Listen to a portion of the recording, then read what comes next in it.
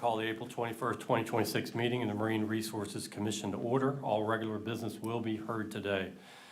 If you would please stand for the Pledge of Allegiance, led by Associate Commissioner Bransom, followed by the invocation led by Associate Commissioner Erskine. Pledge allegiance to the flag of the United States of America and to the republic for which it stands, one nation, under God, indivisible, with liberty and justice for all. Let us pray. Thank you, Lord, for giving us this day to meet here at Virginia Marine Resource Commission. Allow us to the best of our ability and knowledge to discuss these important marine resource issues to the best of our ability. For this we pray, amen. Amen.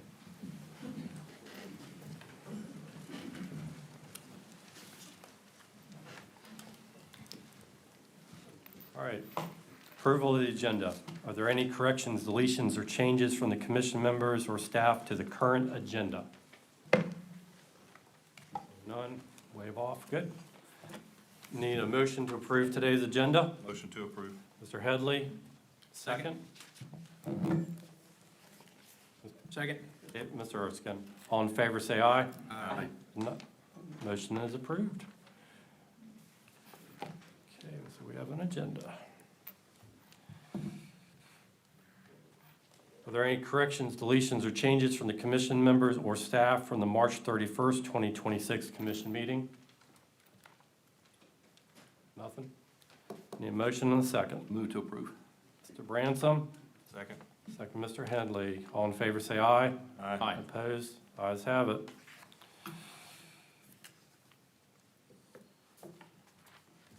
Okay, at this time, I will swear in the VMRC staff and the VIM staff that would be speaking or presenting testimony during the meeting. Do you solemnly swear the testimony you will provide today will be the truth and nothing but the truth, so help you God? Thank you. Are there any consent agenda items today? None. Counselor, do we need a closed meeting for consultation? No, sir. All right. Public comment. Is there anyone in the audience that wishes to speak on an item that is not on the agenda? Yes, sir. Please come forward. Please state your name for the record. Morning, my name is Suzanne Ash. Ms. I'm a Ash. resident of the Dockside condominiums on Sierra Creek. As you know, Dockside and our contractor was here at the last meeting due to violations of the DMRC guidelines. And I am here today because we did not comply with their guidelines. I was not aware of our violations until 4/11, when I was asked to remove my floating dock and my boat by this Sunday in order to comply with your last statements and the guidelines and the fines that both Dockside and our contractor received. I would like to apologize on behalf of myself and the other residents of Dockside for all of these problems and for our lack of compliance. I'm here today to ask the commission for consideration of a waiver to remove my jet dock and the other four, if possible. If the jet docks are removed, I will not be able to use my boat since the bottom's not painted. I'm a senior citizen that doesn't have that many more years left to boat on my own. And I was without the use of my boat last year due to construction problems that we were having. Another problem is I have nowhere to store my jet dock until we're back under the compliance guidelines of VMRC. After watching the hearing myself and seeing the VMRC correspondence that had been sent to Jet Dock, I understand now it's not my floating dock that was the problem. It was the fact that it wasn't represented on the drawings to get the proper permits, and we just didn't do it right. Our contractor's been on site. He's making all the changes that were provided to us last September. Again, I'm extremely sorry that we did not comply as mandated last year, and I'm just here asking for consideration of removing my jet dock. Thank you for your time. Thank you, Ms. Ash. Any questions from the board? Okay. Chief?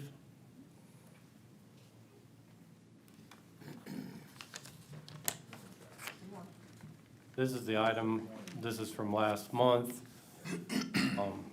Would this need to be an item maybe we hear? I don't see a movement for today, but would this be an item we want to bring back to May to have a discussion about? So we did it on this as well as Mr. Duke, contractor who elected not to come in today, they were coming as well. We informed those parties that, we would take this up in May. I will say for the record, this is actually perhaps the last 37 years is what the nicest owner I've ever seen. She didn't put it in, she didn't know she was in error. The HOA is completely, it's volunteer on the contractor error. She did something on it. Yeah, we have informed both parties this act as well as Mr. Duke, who would like to come see you May regarding the legal. So she's still wanting to come talk to us. Okay, This is No. not. barely on. I've been waiting for a moment. You go over to him, sir. I could hear you. Ms. Ash, appreciate the situation you're in. As you did pay attention to the meeting, seeing it was a lot of discussion. Just in fairness to due process and everything, what I'm going to allow, since there's no questions from the board, is we'll have a May hearing and have a discussion specific in May. I know that doesn't help you for the short term, but long term, we might be able to find a solution. But we'll bring you back in May, and we'll talk about your request. I understand Mr. Duke's going to come back as well and have a request of us. So work with Chief Owen, and we'll have you come back at the May meeting, which would be on May 26th, I believe. It'll be the day after Memorial Day, which I believe is the 26th, so. If at that meeting, would you all have already done the inspections and determined if we're in compliance? And at that point in May, I'd be able to return my jet document vote? Well, I can't predetermine what they're going to decide, but Chief, if you want to respond. The decision was that all components identified in the list will have to be removed within 30 days. So it'll have to be removed to be in compliance with the commission's directive. All right. You know, if it's removed, they can put it back if y'all saw fit to do so. It is working, Lisa, thank you. Yep, there we go. On May 26th, I may find that. May 26th is when you'd be before us again, and we'll have to take the item up on that date. Okay? Thank you. I thank you very much for being here, appreciate it. All right.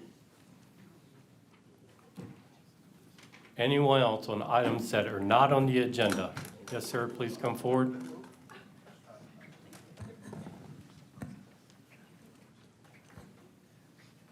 I'm not sure how this works, sir. State your name, sir. David Bleeker. Mr. Bleeker? Yes, commercial waterman. I'm trying to get back reinstated, my oyster license. I haven't been involved in that, since they changed it and had the $300 user fee put on it. At the time, I was, eel potting and doing other things. I had oysters. I've oystered since I was 14 years old, and I'm 56 years old now.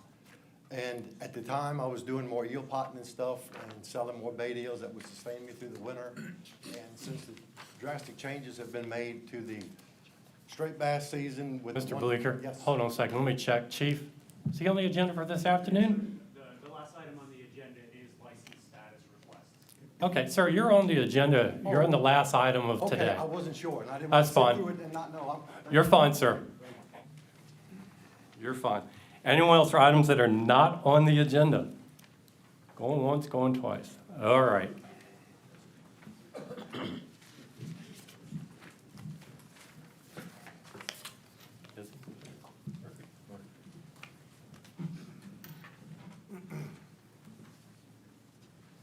Right.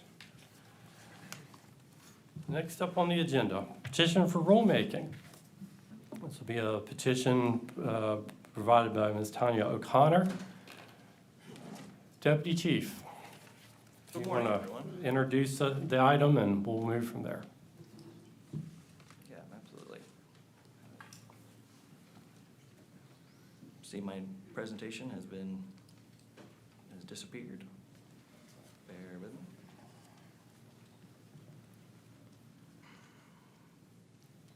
Well, I'm doing that, yes, my name is Ethan Simpson. As of this month, I am the Deputy Chief of Fisheries here at the agency. Find this.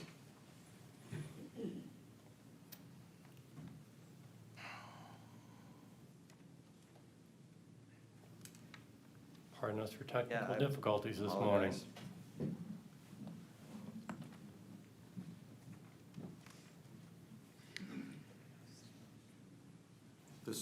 This was his Wait, welcome aboard as the deputy chief. Uh-huh, pretty much. Thank you. It's a test. It can't go Planned smooth, event. you know? All right. Okay, so, good morning, everybody. Again, my name is Ethan Simpson. I'm the new Deputy Chief of Fisheries here at the agency. So today, what we're hearing is a petition for rulemaking.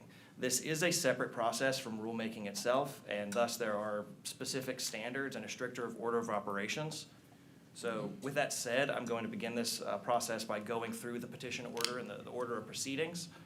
So in front of you now is the order of proceedings for petitions. We'll be starting at an introduction to petitions and timelines. We will then be going over the petitioner's presentation. They'll have an opportunity to make their case. At that point, it will be followed by staff's response to the petition as it was posted on Town Hall.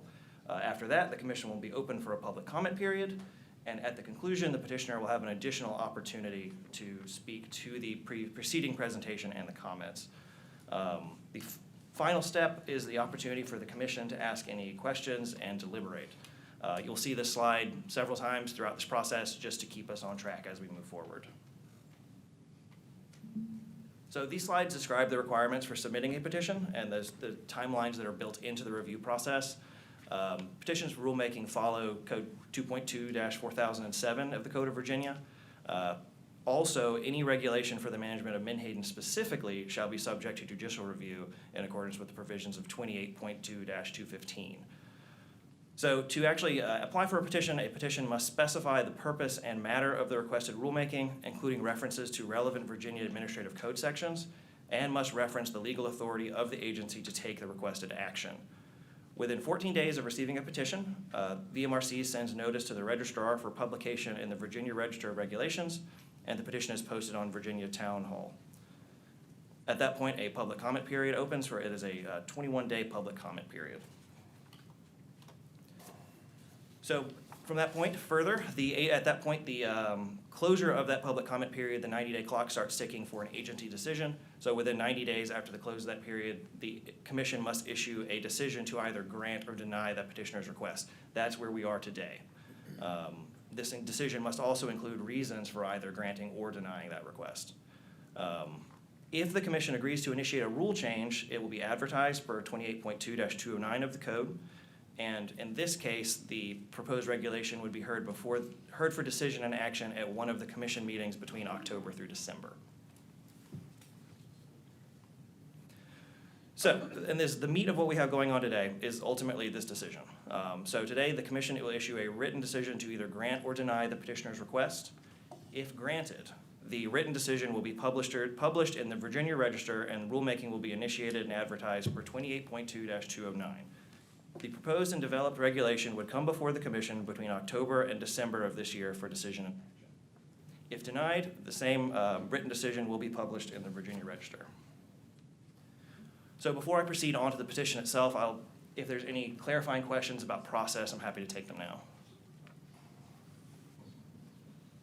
I think we're gotten to the point where we're pretty familiar with the process there. There we go. Hearing none. So this is a petition for rulemaking number 449 to establish a temporary moratorium on Chesapeake Bay menhaden reduction fishing. Okay. At this point, the petition was originally submitted on December 30th, 2025 via the petitioner, Ms. Tanya O'Connor. The following day, the petition was uploaded to Town Hall to comply with the 14-day notice requirement. On January 26th of 2026, the petition was published in the Virginia Register of Regulations, and the 21-day public comment period began. On the 17th of February of this year, the 21-day public comment period ended, and this initiated the start of the commission's 90-day period to issue a written decision on the petition. So I will also go quick overview of the comments that we have received. A total of 1,266 comments were received through Town Hall during the 21-day comment period, which ended on February 17. There were 896 comments in opposition to the petition and 260 comments in support of the petition. There were also another 110 comments that could only be classified as other. There's an additional note here, so please note that public comment number 240228 has been identified as an unauthorized or misattributed submission. The individual who submitted this comment incorrectly represented themselves as affiliated with a company referenced in the petition.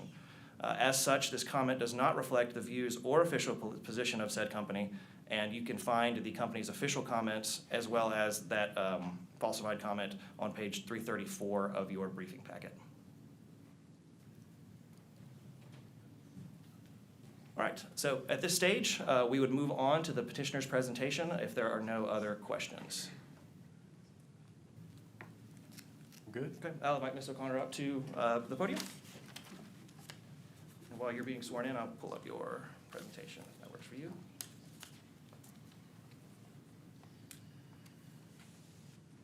There you go. Oh, it sure is, I'm sorry. There you go. Ms. O'Connor, welcome. Thank you. Now, you're not legal counsel, correct? That's correct. All right, I'm gonna need to swear you in. Ready? Do you solemnly swear the testimony you will provide today will be the truth and nothing but the truth, so help you God? Yes, sir. All right, welcome. Good to finally meet you. I know we have exchanged quite a few emails over the last couple months. Yes, thank you for all your help. Yep. Appreciate it. Definitely. I'll let you begin. You know we've discussed 10 minutes for your Yes. presentation, so I'll Yes. let you go ahead and start. All right, can you all hear me okay? Yes, All ma'am. right, excellent. And then, I just want to make sure I know how to navigate.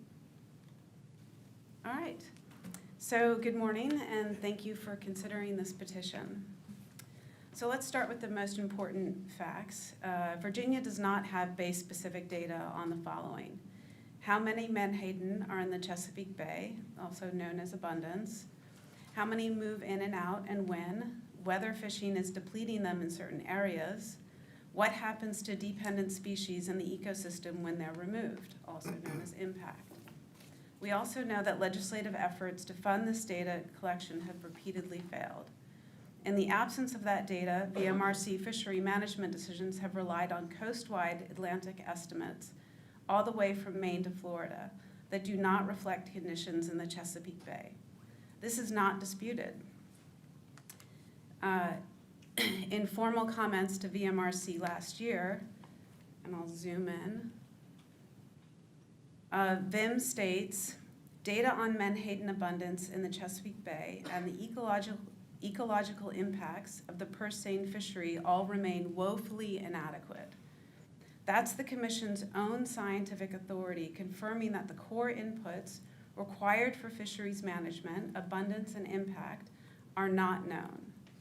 Here's the statute that establishes VIMS as the Commonwealth's Marine Science Authority and advisor on fisheries and marine resources. So we all know the data is missing, and this has been confirmed by VIMS, as you saw, and that every effort to fund it in the legislature gets killed in committee. So what now? Well, under Virginia law, fishery management decisions must be based on that information. If that data is missing, logic then dictates that a temporary moratorium is the appropriate and necessary response until those data deficiencies are cured. This is not about politics or special interests. It's not about the need for new legislation, a new governor, or even new VMRC commissioners. It's about compliance with statutes already on the books to protect the Commonwealth's natural resources for the benefit of all. So now let's walk briefly through some of those laws.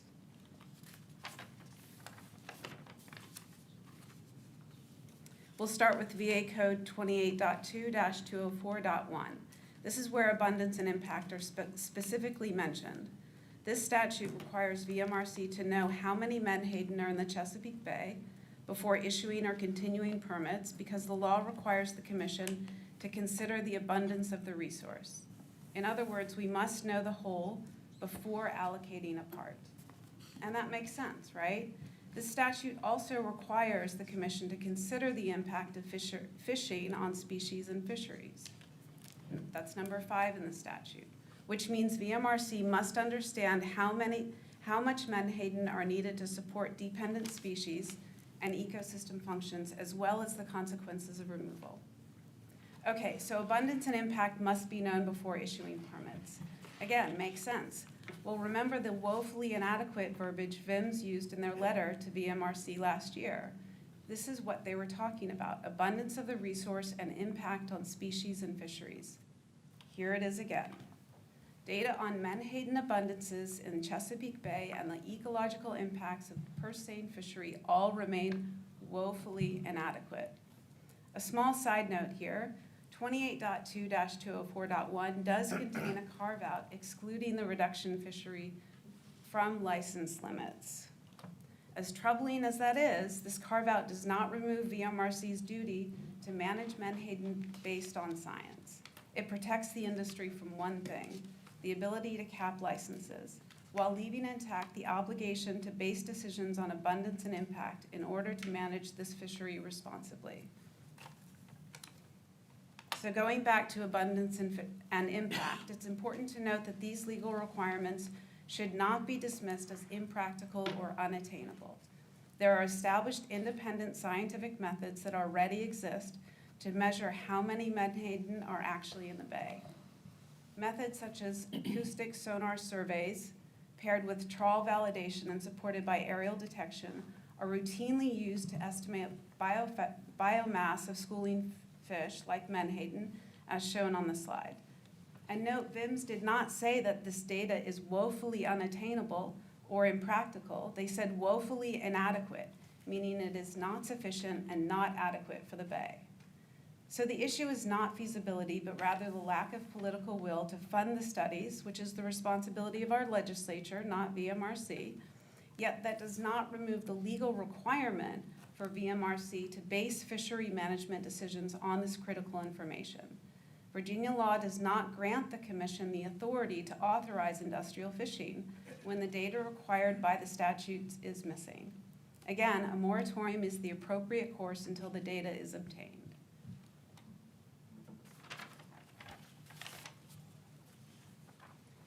(28.2-203). I won't have time to discuss all the relevant factors here in the statute, so I'll just highlight a few.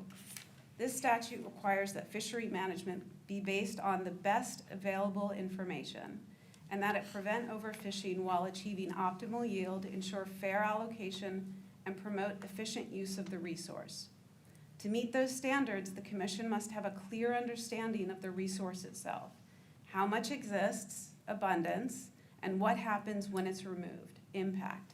For example, you cannot prevent overfishing or achieve optimal yield without knowing abundance and the impacts of removal.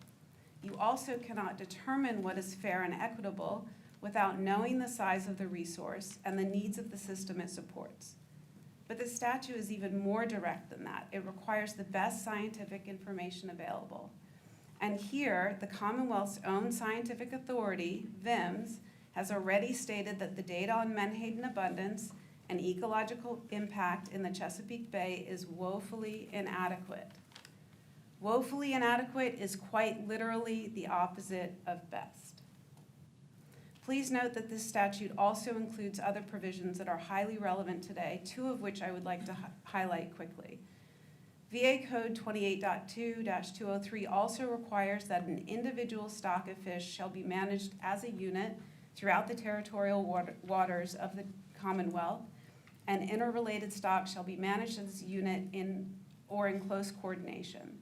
This means menhaden must be managed as they function within Virginia waters, including the Chesapeake Bay, not as part of a broad coast-wide population. The bay is a distinct estuarine system with concentrated juvenile abundance and localized forage demand. Managing it properly requires bay-specific information, abundance, ecological demand, and impacts. Yet VMRC relies on coast-wide models that do not distinguish conditions within the bay. This is not managing stock as a functional unit within Virginia waters. This statute also requires fair and equitable allocation. Yet concentrated access by a single industrial operator has not been shown to be evaluated for fairness, conservation benefit, or disproportionate impact on recreational anglers, commercial watermen, and bay-dependent businesses. All right, moving on.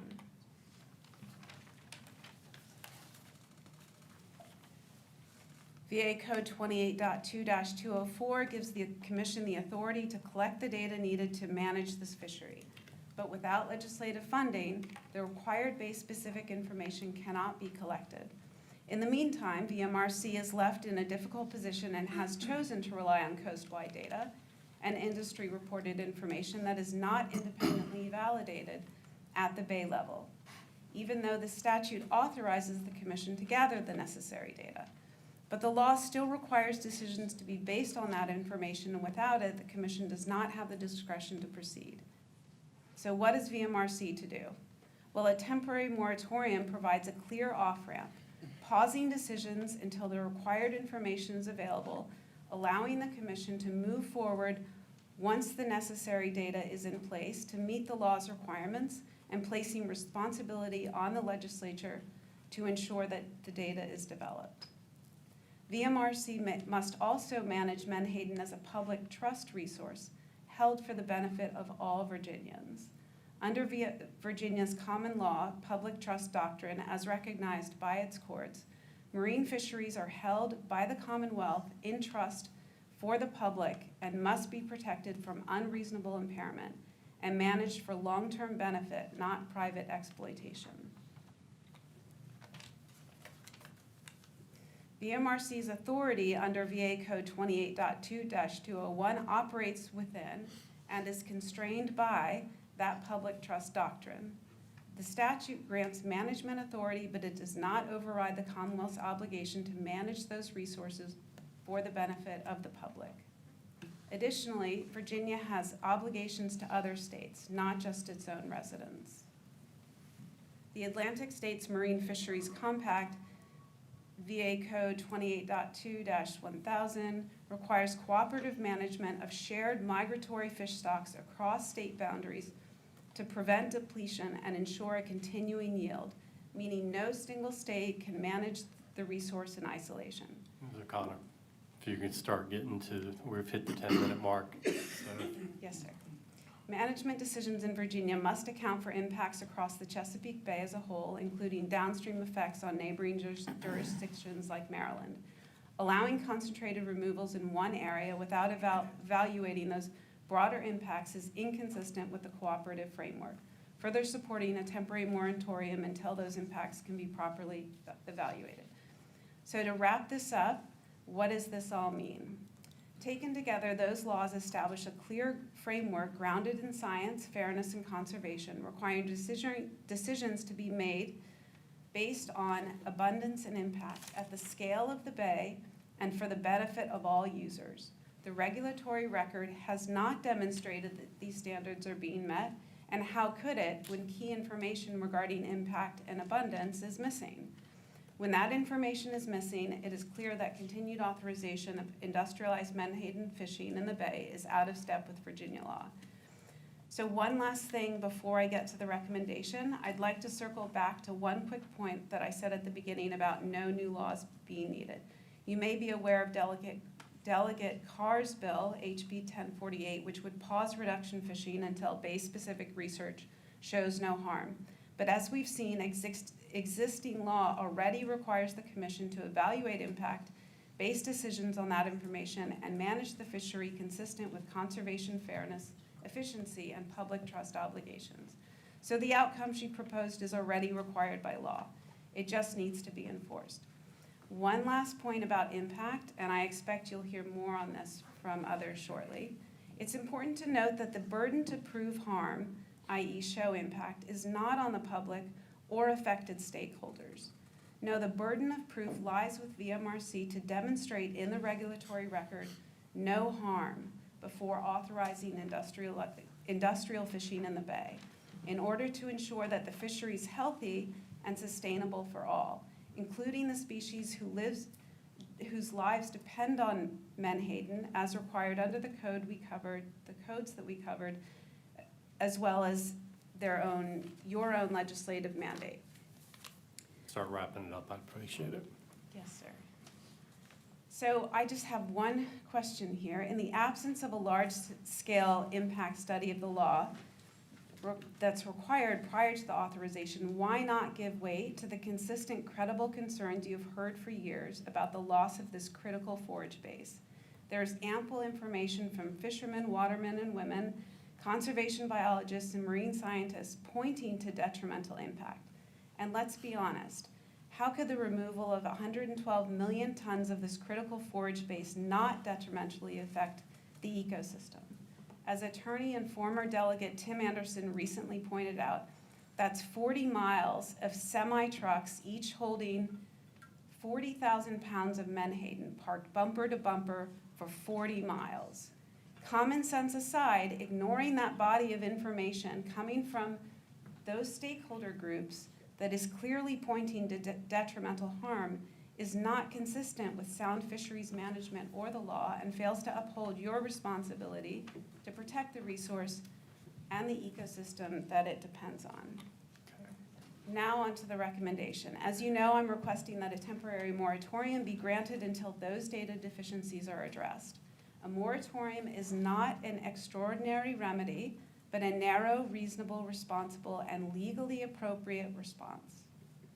It prevents further degradation of the resource, provides a clear off-ramp for the Commission to remain compliant, and places the responsibility on the legislature to ensure that the required science is funded if industrial fishing is to continue. Okay, that's got it. Thank you. Any questions of the board at this time? She will be coming back before us a little bit later. Nothing at this moment. Okay, thank you, Ms. Connor. I'll be calling you back up after all the public comment.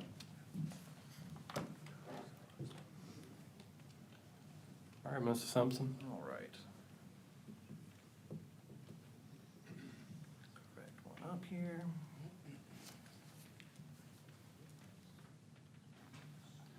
All right. So at this point, I will now begin the staff response to the petition. Again, this is petition for rulemaking number 449 to establish a temporary moratorium on Chesapeake Bay menhaden reduction fishing. So there are two key requests within the petition. The first being to adopt a temporary moratorium on purse seine reduction fishing for menhaden within the Chesapeake Bay and initiate rulemaking to amend Chapter 4 VAC 20-1270-35. The second request is to maintain that moratorium until VMRC has affirmatively demonstrated on the administrative record compliance with all applicable statutory and public trust obligations. So this petition does cite a perceived lack of scientific evidence as justification for their request.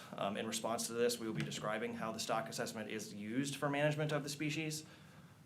In particular, the Atlantic menhaden single species assessment generates estimate of growth rates, natural mortality, and fishing mortality for the coastwide stock as a single stock unit ranging from Florida to Maine using the best available science.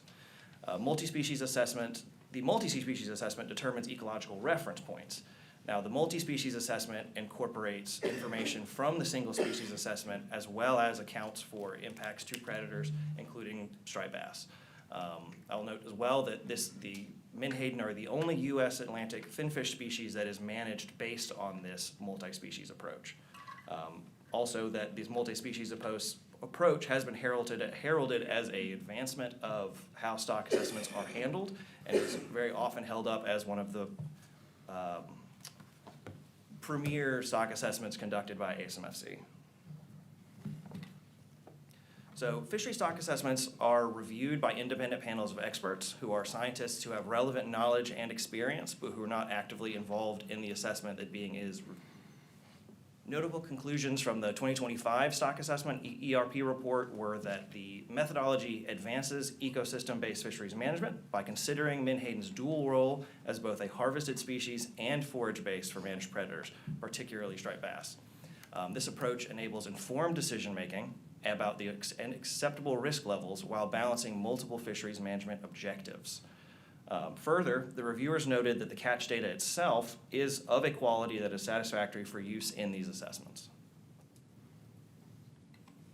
As for the stock determinations themselves, the most recent assessment concluded that the stock is not overfished, nor is overfishing occurring.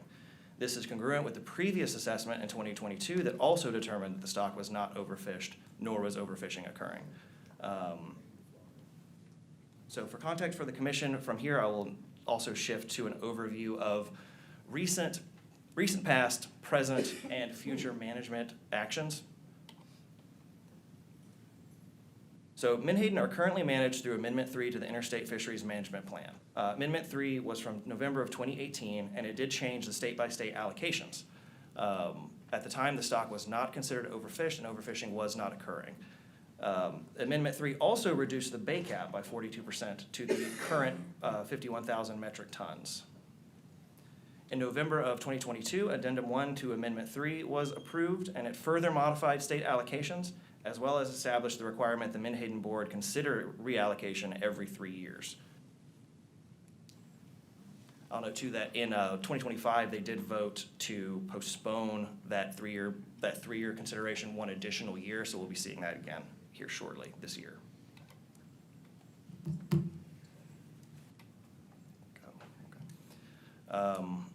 For this year, for the management year 2026, we will continue to operate under current ASMFC Fisheries Management Plan for the management of Atlantic Menhaden. This has been approved at ASMFC level and is what Virginia has always used and plans to use. Also, for the 2026 fishing year, the ASMFC board did reduce the coast-wide total allowable catch, or the TAC, by 20% to the current 1,806, the existing metric tonnage. The bay cap does remain at 51,000 metric tons. So for upcoming management items, Addendum 2 to Amendment 3 is currently being developed. This addendum includes 2 options, including potential reductions to the bay cap, as well as considering dividing the annual bay cap across subsections. The timeline for this board action includes consideration of the draft addendum at the upcoming spring meeting, followed by a public comment period before the matter will go before the board for final decision at the summer ASMFC meeting. From there, the commission will consider regulatory amendments sometime from October through December of this year, with implementation for the 2027 season. Additionally, at the October 2025 meeting, as I mentioned, the board voted to revisit the topic of reallocation in fall of 2026, which will be the annual meeting. At that meeting, the Menhaden Management Board will set specifications for 2027 and beyond, and they will consider adjusting the coast-wide total catch. The timeline for this action begins in November of this year at the ASMFC level, and then it will continue on to our commission sometime between November and December for us to consider regulatory amendments and then implementation for the 2027 year. So this petition addresses ecosystemic considerations for several species. For striped bass, the most recent striped bass stock assessment indicated that the striped bass recreational fishery is the primary source of removals, considering their very high rate of dead discard. And this was made worse by multiple years of failed juvenile recruitment. In context to this conversation, notably, regardless of how much Menhaden is sampled, even if a full moratorium coast-wide, it would not change the stock status of striped bass. It would only potentially lead to a biomass increase of about 9%. Regarding osprey, the relationship between Menhaden abundance and osprey nesting success is a matter of ongoing scientific debate. Dr. Watts from William & Mary has published a report attributing the decline of nesting success in one area to reduced Menhaden abundance, while Dr. Latour from VIMS has asserted that the analysis presented in the Watts paper do not indicate a clear relationship between osprey productivity and Menhaden availability.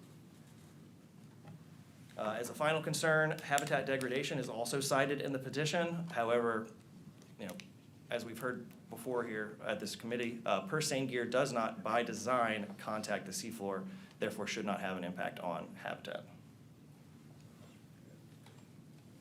The petition also touches on bycatch rates as another concern. However, bycatch in the fleet has been shown to be minimal, with bycatch comprising about 0.04% by my number in the targeted catch.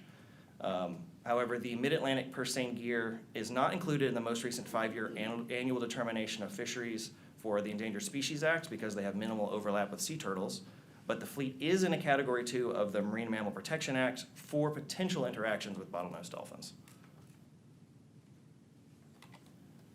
The petition also brings up harvest accountability and how we as the agency track that information. So I can address that by describing how the quota is allocated between sectors and how harvest data is collected by VMRC. As you see here, Virginia is allocated 75.21% of the coastwide TAC, and that quota is divided between the various user group sectors. Landings from all sectors are provided to VMRC and subsequently quality checked by staff. All data is included in annual compliance report and incorporated into any assessment.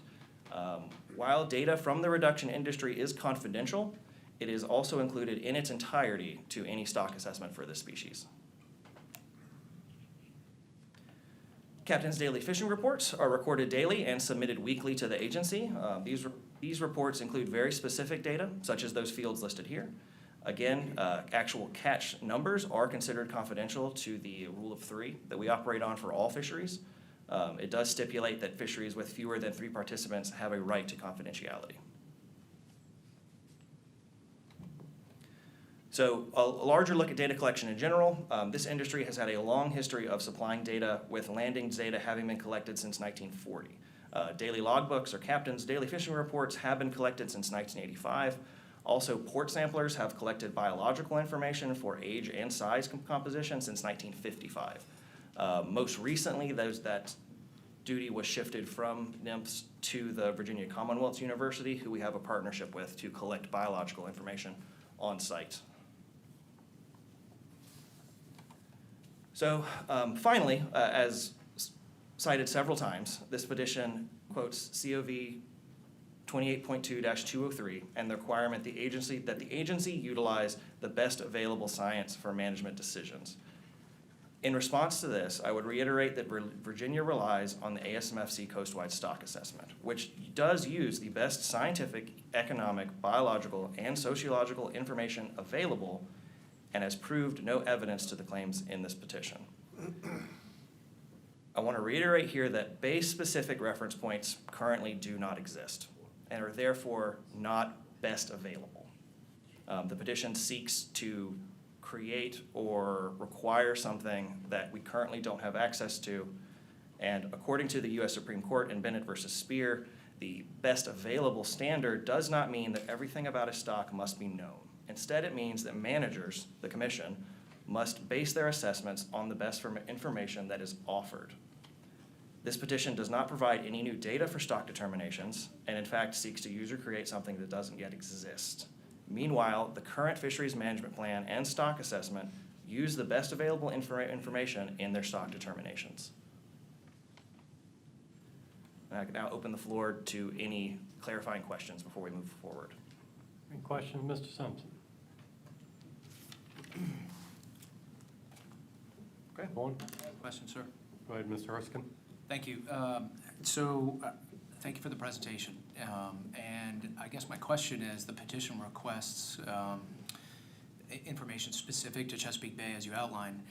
If that were to move forward, how would it be incorporated into ASMFC's procedure for highly migratory species? How could it focus on a very specific, relatively small geographical area such as Chesapeake Bay and be used in ASMFC's process that's trying to look at the geographical range of Menhaden?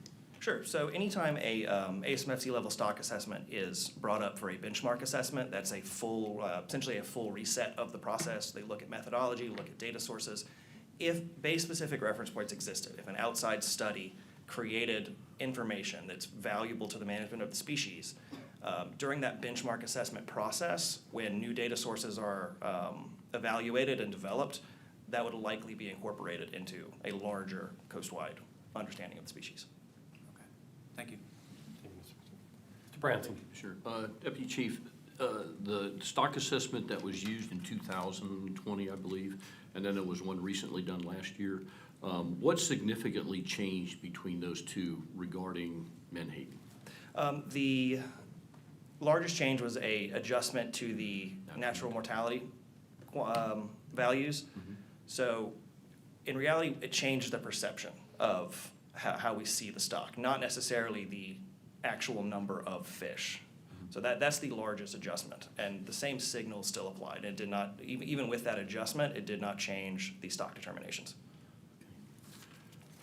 Follow-up question? Yes, please. Another issue is, do you know, of working with other state fisheries or the federal level, how many other migratory species that are managed coast-wide have what the petitioner is requesting, a unique, localized stock assessment or abundance assessment?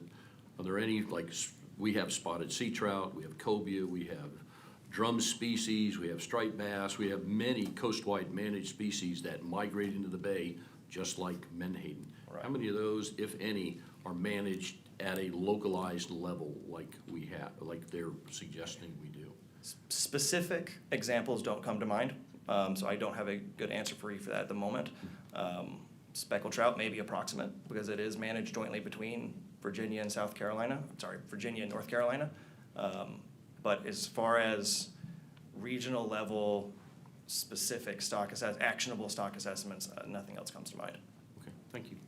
Mr. Brandt, maybe, and I'll look to my staff to correct me if I'm incorrect. I think the closest example I could give you to that would be striped bass or the Admiral Sound stock in North Carolina. They run their own stock assessment for that specific unit versus the rest of the coastwide. But that's a very unique situation, and Carolina has their own stock assessment office and everything as well, but they've been doing that for decades. They've been doing that particular unique, because they collect very specific data in those waters that is different from the coastwide stock. So, and I'm seeing the head nods from my staff, so I got it right.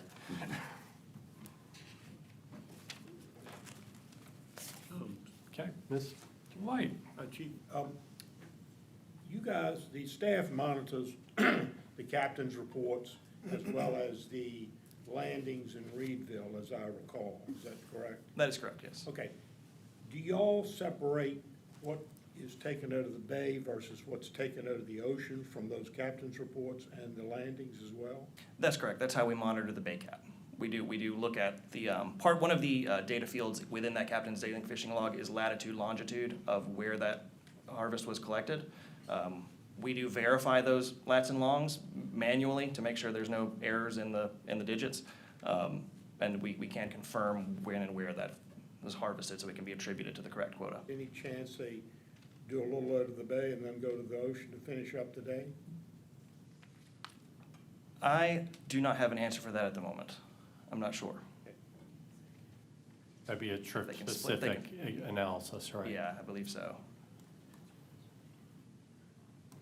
Mr. Brandt? To follow up to Mr. White's question is, when they have a reduction or a purse seine vessel that operates in the bay, say 4 net sets, and then goes outside in the coastwide waters, it does 4 net sets.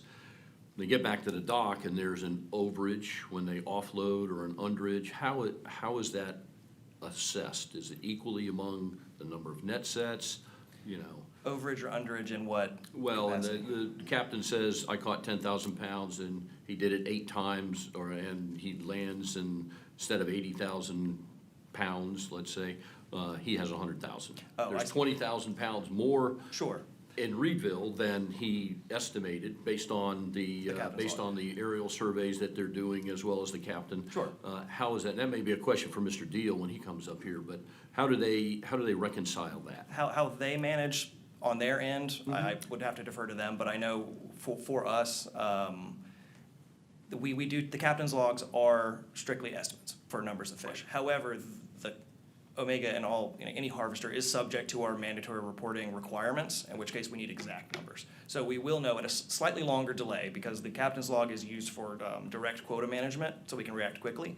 But longer term, and it's about a three-week delay on that, we can get the exact numbers from the industry. Okay, thank you. Sir. Any other questions for Mrs. Simpson? Okay. Well, moving right along, at this point, we will move into the public comment period. And I will turn it over to the public. Okay. We have a sheet you're going to call? All right. So just to make it, and Ethan, you make sure the lights are on display? Yes. You might want to move that monitor over a little bit, just to make sure. All right, that way I know when it's going off too. Thank you. No problem. All right, so it'll be 3 minutes. Lisa, you're ready? All right, thank you, Doc. So everyone, this is a public comment on this petition. You're allotted up to 3 minutes. The board does appreciate brevity and conciseness. This is about the petition itself, so please, utilize your time toward the petition, whether you're in favor of it or if you're opposed to it. First Sergeant, you call the first name, please. Ross Keller.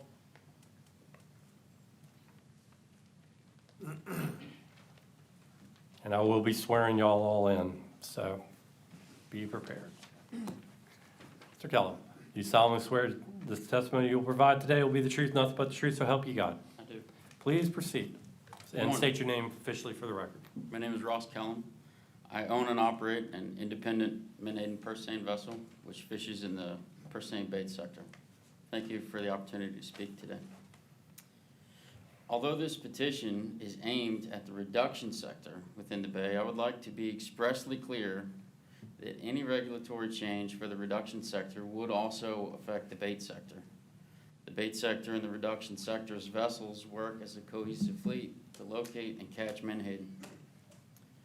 The claim made by those in support of this petition that less reduction fishing would mean more bait is not just misleading, but it's downright false.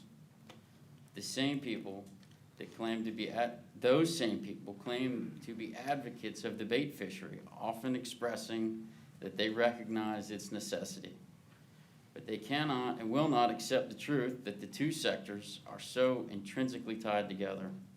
The bait sector relies heavily on the support and partnership of the reduction sector, and to disrupt that would at best result in much higher bait costs, but most likely result in a collapse of Virginia's bait market. Additionally, when reading through this petition, it seems to me to be primarily an indictment towards VMRC. For this, the petitioner ought to be ashamed. With the absence of a factually defensible point of view, the recreational fishing lobby and the conservationist groups have had to resort to figurative name-calling because the available science does not support their agenda to remove menhaden fishing from the bay. Over and over, science supports the fishery and the regulations that are currently in force. I commend the Commission on not bending to the will of uninformed individuals and appreciate the attention it gives towards fact-based decisions. That being said, I urge the Commission not to vote in favor of this petition. Mr. Bransom, you have a question? Mr. Kellum, thank you. How many bait companies do we have in Virginia? Purse seine. Purse seine? Two. Two. And how many vessels do those two companies operate? One each, currently. One each, okay. And you primarily fish the west side of the bay? The western side of the bay? Or where do you primarily purse seine fish for bait sector? That's gonna vary based on the time of the season, time of the year, but, I rarely see you off Fisherman's Island, you know. I rarely see the bait sector vessels off Fisherman's Island. I think they're usually up more in the northern part of the bay, but that's for you to tell me. yeah, you could, I would agree that generally, Sector 1 is what we call the upper portion of Virginia's portion of the bay. That's where we spend a lot of our time. Where's Sector 1 stop? Windmill Point, New Point Sector Comfort? 1 is about Smith Point to somewhere around Wolf Trap Light, something, Okay, maybe a little bit above Wolf Trap. thank you, Kevin. Any other questions? Thank you, Mr. Kellum. Yes, sir. Lisa, is the system working? All right, pause for another technical difficulty moment. Lisa's getting her workout today. Make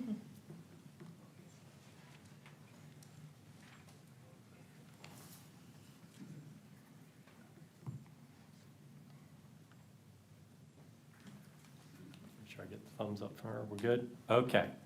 First Sergeant, next on the list. Bill Lasky. Bill Zalzak, closing up. So, here you go, sir. You can give these out to the commissioners. I wasn't allowed to do an overview, so this is what we left with. All right. All right, hold on. Get ahead of yourself, you're gonna lose time. Do you solemnly swear the testimony you'll provide will be the truth, nothing but the truth, so help you God? I do. State your name for the record. Phil Zalzak. Have 3 minutes, sir. Okay. My name is Phil Zalzak. I'm president of a recreational fishing organization with members in both Virginia and Maryland. When it comes to Atlantic Menhaden, you are breaking the law. See enclosure 1. That's what I'm going to follow. That's the law. I'm going to go point by point. 4 major points. First, you completely ignore commercial fishing for food production and recreational fishing in your allocation of menhaden to the detriment of striped bass, which are dependent on Atlantic menhaden for their survival. Second, you continue to ignore the latest science regarding localized depletion of Atlantic menhaden in the Chesapeake Bay and its tributaries.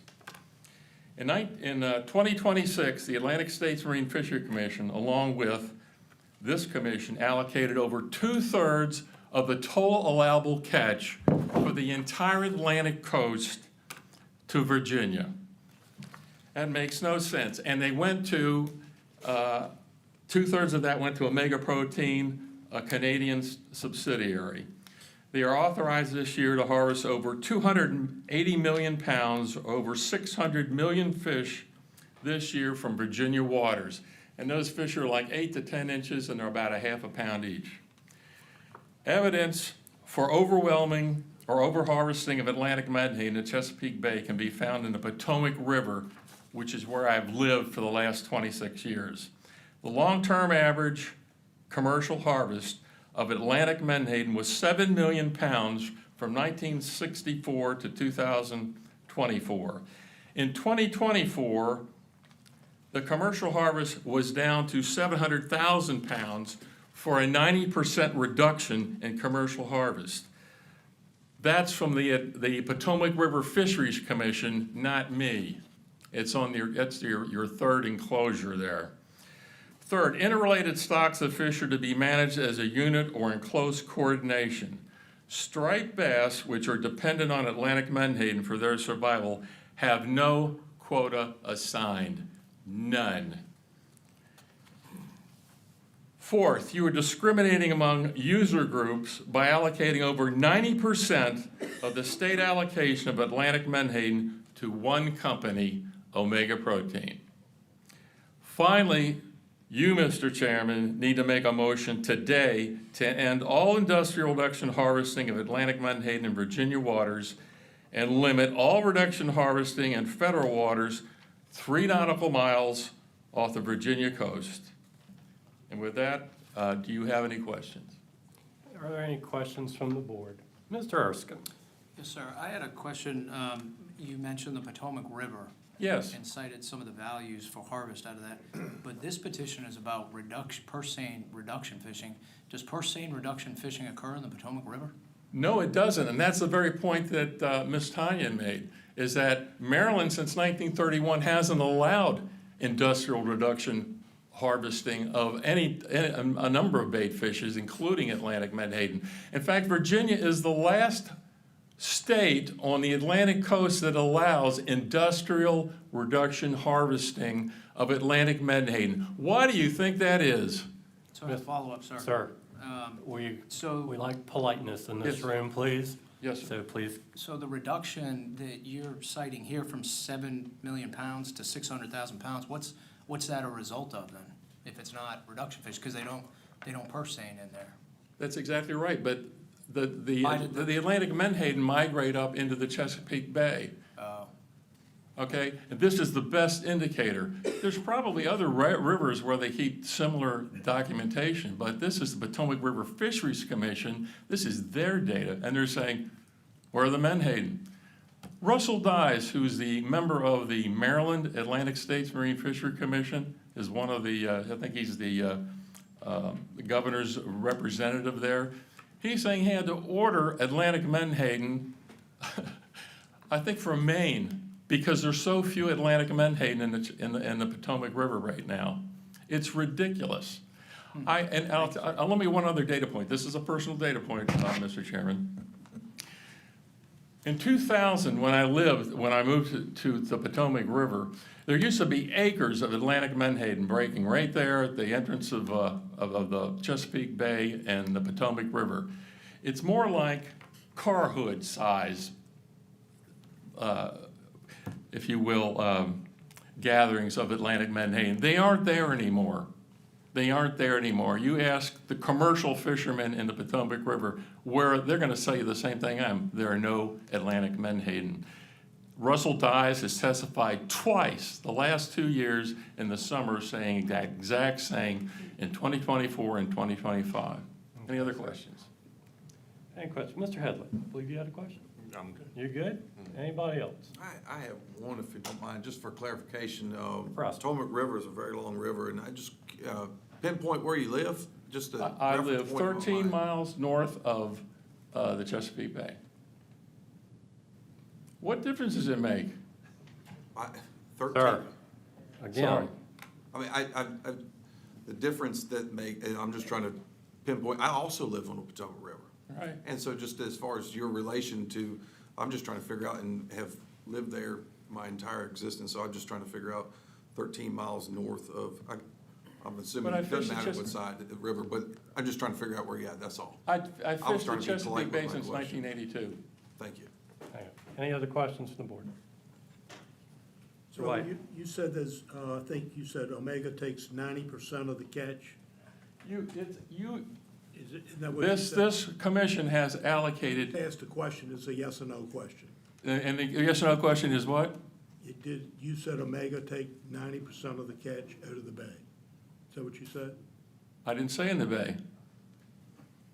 I 90% said of the they're allocated, this commission has allocated 90% of the total allocation. Okay, are there any other purse seine fishers in this area? Ocean Harvester, Pardon? Ocean Harvester they do purse seine harvesting. Thanks, sir. Thank you, sir. First Sergeant. Next. Churchill Bender. Yes, sir.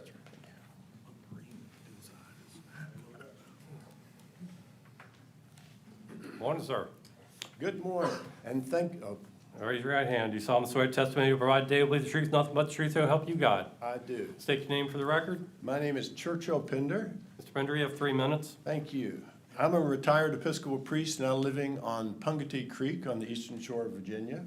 I was actually born in Wacomico Church right next to Reedville, and therefore my family in the 50s knew Charlie Williams, who was one of the main captains of the Manhattan fleet. And one of the wonderful things about Charlie Williams is that he had a heart for the bay. And I grew up understanding that Manhattan was the heart of the bay, and that our whole ecosystem is based on this fishery. And one of the things that I think Charlie Williams would be surprised and probably impressed with is the industrial efficiency that has developed since he was a captain of a Manhattan boat. And you can add to that not only where you have the nets and the actual structures of the boat, but also you have the sonar. You also have the actually satellite imaging. I'm not sure if they've gotten that far. Some of the purse seine fisheries have, but you certainly have the drones. So everything is getting much more efficient, and they go where the fish are. That's what they status, and that's really their job. One of the things that I think he would also be saddened about, I think he'd be heartbroken with the reality that this industry is now not really with a heart for the bay, as his group did, but they have a heart for the bottom line. That's really, when you get into the corporate world, that's essentially what they need to focus on. That's sort of their job description. So now we have a situation where, from my point of view, you can talk about science. I think science is based on the truth of following the data. Now, I was a commercial fisherman in Lynnhaven Inlet in the 70s, and I used to bait my pot with one fish because the size of the Manhattan in that era we could catch was that large.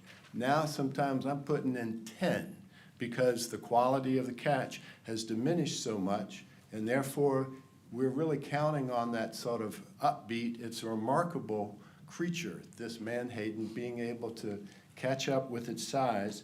But now they're so diminished that the reality of the science-based, whether you're talking about osprey, whether you're talking about striped bass, whether you're talking about the visual things, I think that we who live on the bay understand that we have a problem. And in fact, it's a crisis. So I hope that VIMS, who now has the responsibility of managing this industry, that has an adjustment. They are not taking care of the ecosystem, the very ecosystem that their fishery depends on. We need to help them. We need to help them understand that we need the science, which they've blocked, and be able to find a moment where this fishery can catch up, that our heart that's now in crisis can be lifted up and essentially protected. We have a very strong system. You're wrapping and my up, hope please, is sir. that be able Your to 3 minutes. catch. Thank you. I appreciate you all being here, and I hope we can make a wise decision to protect our resource. Thanks, sir. Any questions for the speaker? I have one question. Certainly. Commissioner. Preston. Would it be, your reference to the bait size, just to be, I don't know the percentage, I'm sure this, and unfortunately here within VMRC, I don't know that they would obviously know that, because a good portion of the bait that's brought into Virginia is outsourced outside. It comes in from Maine, Massachusetts, it's already been heard.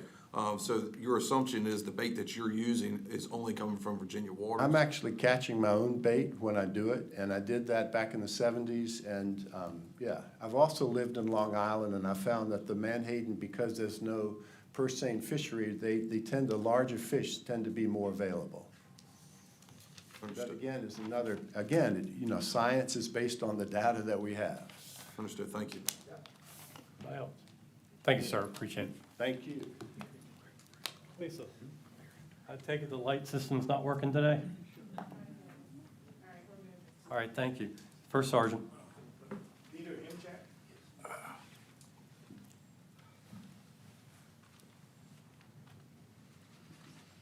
Welcome, sir. Good morning. Good morning. Do you solemnly swear the testimony you provide today will be the truth, nothing but the truth, so help you God? I do. Please state your name for the record. My name is Peter Himchak. I've been the marine fishery scientist for Omega Protein for 11 years. 3 minutes, please. My testimony today is based on 52 years of experience in marine fisheries management and research. First, I'll share some good news for you, and then I'll get into the Bay issues. Just a month ago, the Marine Fisheries Council Stewardship certified the Atlantic Menhaden purse seine fishery as MSC certified for another 5 years. This is a big deal on the global market in global fisheries. It's a gold standard. And it's based on sustainability in an ecosystem context, minimal impact on other species and habitats, and a good governance system, regulations. The rest of my script I'm going to throw out the window because I want to address a lot of issues that were brought up today. And yes, VMRC staff talked about the coast-wide assessments for ecosystem modeling and single species modeling. And there is Menhaden are not overfished, and overfishing is not occurring. So let's talk about the Menhaden in Chesapeake Bay. The Menhaden there, that's a portion of a coast-wide stock. It moves in and out on a very dynamic scale. And the stock extends from Florida to Maine. Now these fish move in and out of coastal systems continuously. Delaware Bay, Sandy Hook Bay, Narragansett Bay. There are purse seine fisheries there and always have been there. I know because I lived in New Jersey and worked there for 40 years. So what do we know about specific to Chesapeake Bay? The coast-wide assessments use Maryland and Virginia seine and trawl surveys inside the bay to come up with a combined juvenile abundance index. This is a measure of reproductive success. It's been very good the last few years. So there's bay-specific data on the production of future year classes. The Chesapeake Bay program conducted a forage fish workshop in 2014, studying the forage needs of predators that were caught within the bay. There were 10 forage species that were listed as more relevant to predators than Atlantic menhaden. There is a lot of forage in Chesapeake Bay. The concept of localized depletion, I've been hearing about Mr. this. Epchak, you're gonna have to start wrapping it up. All right, localized depletion has not been shown to be a conservation measure. It is a mythological myth. CEMFIS has funded a team of scientists to tackle menhaden abundance and exploitation rates specific to the bay for the last 2 years, and let them do their work. Okay, Any any questions? questions? Thank you, sir. Good to see you. For the speakers, the rest of the speakers coming up, please, when you come up after you state your name, please also just state clearly if you're just here to speak in favor or against the petition up front before we start into all this. It'd be helpful for the record. Next. Mr. Hudgens.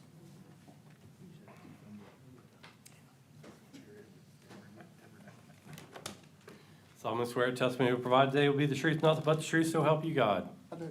State your name for the record. J.C. Hudgens.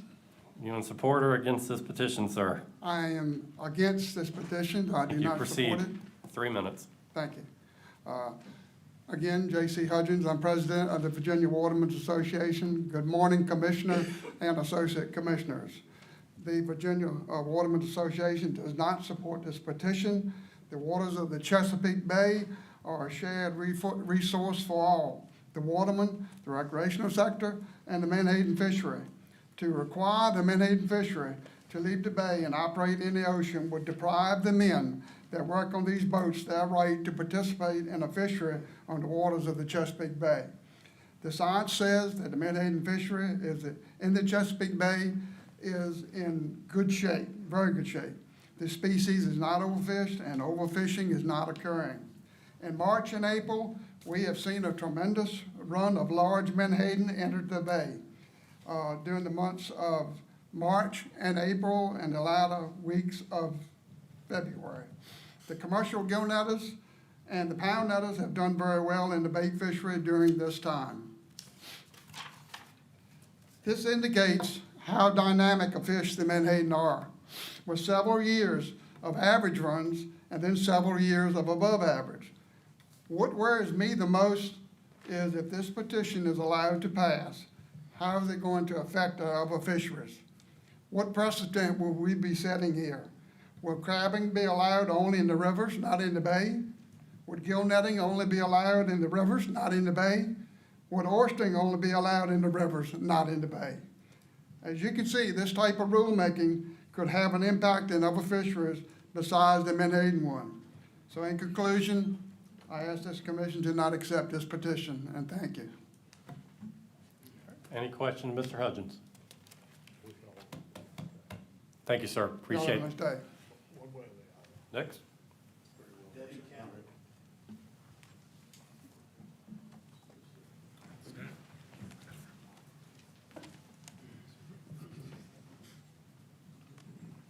Sergeant?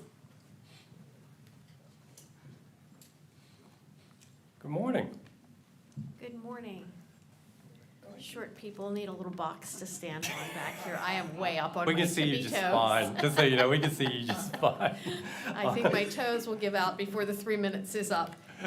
Oh, please. Do you solemnly swear testimony you provide today will be the truth, nothing but the truth, so help you God? Yes, I do. Please state your name for the record, and if you're speaking in support or against this petition. Sir, my name is Debbie Campbell, and I'm speaking in favor of the petition. The handout that I provided has the citations of the various information that I'll reference in my Okay. remarks. 3 minutes, please, Lisa. Thank you. I am one of the founders of the Menhaden Little Fish Big Deal Facebook page and followed this issue closely for many years. I live on the shores of the Chesapeake in Northampton County on the eastern shore. I want to talk about the economic impact. The actions in the past of this commission have been an economic disaster for U.S. recreational striped bass industry on the Atlantic coast. Why do I say that? Well, according to the Maryland Department of Natural Resources, 70 to 90% of mature Atlantic striped bass migrate to the Chesapeake Bay tributaries to spawn. What happens in the Chesapeake Bay has a coast-wide economic implication. Atlantic striped bass are a key predator species of Atlantic menhaden. According to the Southwick Associates, the GDP associated with Atlantic coast recreational striped bass industry was over $7.7 billion in 2016. The recreational harvest was 43,732,000 pounds and supported 104,867 jobs. According to NOAA, the Atlantic coast recreational harvest of striped bass declined to 15,323,056 pounds in 2024, for a 71% decline in the recreational harvest of striped bass since 2016. This represents a loss of billions of dollars of GDP and thousands of jobs on the Atlantic coast. The recreational striped bass harvest has been devastated locally in Maryland and Virginia. According, again, to the Southwick Associates, the recreational harvest of striped bass in Maryland and Virginia was 11,943,000 pounds in 2016 and supported 11,637 jobs. According to NOAA, Maryland, Virginia, the recreational harvest has declined to 994,513 pounds in 2024, representing a 92% decline in the recreational harvest since 2016. That represents a loss of millions of dollars of GDP and thousands of jobs in Maryland and Virginia. To be brief, I'll also ask you to go back in your materials to the resolution that was passed unanimously by the Northampton County, Virginia Board of Supervisors and submitted to this commission in early 2024, which talked about the negative impacts on economic and social matters in our county. So with that, Mr. Chairman, I would ask you to consider making a motion to end industrial reduction fishing in Virginia waters and limit the harvest of Atlantic menhaden to federal waters through 3 nautical miles off the Virginia coast. That allows Omega to continue to fish and helps to protect us. Thank you so much. Thank you, Ms. Campbell. Any questions for the speaker? Sorry. I have one. Mr. Branson? Ms. Campbell, in relation to your comments about striped bass, and it's something I will certainly ask the Ocean Harvesters CEO when he comes up, but in the stock assessment for striped bass, it references recreational release mortality of almost 42%. You don't think that that has an impact on striped bass survival? I am not a professional fisher person. I am just a neighbor and a caring citizen. And so what I will say is that you'll see from my charts, I have researched the information that was available to me, have provided the citations for that information, and that is what I relied upon for my Because these comments. stock assessments plan for a 9% recreational release mortality, but there are some states that have 44%, 42%, and overall, it's like 42% release mortality directly from recreational fishing. And that, to me, as a recreational angler, that has the most significant impact on recreational striped bass. And then the recruitment, the poor years of recruitment, I don't know how that would be affected by the presence or lack of presence of Well, respectfully, my response to that would be that I witness the bay pretty much every day from where I live. And 26 years ago, when I ended up in Silver Beach, there were Menhaden schools that were acres. We haven't seen those in so many years, it's almost hard to remember it. Now they're the size of, maybe our picnic table, maybe 4 picnic tables, but it pales in comparison. And so, I do believe that there is a strong relationship between the Menhaden population in the Chesapeake and what we're seeing with other species, the stripers, the osprey, et cetera. Because I recall, Commissioner, if I may, the last point, that when they had a recreational moratorium on harvesting striped bass for a period of, I think it was 5 or 6 years, Chief Kenyon can verify that, but the ocean harvesters, the industrial or the reduction fishery, was harvesting significantly more in the bay. I mean, I think at least twice, but maybe 3 times as many, but striped bass recovered, even though ocean harvesters were harvesting 3 or more times in the 90s, late 90s, when they opened up recreational harvest. And since then, recreational harvest or the health of the striped bass has declined because recreational harvest is open. So I think you can't discount, when you're looking and talking about striped bass, the impact that recreational release mortality has on the species and the poor juvenile recruitment over the last few years. Thank you, Mr. Chairman. Any other questions for the speaker? Thank you, Ms. Campbell. Appreciate you Thank you. being here. Next. Dave Scanlon.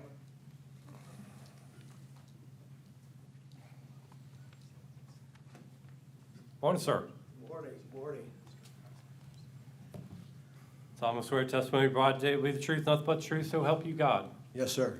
State your name for the record, and are you speaking for or against the petition? I'm speaking against the petition, Okay. and my name is Dave Scanlon. I live in Heathville, Virginia. I've lived there for 4 years now. Prior to moving there, I didn't know what a Menhaden was, and or the controversy between Menhaden and rockfish. So I've done a lot of reading and studying on the subject, talked to a lot of people on both sides of the issue. And I'd just like to offer 5 pieces of information that I think sometimes get overlooked on this whole thing. The first is in the larval stage of both species up in the rivers, they're competitors. It's not a prey or predator relationship. They both seek the same food source, which is zooplankton. I think you probably all know this, but they do, and so I think that sometimes gets overlooked as a reason why you need to limit the number of larval Menhaden up in those rivers so they don't compete against the rockfish. And number 2, I'd say that the young of the year data that you've been collecting, which has been awful for the last 4 or 5 years, is again points to the river as being the problem. The Fulton Index, which this organization does, indicates that if a rockfish can get out of the rivers into the bay, it has no problem finding food and lives a healthy life. So I think that's a big indication that the moratorium is not the move at this point, that the move needs to be up the river. I'd say, I guess my 4th point would be if you need to do something in the river, the gentleman here referenced the moratorium, how successful that was back in the 80s. If you're going to protect rockfish, you repeat what was successful, not reinvent the wheel. And lastly, which I think I'd love to hear from the scientists about, I've heard a lot about the fishing of baiters and the reduction industry at the mouth of the bay and how detrimental that is. But if you're going to protect the rockfish in the larval state up the river, you got to catch the females that are spawning at the mouth of the bay. So I would suggest that they are actually protecting the rockfish and helping that species by limiting the number of Menhaden larvae that are going up and growing in the rivers. So they're the 5 points I'd ask to consider and why I don't think the moratorium in the bay is necessary at this point. Thank you. Thank you, sir. Any questions? No. Thank you, sir. Appreciate it. Next.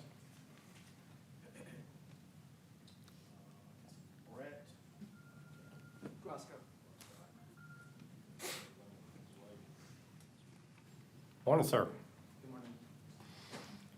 Solemnly swear the testimony you provide today will be the truth, nothing but the truth, so help you God. I do. Your name, state your name, please, and if you're for or against the petition. My name is Brett Grosco. I'm from the Chesapeake Legal Alliance, and Yes, sir. I'm in favor of the petition. 3 minutes, please. Yes. My organization works with groups throughout the Bay to advocate for responsibly and sustainably managed fisheries. This is part of our mission to ensure that the Bay remains healthy for present and future fishermen and resource user groups of all kinds. I'm here today on behalf of the Southern Maryland Regional Fishing Organization. It's Maryland, as you heard, its members are Virginia and Maryland-based anglers. It seeks to promote recreational fishing as a hobby and a sport for this generation and for the grandchildren of this generation. The petition is correct as it relates to the factors discussed, like the use of best available science. And these are found at Virginia statutes, section 28.2-203. For too long, the commission has managed the Menhaden fishery without meaningful consideration of what is occurring in Virginia waters. These factors are the mechanism for allowing that to happen, and they require a focus on Virginia waters. So I'll discuss two problems today. First, the commission has in the past failed to document its decisions so that the public can assess its reasons. Without a reasonably detailed discussion document, the public can't understand they can't make sense of the commission's decisions. They can't know whether the Menhaden yield is in a given year will bring the greatest good to Virginians or protect cherished resources, or whether the commission's using the best available biological data. So we ask this. For future decisions, including this one, please explain fully your decisions. Number two, instead of doing its own work, the commission has relied pretty much exclusively on studies generated by the Atlantic States Marine Fisheries Commission. I'll call that the Atlantic Commission. The Virginia Marine Fisheries Commission justified its 2023 regulatory changes on the basis of the Atlantic Commission information in court filings last year. It said it need not consider any other data. But that's a problem. Why? The Atlantic Commission manages Menhaden coast-wide. You've heard this. It looks at what's occurring from Maine to Florida. Its data don't necessarily tell the commission anything about what's occurring in Virginia waters. And as a result, there's a mismatch between the scope of the information that's being considered and the resources that this commission's supposed to manage, Virginia waters. My friends and the staff did not meaningfully respond to this issue. The staff approach is to put a thumb on the scale in favor of allowing extreme exploitation. I'd urge you to please do your homework for Virginians and Virginia waters. The Atlantic Commission data is not the best available science for Virginia waters and resources. Now, it's also problematic to use Atlantic Commission data because some federal courts have been hesitant to allow entities to challenge its data in those federal courts. Maybe begin wrapping it up, please. Yes, sir. I'll make it very brief. The problem with that is we're in a bit of a catch-22 situation where this commission relies on the Atlantic Commission data, but it's not challengeable or it's difficult to challenge in federal courts. So in closing, there is ample study, example the Watts 2024 study, concerning what's happening to Menhaden and those osprey that are starving and disappearing. For all these reasons, we ask that you grant the petition, take precautionary measures, issue a decision that explains the commission's reasoning, and focus on Virginia waters. That's what the law requires. Thank you, sir. Thank you. Any questions for? Seeing none. Thank you, sir. Appreciate it. Next. David Reed.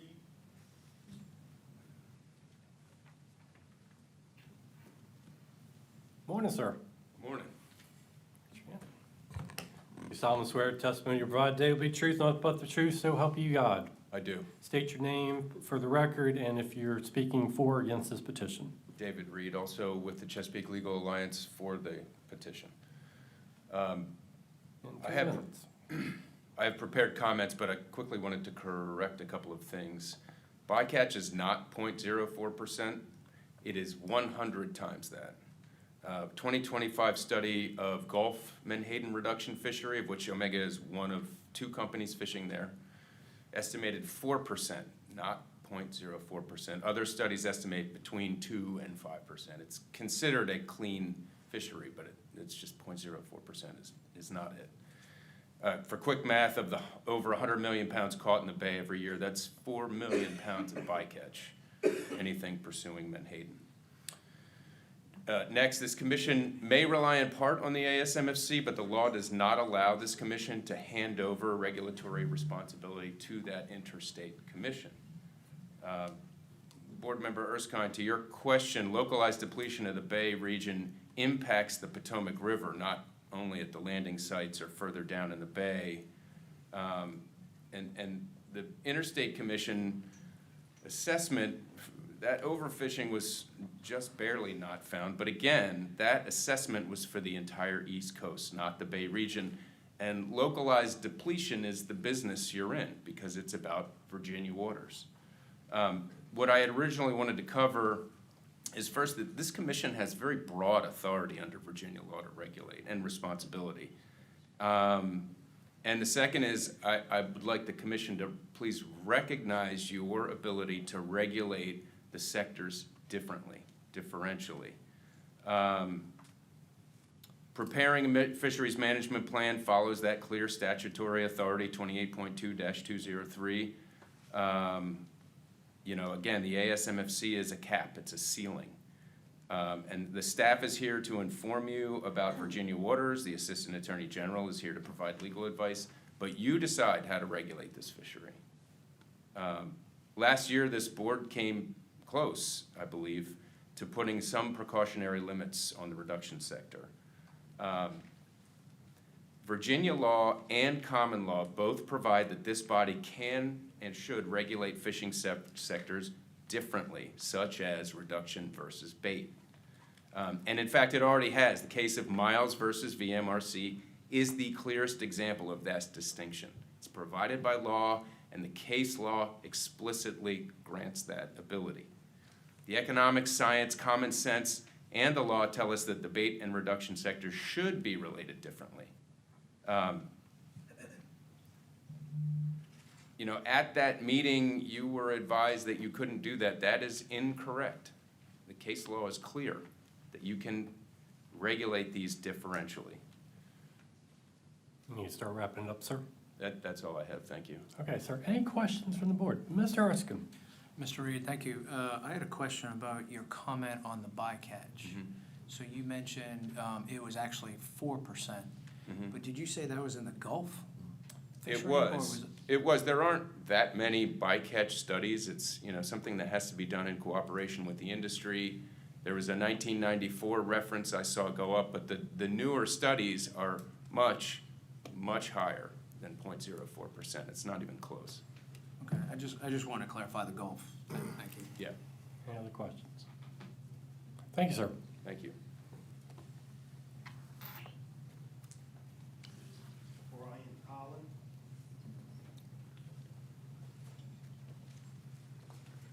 Morning, sir. Hey, good morning. Do you solemnly swear the testimony you will provide today will be the truth, nothing but the truth, so help you God? State your name for the record and if you're speaking for or against this petition. I'm for the petition. My name is Brian Collins. I'm a Virginia resident. I'll just start off with an anecdote. First time I became aware of Menhaden, I was taking a sailing trip out of Cape Charles, a pleasure cruise, and all of a sudden we were in the middle of a school of fish that basically went about as far as I could see, and I didn't even know what was happening, and I learned that they were Menhaden. And also, because of that experience, which was about 15 years ago, that's not occurring anymore. I don't know if anybody here has ever experienced a large school of fish back in the day, of course, before industrial fishing got so extractive. Schools went for miles in the bay, and that's a fact. You know, we can provide science, but I thought, Mr. Branston, you had a pretty good question there. I think you said, what you asked Ethan, you know, what do we track? And basically what I heard was, I'm not saying this was right, but it sounded like we're not tracking anything. We're not tracking cobia, we're not tracking striped bass, we're not tracking flounder. We don't have any stock assessments, is what I thought the answer was. Now, ASMFC, in their meeting last fall, and I attended it, said we need a 50% reduction in Menhaden. And wasn't so much to save Menhaden, It was to save osprey, striped bass, bluefish, other species that depend on menhaden because they had a serious miscalculation in their mortality rates. There was a 0 reduction in the Chesapeake Bay after ASMFC says we need a 50% reduction. And the Chesapeake Bay happens to be the world's largest breeding ground for osprey that are dying at rates higher than during DDT days. There's gonna be a poop storm coming as people learn about how osprey are dying and how the VMRC and Virginia are not taking action. Because what we're doing is we're giving a quota for industry that's 277 million pounds that can be caught all in Virginia, and you have no idea if there's even that many in Virginia, and I think we certainly know there aren't. So what that says is industry is allowed to take every menhaden out of Virginia. And what it also says, you all are saying indirectly, that osprey don't need food, that striped bass don't eat menhaden. We don't need a quota for blue crabs or osprey or anything else. We used to have a great bluefish industry. I used to go with my uncle cruising, and we would just troll, get big fighting bluefish. They're gone. And that's an early indicator that we're ignoring. So I think it's a fair question. How much fish do we need menhaden that are highly nutritious? There's no doubt they're the most nutritious fish in the bay. How much do we need to support a cobia fishery, a flounder fishery, a bluefish fishery, a striped bass fishery, a speckled trout fishery? We have all-time lows in blue crabs. People go like, well, what's that got to do with blue crabs? Wrapping up, Mr. Collins. It's okay. Time goes fast. It Well, does, thank you. So I appreciate it. I think the key thing, the last thing I'll say is Narragansett Bay actually measures how much the bay needs, Rhode Island does, to feed the fish there. And then they preserve that amount because there's so much more money and jobs in recreational fishing and tourism. Thank you, sir. Any questions? Mr. Branson? Yes, sir. Thank you, Commissioner. Mr. Collins, my point about the, that you referenced has to do with the migratory species and how they're managed coastwide, and perhaps why would we manage a coastwide, federally managed coastwide species within the bay for ourselves? I wanted to get some background from Deputy Chief Simpson on that. The second is, and I'll ask Chief Kenyon to follow up on this, I'm giving him a heads up, is about that 50% reduction you say. I think that might be a mischaracterization of maybe an alternative that they now analyzed. When he comes up later, he can address that for me. But I think that was an analysis of one alternative, and there were a number of them, I think 3. So, you know, I'm not sure if that's what they recommended. That was the recommendation that's clearly documented by ASMFC, is their recommendation from their ERP to save species that are dependent on menhaden. And when they say there's no overfishing, and if overfishing is not occurring, what they're really saying is the menhaden are not threatened as a species alone, but that's not talking about the species that depend on them. And one of the frustrating things I'll share with you is is sitting up here for the last 4 years and dealing with these issues of in all sectors that the commission manages, is the amount of information on the internet that can be quite misleading at times. Oh, okay. Like, And- yeah, and- sure, and it is tough. sound bites that are taken Yeah. and people run with them. I agree. And And it's there's a lot of quite- misinformation on both All right. sides. One at a time, please. And so that's one of the frustrating things, because I'm not a scientist, I'm not a biologist, I'm an engineer, and I think that way. Okay. And so I read a lot of these studies, and I read the bycatch study that I believe Omega or Ocean Harvesters funded to help make it more efficient in not catching bycatch.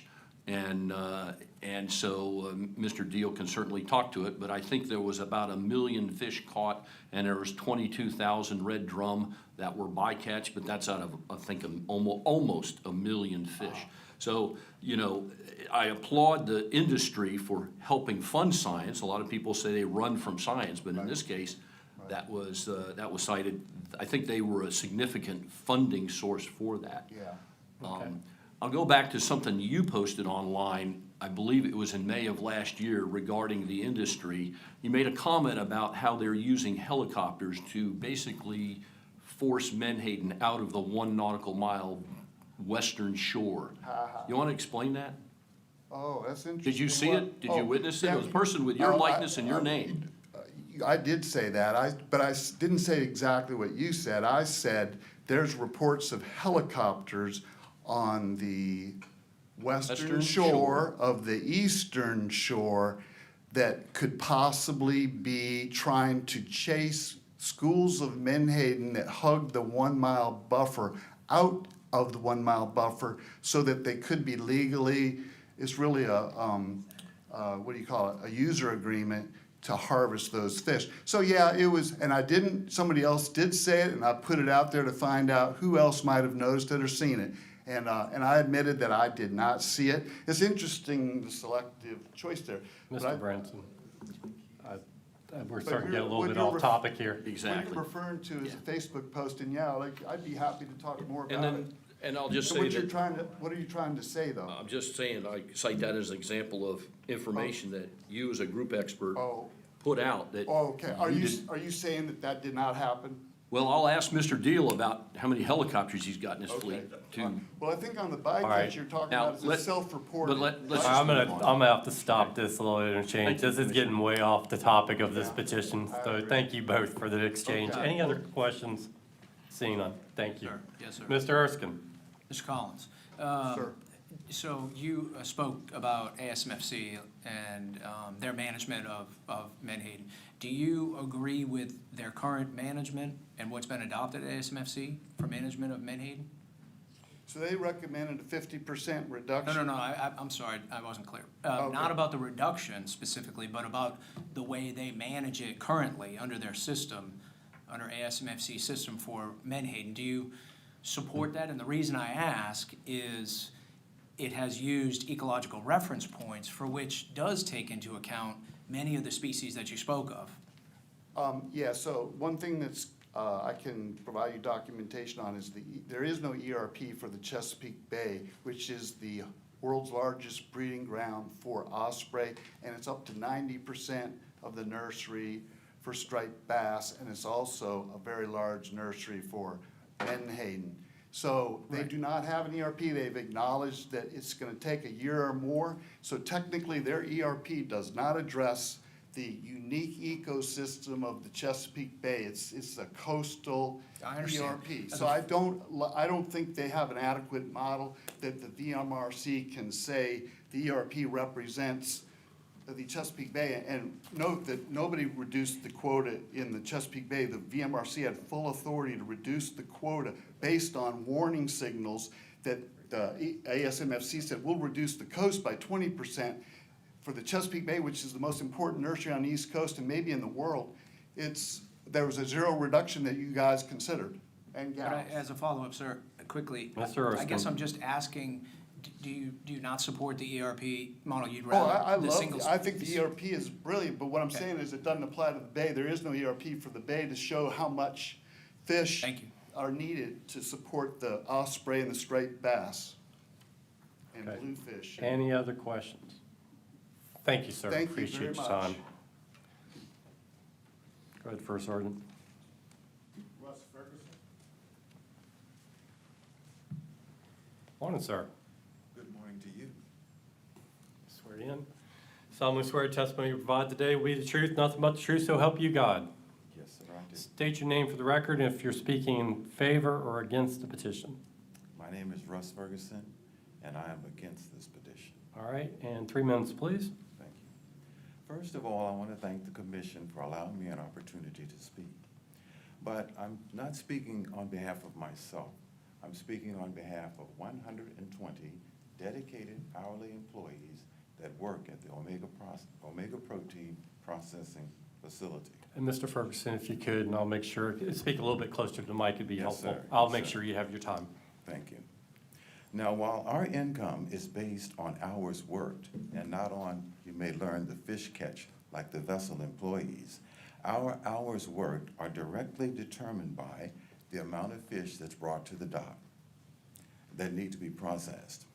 If Ocean Harvesters is not able to catch fish in the Chesapeake Bay, then we literally have no work. The ability to earn a living and to support our families is dependent on Ocean Harvesters' ability to catch fish week after week in the Chesapeake Bay.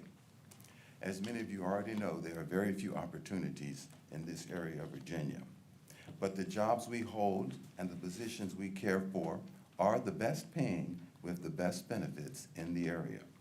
It has helped to support thousands of families. Of course, you already know that Omega Protein has been in business for over 100 years.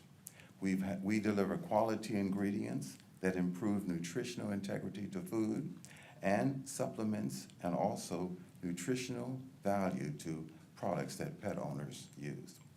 These products allow our families, and especially all Virginians, to live healthier lives with better nutrition.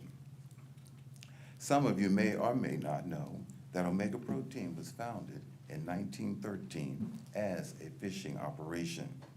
And even though I was not born at that time, both of my grandfathers worked in the fishing industry or the menhaden industry. So it's proven to be a legacy for me. Each day we look forward to coming to a place of work where we feel part of a team. And even more than just a team, we are a community. We are family members. We all support one another, and surprisingly enough, we get along very well with each other. While all of us are from different backgrounds, different ethnicities, we have one thing in common, and that is that we do love Omega Protein and the opportunity it has given us to provide for our families. Our livelihood and the time spent on the job is directly related to the amount of fish that Ocean Harvesters catch each season. To limit that season, or the areas where Ocean Harvesters can fish, or limiting their ability to catch fish in the Chesapeake Bay during the prime fishing season, would directly impact what we can earn as providers for our families. I would like to ask this commission that you not limit any of the fishing season in the Chesapeake Bay. This would have a drastic effect on our families and on our livelihoods. I would like to close with this one scripture, you referenced it earlier, and it's found in the Bible book of Psalm. It's chapter 133, and it's verse 1. And I hope that we can follow this admonition from God's word, the Bible. This is what it says. Look, how good and pleasant it is for brothers to dwell together in unity. This scripture highlights that our unity is not an accident. Each of us plays a part in maintaining it. And I trust that we can maintain the unity of all the citizens of Virginia, and especially in the northern neck. Thank you, Ms. Parker. Any questions for the speaker? Thank you, sir. Thank you very much.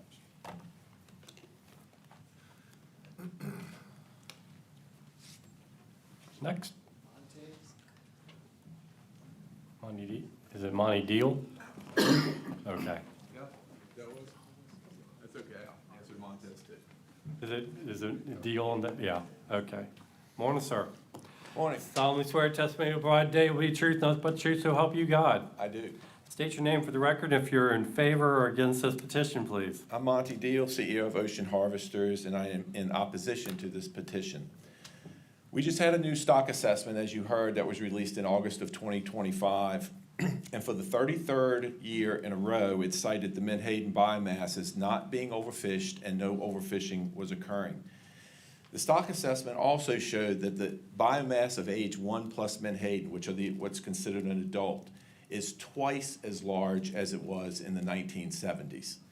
In the 1970s, the fishery on the entire East Coast was catching 2 to 3 times more than is allowed to catch now under the coastwide TAC. And harvests inside the bay were 3 times more than what they're allowed to be now. This resource is actually grossly underfished, if you want to think about it. The latest Bay Trawl survey, which I believe was cited earlier, that's looking for striped bass, but it also accounts for small juvenile menhaden. Since 1992 has been increasing And for the last 3 years, it's been the highest index for menhaden than it has had in that series since '92. And I quote the report as saying this past year, Atlantic menhaden and bay anchovies were widespread in the bay for the 3rd consecutive year. Our fishing in the bay is already regulated, as you know, to only 1/3 of what it was done historically. And you hear stories about impacts on striped bass and no food. The staff here could easily show you the Fulton Index, which has been going on since the early 1990s, where over 300,000 striped bass have been sampled in the Bay, Potomac River, and also in Maryland. And every year since those early 90s, they've either been cited as healthy or very healthy, and not either single year will they ever cite it as stressed due to being underfed or lack of food. There's also no credible science that links the lack of menhaden, or in particular menhaden fishing, to osprey nest failures. We're certainly not debating that there are nest failures, but the osprey population in the bay went up 1,800% inside the bay from the 1960s until 2022. And in the last few years, it has been decreasing due to what's believed to be nest failures. But when people try to say it's because of menhaden fishing, the best data that was collected in 2009 assigned a report done by Dr. Watts, who cited what do osprey eat in the bay. And that study showed that in the upper reaches of the freshwater, it was gizzard shad and catfish. And in the lower part of the bay, in the more saltier areas near the mouth of the bay, spotted sea trout was the #1 food source at about 29% of the diet, with menhaden being about 24%. So to suddenly say that all osprey failures are due to menhaden fishing, it just lacks any direct science. You know, fishermen fish where fish are, and this is a sight fishery where we have to look and see the schools of fish. I see you, Mr. Chairman. I appreciate the time. I'll end there, and if anyone has any questions, thank you. Thank you, Mr. Deal. Any question, Mr. Deal? Mr. Erskine. Mr. Deal, do you all support science, being done in Chesapeake Bay? Various studies, whatever those may be, that are indicated here to get more information? We do. Mr. Hemcheck, I believe he was about to bring up the fact that we've pushed the Science Center for Marine Fisheries to fund a local study on the bay. Actually, there's a team of 5 scientists, both from the University of Maryland Environmental Center, as well as VIMS, and 1 NOAA representative from the lab in Beaufort, North Carolina.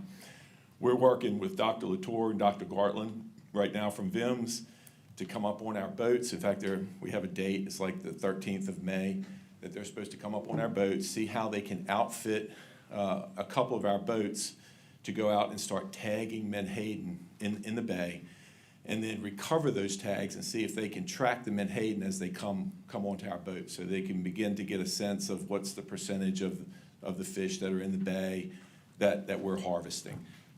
So we're working with them on that right now. They've got some additional funding from CIFMAS to essentially to start this process. But I mean, it's a big lift, and I think Dr. Latour said that probably last year to the same group. It's a huge lift, and it's going to take time. But yeah, we have been working with them on that. As a follow-up, sir? Yes, please. I appreciate it's a lot of work, both on the science side and everything, but should there be a moratorium enacted and you're not out there fishing, how are they going to collect that data? How would they collect that information? Well, they wouldn't be able to collect it in the bay, first of all. But more importantly, a moratorium puts that place out of business. What you do know, you don't know what you get without a moratorium, but you do know what you do. I do know what you get with it. And that's you put a 148-year-old business out of business simply because there's not enough pretty weather days to fish in the ocean. You know, there's a captain here who will speak to this better than me. But, you know, this is a fishery where we have large boats, but we put these fishermen in smaller, not real seaworthy, what we call purse boats, or the tenders that set the net. And their job is to sit beside each other while they're working and they beat and bang. And anything over about a 3-foot sea becomes way too dangerous. The boats are beating against each other, people are falling because they can't sit and hold on. They're grabbing nets and trying to pull nets in. And it restricts the sea conditions that these guys can fish in. And without having that safe haven in the bay, where if you get a northeast or an easterly or southeasterly wind, where you can fish toward the east side of the bay where the seas are knocked down, the industry can't catch enough fish to be solvent. So I don't know if I answered your question, sir.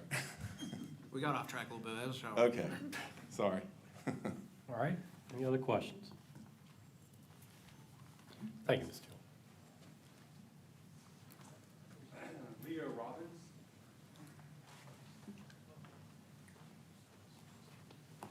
Morning.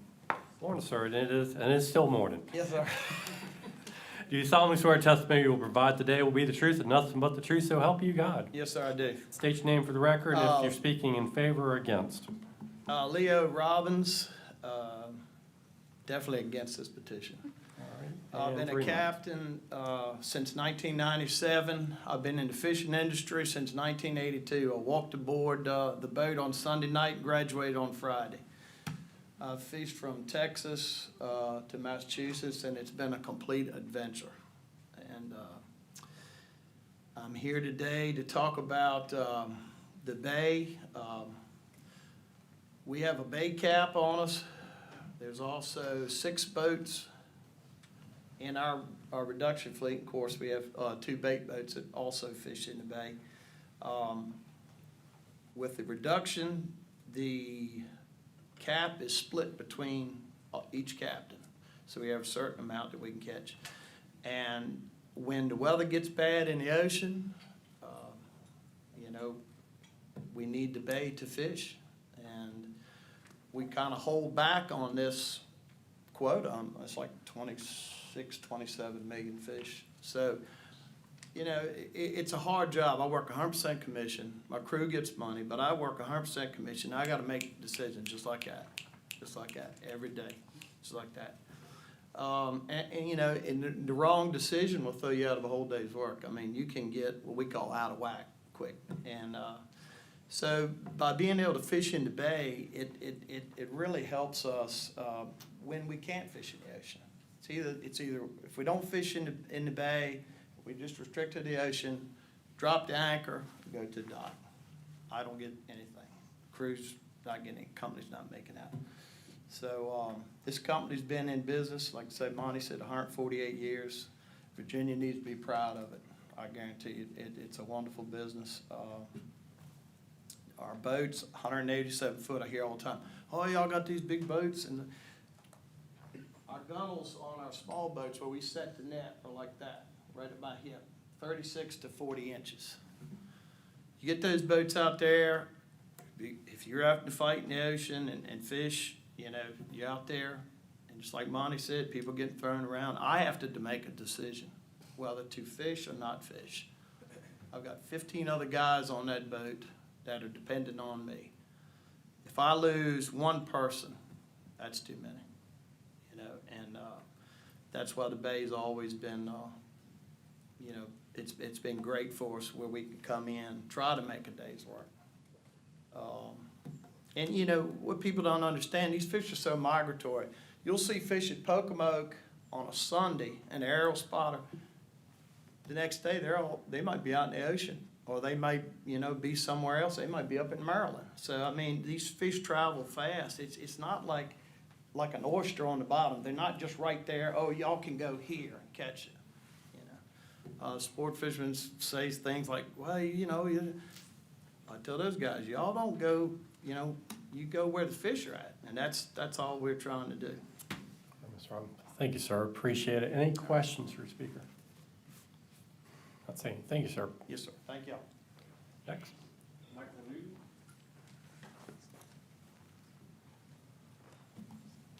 Morning, sir. Good morning. Do you solemnly swear the testimony you'll provide today will be the truth and nothing but the truth, so help you God? Yes, I do. State your name for the record, and if you're speaking for or against the petition. I'm against the petition. My name is Michael Newton. And I'm a fisherman at Ocean Harvester. I'm speaking today on behalf of 100 union fishermen just like myself. I started working for the company in 2014 through opportunities in this industry has provided me. I gained the seat time and experience needed to earn my 1,600-ton captain's license, and this year I'm beginning the training to become a captain. What I've heard discussed today is honestly concerning because a lot of it is untrue and seems to be just another attempt to get fishermen like me out of the Chesapeake Bay. The bay we fished in for almost 140-some years in Reedville. My story isn't unusual. There are many of us who have built careers in this in industry. People who started with little through dedication have worked their way up. These are real opportunities to allow us to support our families and plan for the future. I have 2 kids that I will be able to put through college with my income alone. That's only possible because of access to the bay and a stable fishing industry. If that access is taken away, it doesn't just affect me, it affects hundreds, if not thousands of hard workers, people and families just like mine. I respectfully ask you to reject this petition today. Thanks. Any questions for the speaker? Thank you, sir. All right, thank you. Appreciate your time. Next. Taylor Deal.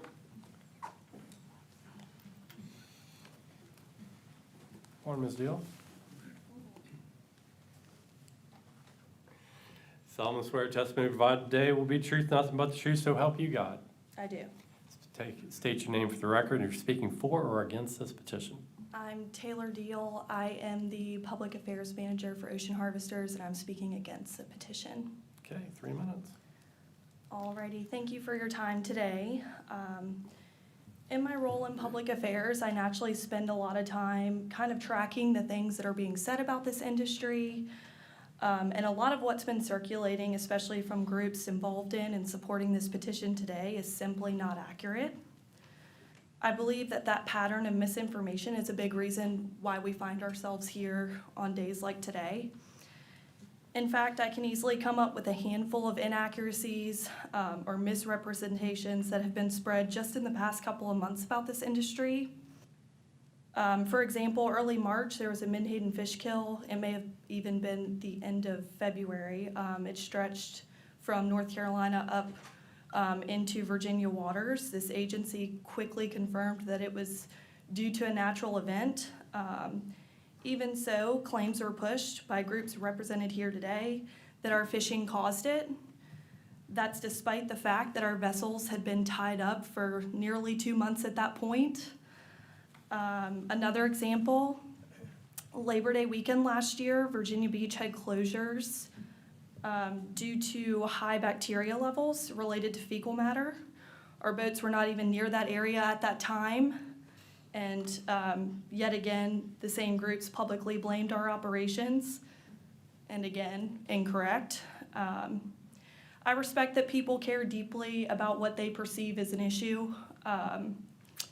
And I think that everyone is entitled to their own beliefs. But when inaccurate claims are constantly repeated and amplified, there are real consequences outside of this forum. We've seen increased efforts during the fishing season on their social media platforms to track our vessels and airplanes. That's actually been brought up in testimony here by people who are doing it. That's led to dangerous situations, jet skiers, boaters approaching active fishing operations, even going as far as entering our nets, crews being confronted and threatened while on anchor by aggressive boaters, among other things. One other thing I'll mention, and it was touched on earlier about the pound netters in the Potomac River. That's another thing I've been hearing a little bit about recently about pound netters and the catch seemingly to go down. One question I'm not hearing asked by these groups who are concerned about it is, what's the fishing effort? Are there the same amount of pound netters? Are there the same amount of pound nets in these areas? Or is it just trying to be tied to our 6 fishing vessels that have been fishing in the Chesapeake Bay for 148 years? I don't know the answer to that question, but I think it's a good question to ask. At the end of the day, these repeated inaccuracies don't just drive petitions like this one. They're causing real problems on the water. This is the fourth petition that you all have heard in 3 years. Each one has sought to effectively shut down our industry. And up until this point, this commission has relied on the best available science, and I'm asking you to continue to do that today. Thank you. Thank you, Ms. Deal. Any questions for Ms. Deal? Okay, no, thank you. Thanks. Chief? Brand.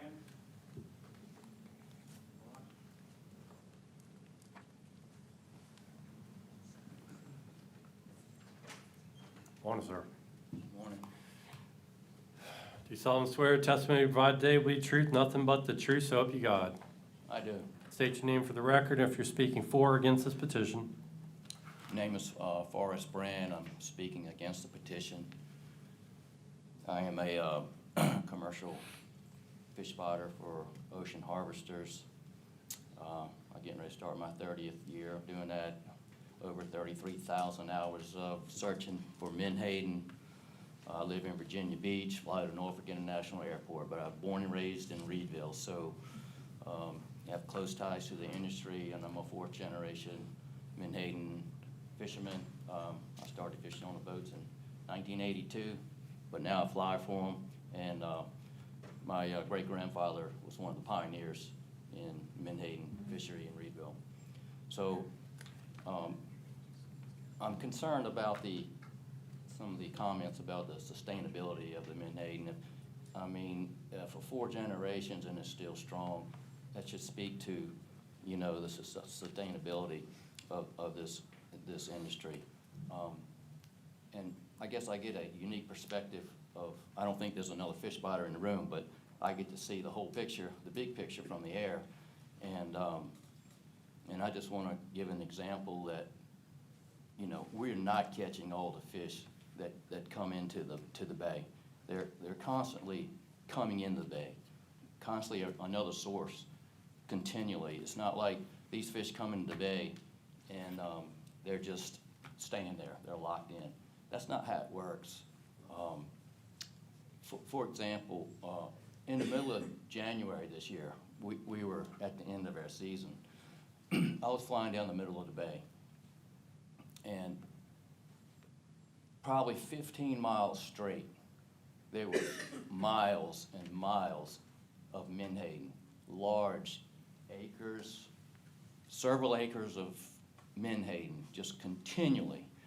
And that was just going in a straight line down the bay. I didn't go to the eastern shore or the western shore. Again, in late December, might have been early January, flying across the eastern shore, going to Reedville, and right there off of Silver Beach, I heard Silver Beach mentioned already, there were miles and miles of menhaden along that eastern shoreline, miles of them, better than acre in size. So I'm not a scientist, but I know what I see, and I've been doing it a long time. And I'm not concerned about the sustainability or the local depletion of the Chesapeake Bay. But what I am concerned about is the petitions that constantly come up, because whatever it's going to end the menhaden fishery, it won't be because of the lack of fish. It won't be because the ecosystem in the bay is going bad, because I don't believe that. There's still a lot of people doing recreational fishing. I see it's very strong.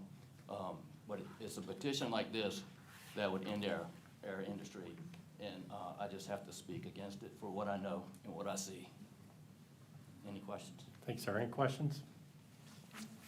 I have a comment, I guess, I had the comment, and I kind of wrote it down for later, maybe a comment, but I think probably best to address with yourself, or comment to you about this, because you have a unique point of view from being able to see the fishery from the sky.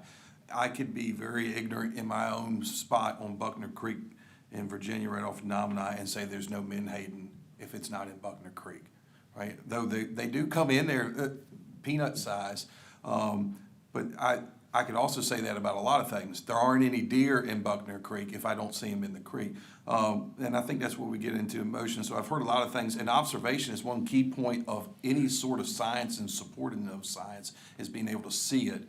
One, but then there's also additional counts, all kinds of different avenues for collecting science. One of the biggest one is observation. One thing we're very guilty of, though, is saying just because we don't see it, it doesn't exist. And you get to, obviously you're paid to do this based off of what you see. And I think there's maybe a portion of education that can come along from that, from what you are able to see, and maybe on for other groups, because the finger is pointed definitely hard in here. I mean, definitely hard at us as being volunteers to the Commonwealth, and essentially. So there's been a hard point at us, like we're a problem, but we're using science on that, and part of that science is based off observation. So maybe there's an opportunity in the future for collaboration across groups that are residing in this room or watching online, or going to go back and watch the notes, read the meeting notes that are published every single meeting afterwards, which we've been accused of today of not sharing that or accurately, but get in the sky with the guys at the end of the day or something. I think there's a piece there that maybe we can build an appreciation on. So it's awesome to hear that, and I've heard that same, your observation, I've heard, or same point of view as far as the amount of fish. I've heard, not necessarily from the eye, but from the water, and it's been mentioned already this earlier about the fishermen off the mouth of the James and Rappahannock with seeing the same things. But you also have to be there to see it, you know. And I just want to say one more thing. You know, when I was spotting these large schools of fish, I mean, this is talking January, there was not a boat out there to see them. That's I'm correct. the only one that saw it. And I would be ignorant, that approach would be, I didn't see it from my place. And, you know, we say that as a funny around my shop when it comes to carpentry. Like, you can't see it from your house, go ahead and smack the two together. You know, and we do that same approach. Well, I didn't see it, so it can't be true. And there's a lot that, we're talking about Bible quotes in here, you know, Thomas says the same thing. But we should not doubt it until we can actually have it. Just because you don't see it or anyone else, that doesn't mean that they don't exist. And there's days when I fly and I don't see any. You know. But I'm not Sturgeon exists, but we concerned don't about see that. them I'm not every concerned because I know on the big picture that they're there. Just because you don't see them don't mean they're not there. And you can't control where they migrate either. No. You know, that changes too. You have seen a change within the bay itself. So, you know, they don't even have to come in the bay if they don't want. So we have to be understanding, but most time they do. But I'm saying they have the ability to go where they want to go. All right, so, Thank you. Roy, did you have a question? Excuse me, I'm sorry? I have a question. Because as I recall, when you started, you indicated you had been a captain before you were a pilot. Not a captain. I worked on the boats. You worked I on the boats, I okay. actually fished on the boats as a crew member. So 40, 50 years ago, before they had spotters, I don't know when y'all started doing that, and they were catching 5 times the amount that they allocated to catch now. How did they find the fish then versus now we know how you find them? Oh, before airplanes? Yeah. Well, they had crow's nests on the masthead. They would climb up and sit up there in the masthead to get a higher view. You know, the mast in the fish boat and look up from a high. It's not really the same as looking at Not it. the same. I mean, a boat can't go as fast as an airplane, can't cover as much ground, so the airplane makes it more efficient. But I will say that I don't believe having an airplane is depleting the stock, because it's just, I can't explain to you the vast amount of menhaden there is around. And there's no way in the world we could deplete the stock coming in the bay or going out of the bay. We don't have that capacity, even with airplanes. Okay. I guess the reason I asked the question is, I would say, is there just not that many fish in the bay and you have to find them by air, where in the old days they didn't? I can't speak to that. You know, I don't believe, I believe there was plenty of fish then, and there's plenty of fish now, if not more. I just, you know, I can't speak from years ago, but I know that, you know, their boats were slow. You know, they started out with steam, and they didn't have the hydraulic equipment we got, so everything moved a lot slower. So there could have been, you know, plenty of fish. It's just what your capabilities are. But I would say even with their capabilities, I would say that we don't even have the capacity to deplete them. Thank you. Sir, any other questions? All right, thank you, sir. Chief? Jim Schroeder. Morning, sir. Solemnly swear testimony you provide today will be the truth, nothing but the truth, so help you God. I do. State your name for the record, and if you're speaking in favor or against this petition. My name is Jim Schroet, and I'm against the petition. Okay. And you have 3 minutes, sir. I've never worked at Omega, don't know nobody in my family worked at Omega, don't really have any relationship with Omega other than I share the same hometown. My wife and I are an Army family for 25 years. We've lived around, or mostly around the world. And everywhere we've gone, we've prided ourselves in learning what goes on in the community that we've been in. And it's no different here. When we moved to Reedville 7 years ago, we wanted to learn how the community ran, what happens in the community. So we got involved in the Waterman Association, went to Omega to learn what they do, and because they're just down the street from us pretty much. And what we learned was it's a very conscientiously led, Omega being, very conscientiously led company who is watching out for the environment, watching out for the town, watching out for the environment. And there is always a balance in there somewhere, and I think they do a phenomenal job of meeting that balance. But what we've seen is that people come in with uninformed minds about this whole process. And I have really good friends of mine who come in and we argue all the time. Omega's straight raping the daggone bay. They're sending all their money to Canada and all the on and on and on and on. But I asked each one of them, I said, have any of you been to Omega and sat down with Mr. Deal and heard the command brief? Have any of you ridden in an airplane and see what goes on out there? They'll let you do that. Anybody got on a boat and gone out there and seen? And that's my frustration with my friends, is we as a society, we don't make informed decisions anymore. We just make a decision based on the loudest mouth. And that's what I told them. You're grown up. Get both sides of the argument. If you don't agree with me, fine. I don't care. But at least be informed. And that's all I'm asking you to do. Just be informed before you say Omega is this, Omega is that, and. So, in conclusion, I just ask you, think of the facts. Don't listen to all the nonsense. And this moratorium, how many more moratoriums do we need to go through before they finally find enough data to support their cause? Because you can take any given numbers on any given day and support any cause you want. That's a known fact. So without being too melodramatic, I'd ask you to save Omega and save my hometown. Any questions? Thank you, sir. Chief? Will Austin? You're welcome. Still good morning. That's it. I'm checking right now.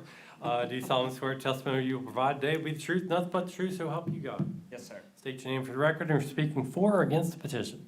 My name is Will Poston, and I'm representing the Chesapeake Bay Foundation today. We support a pause in reduction fishing until science can guide the sustainable management of this resource. As you all know, an abundant menhaden population is foundational to a healthy Chesapeake Bay and productive fisheries. However, in recent years, intensifying warning signs surrounding the bay and its menhaden demand action. CBF has worked on menhaden management issues for more than 2 decades, and while it may not often feel like this, menhaden management and science has come a long way. 20 years ago, there was no real formal management. However, the establishment of the Chesapeake Bay reduction cap, based on historical landings, a coastwide total allowable catch limit, and ecological reference points have advanced menhaden management and science. We've made strides in that arena, but more work appears necessary. Considering today's warning signs, conservation-minded strategies, particularly here in the Chesapeake Bay estuary, are absolutely necessary. I'll be brief and go over some of the warning signs that CBF identifies. Number 1, Chesapeake Bay menhaden science remains woefully inadequate. That's a direct quote from the Virginia Institute of Marine Science. Unfortunately, the reduction industry has played a role in delaying Chesapeake Bay-focused science. Small-scale fisheries we've heard about today that catch menhaden for blue crab bait, they've seen their landings decline by upwards of 90% throughout the bay. You know, these pound nets are stationary gears that have a long-standing time series. That is a good indicator of abundance and distribution throughout the bay. And I will add that the Atlantic States Marine Fisheries Commission has also considered the catch per unit effort of those gears as well, which is also declining. And throughout the saltier portions of the bay, osprey chicks are starving to death in their nests at unprecedented rate. And they, identified culprit is a lack of available prey, and we know that in the saltier portions of the bay, menhaden is one of the most important prey items. And finally, while no real Chesapeake Bay focused menhaden science is available, the 2025 coast-wide stock assessments found that the population was about 37% smaller than previously estimated. That produced a 54% reduction in the total allowable catch limit that was needed to maintain ecosystem management objectives according to the current ERP management objectives and thresholds and targets. So in closing, CBF supports the petition's requested relief because of those warning signs. Menhaden are too important to the bay, and the bay is too important to the coastwide menhaden population to maintain a business-as-usual approach.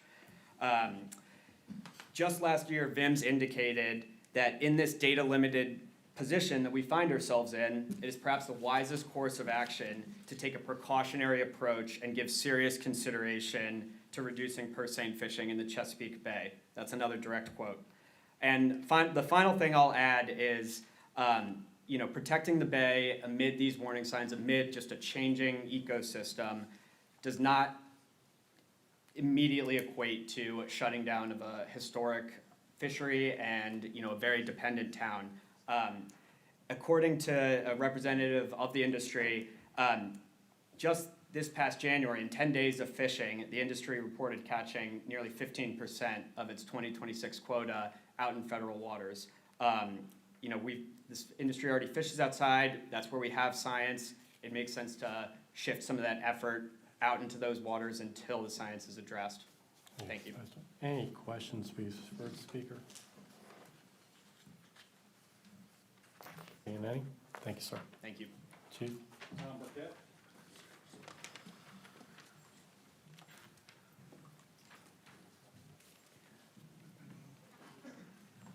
Good morning. Good morning, Commissioner. Do you solemnly swear testimony you provide today will be the truth, nothing but the truth, so help you God? I do. State your name for the record, and if you're speaking for or against. I'm Tom Burkett, and I'm speaking in support of the petition. I'm coming here from Northampton County. I'm from Eastville, Virginia. Primarily work on the water in similar conditions that Ocean Harvesters does. I'm here representing the Virginia Saltwater Sport Fishing Association. The VSSA supports the petition and recommends and requests the commission to use your state authority to impose a moratorium on reduction fishing for menhaden within the Chesapeake Bay.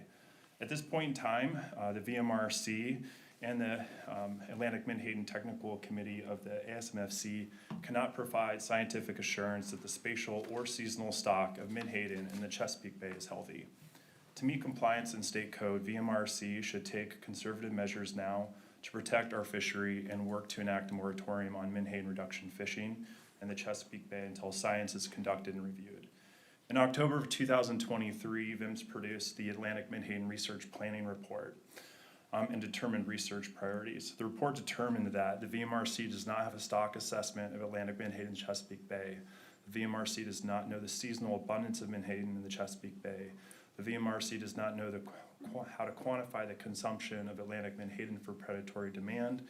And the VMRC does not know the severity of localized depletion of Atlantic menhaden caused by industrial fishing. Here's what the VMRC does know. The commission knows that VIMS published record low striped bass recruitment numbers in the Chesapeake Bay. The commission knows that the College of William & Mary published record low osprey chick recruitment numbers in the Chesapeake Bay. And the commission knows that VIMS published record low Chesapeake Bay blue crab abundance reports. The commission also knows that other states on the Atlantic coast have removed industrial menhaden fishing from their bays and have recorded positive ecological and economic responses since doing so.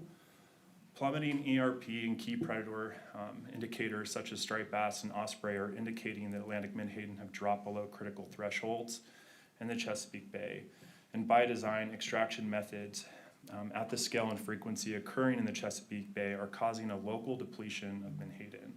With the use of spotter airplanes, the industry quickly covers the entire Virginia area of the Chesapeake Bay in a matter of hours, locates the menhaden schools, dispatches multiple vessels to the schools, and extracts the school of menhaden with purse seines. The repetition of the industry's daily aerial surveillance-based large-scale extraction campaigns in a confined area like the Chesapeake Bay causes localized depletion by definition. VMRC should pause all industrial purse seining of menhaden in the Chesapeake Bay until the VMRC can provide evidence that regional overfishing and localized depletion of menhaden is not occurring.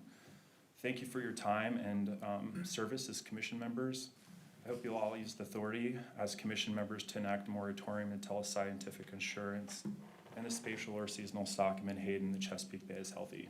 Thank you. Mr. Burkett, any questions for the speaker? Seeing none. Thank you, sir. Thank you.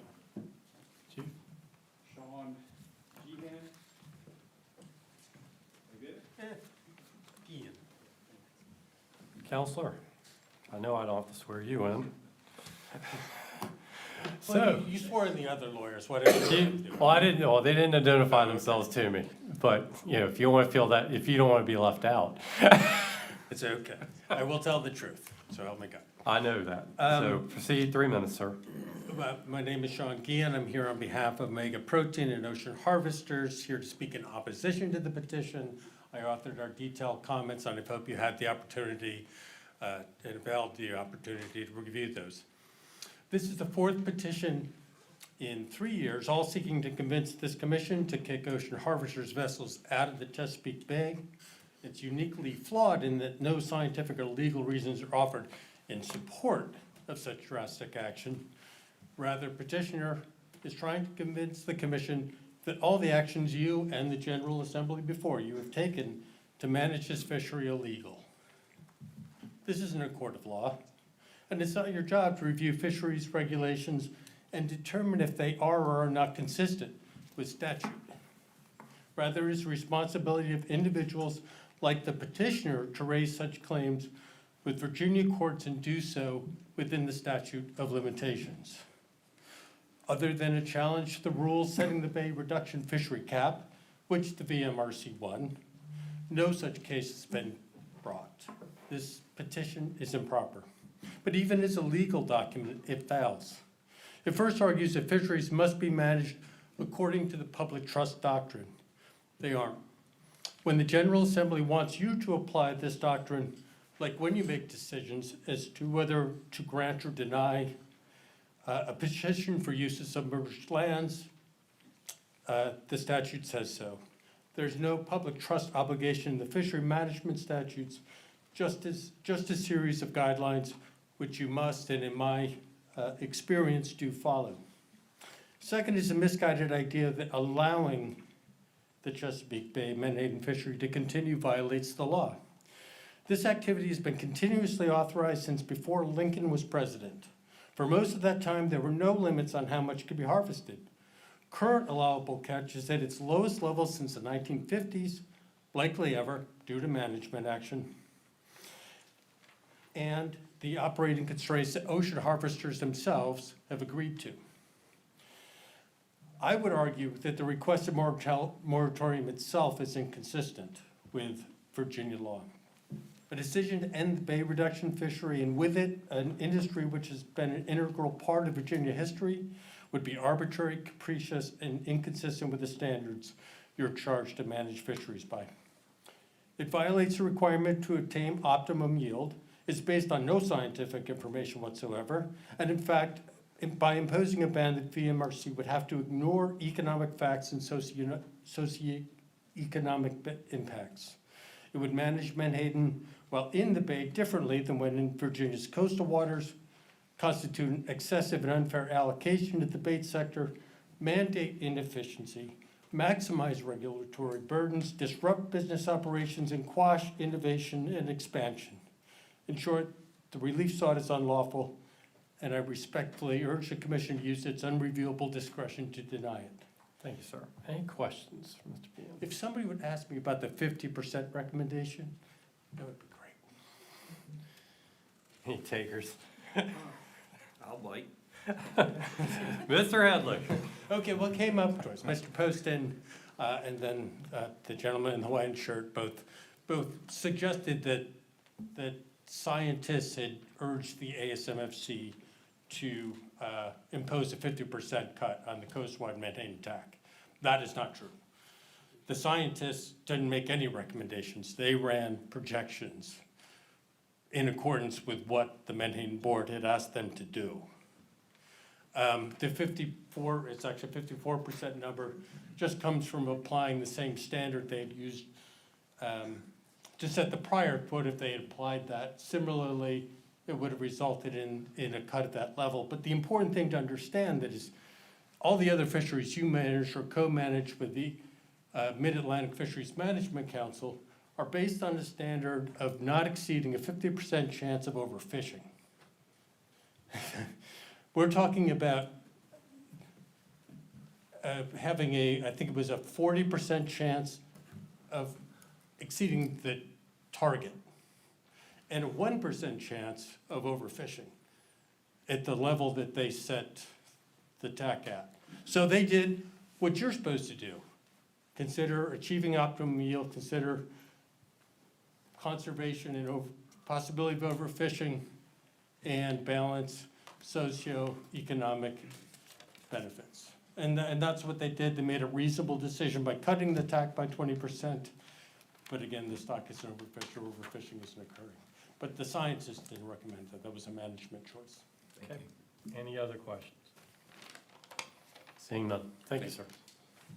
Bob Mendigo?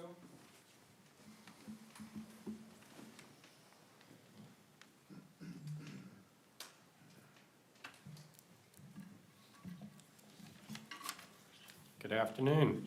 Good afternoon. Solemnly swear testimony you provide today will be the truth, nothing but the truth, so help you God. I do. State your name for the record if you're speaking for or against the petition. My name's Bob Mandigo. I'm speaking for the petition on behalf of Tidewater Anglers Club and the Virginia Saltwater Sport Fishing Association. I think the petition is asking for closing the industrial Menhaden industrial section until there's enough information to make a scientifically based decision. I've been fishing the bay since probably the early 70s. And me and my friends have observed, we're losing a lot of the game fish that used to be plentiful.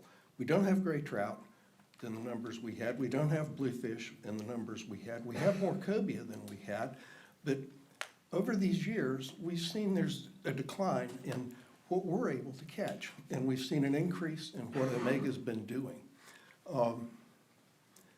I think 15 years ago, we started working hard to get Menhaden regulated by you and not by the General Assembly.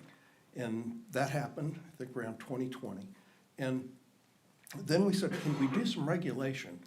Because it looks like we're being adversely affected because there's not enough Menhaden. And we heard, well, we don't have any data. And so we said, well, can we get some data?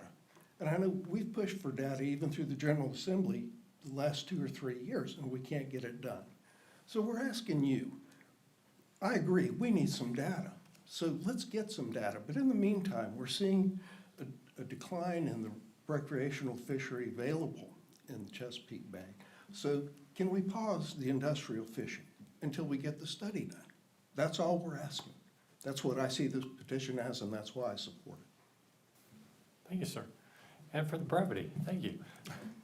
Any questions for the speaker? Thank you for your service, too. Thank you, sir. Appreciate it. Chief? Ed Sarpin?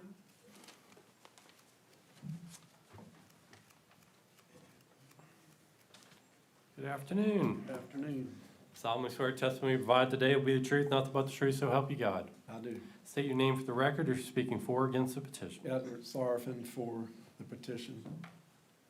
I've lived on Chesapeake Bay for 36 years now, right? Salt ponds right on the mouth of the bay. I've been fishing the bay for 30 years. I've heard what the pilot testified to, and he says some days he sees a lot, some days he doesn't see many. I can tell you, in the old days, we used to go out and the rods would be out and they would be vibrating because they'd be hitting the Menhaden. And it'd be acres, it'd be football fields of it.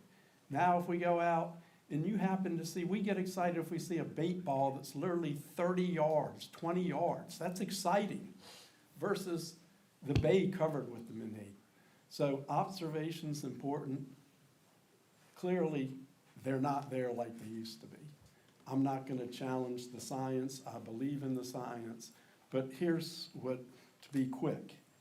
Why do we have a Chesapeake Bay cap?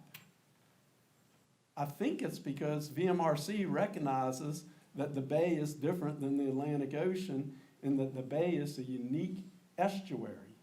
And if that's the case, if it's a unique estuary and it's different from the ocean, then obviously the ocean science does not apply to the bay. And based on that, I think we need studies done in the bay that have not been done, and until they are done, we need to pause the fishing. If they can't fish in the bay, they need to fish in the ocean where the studies show that the stock is good in the ocean. That's what the science shows. So let them fish in the ocean. I really fear, I mean, what I'd like to say today is that I am worried that we need to stop it before it's too late. But I fear it's already too late. Thank you. Any questions for the speaker? None. Thank you, sir. Chief?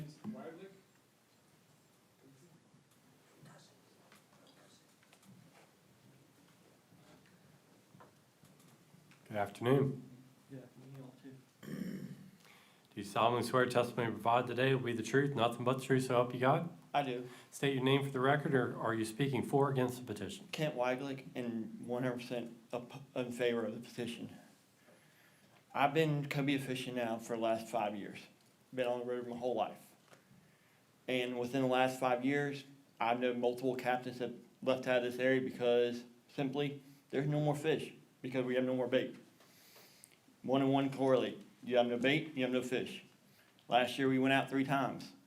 We didn't get out much last year because weather was crappy all summer. But the times we went out, no bait. We literally went from one end of the bay to the other end trying to find bait. Couldn't find it.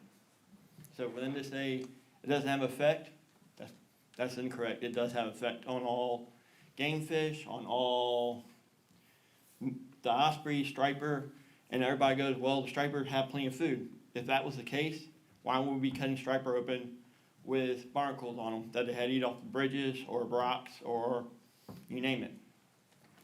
And then same thing with the cobia. We used to cut cobia open to see what they were eating so we knew what the bait to use. Used to be loaded with menhaden. Now it's been crab. So for them to say, well, you can't, there's not enough bait, there's plenty of bait for the cobia. No, there's not. Cobia don't come in the bay anymore. They stay off the bay. And when they claim they can't catch their quota in a day, that's also completely bogus because we literally watched them one day and then we could watch them on marine traffic. They went out in the ocean on one of the cobia days. We went fishing. We literally watched them catch their whole entire quota within 3 hours of being out. So for them to say that they can't catch their quota out in the ocean, no, they can. And we're the only state up and down the East Coast that allows Omega and its reduction fishing inside the 3 mile limit, which should also be an indication that we need to change what we've been doing. Because just a couple years ago, a girl literally caught I think it was either 400 or 500 pound tuna right in front of the Statue of Liberty in New York City because there was bulk bait there. And it was all on video. She's been on National Geographic, it was on Discovery Channel, it's been documented where she caught it because they had bait in the bay. And Staten Island, which is one of the most dirtiest rivers around. So we kick them out. I'd love to be able to catch cobia or even tuna up in the bay and not have to go out 30 miles, 40 miles. Yes, they come in closer, but it's not because there's been more bait. It's been because everything is coming in because of other influences that have happened over the last couple of years. But yes, they need to be reduced. They need to be kicked out. In my opinion, they need to be kicked out 3 miles like every other state up and down the coast does. All right, sir. Any questions? Comment. I'm sorry you had a rough cobia season, but I believe the agency can report that the numbers were up, actually, just based off pure data on reports. And that goes in line with the bluefish too that was mentioned earlier. Matter of fact, just last month, we increased that limit based off of stock assessment on the bluefish. So, that's only the stuff that's come across from my view and. Well, based according to off- local, the charter guys that we all know, I know personally, Yeah, they ever go, we can't, like, we would help them to tell us previous years, hey, go here and start, this is where we've seen them. They go, we can't even tell you where to start at anymore because we haven't been able to find them. And I know multiple guys that went out multiple days and they fished Monday through Sunday, every single day. these are hardcore Run guys. charter, hardcore charter guys. Yeah. And can't find the fish because, one, we used to catch 50, 60, 70, 80 pound cobia. I caught a 45 incher. Normally that would have been 50 plus pounds.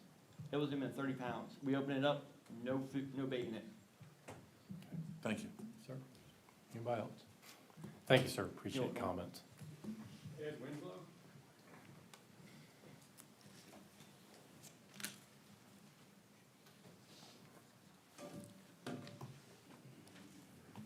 Afternoon, sir. Good morning, guys.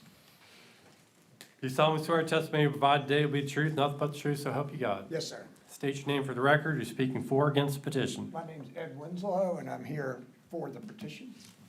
First of all, thank you guys for letting John Q. Citizen like me have a chance to speak.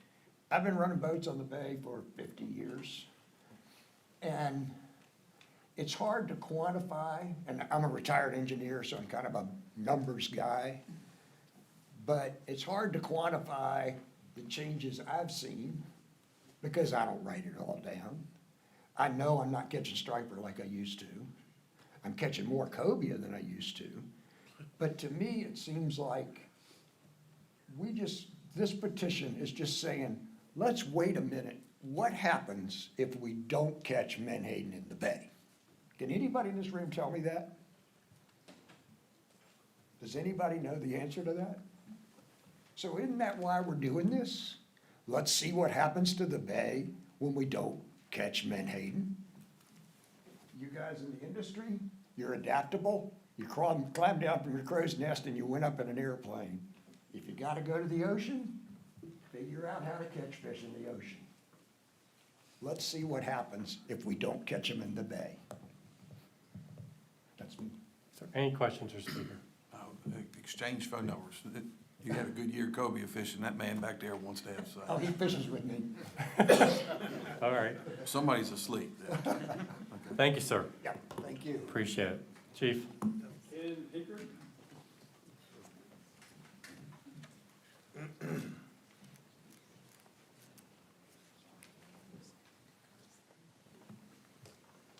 Afternoon, Mr. Pinker.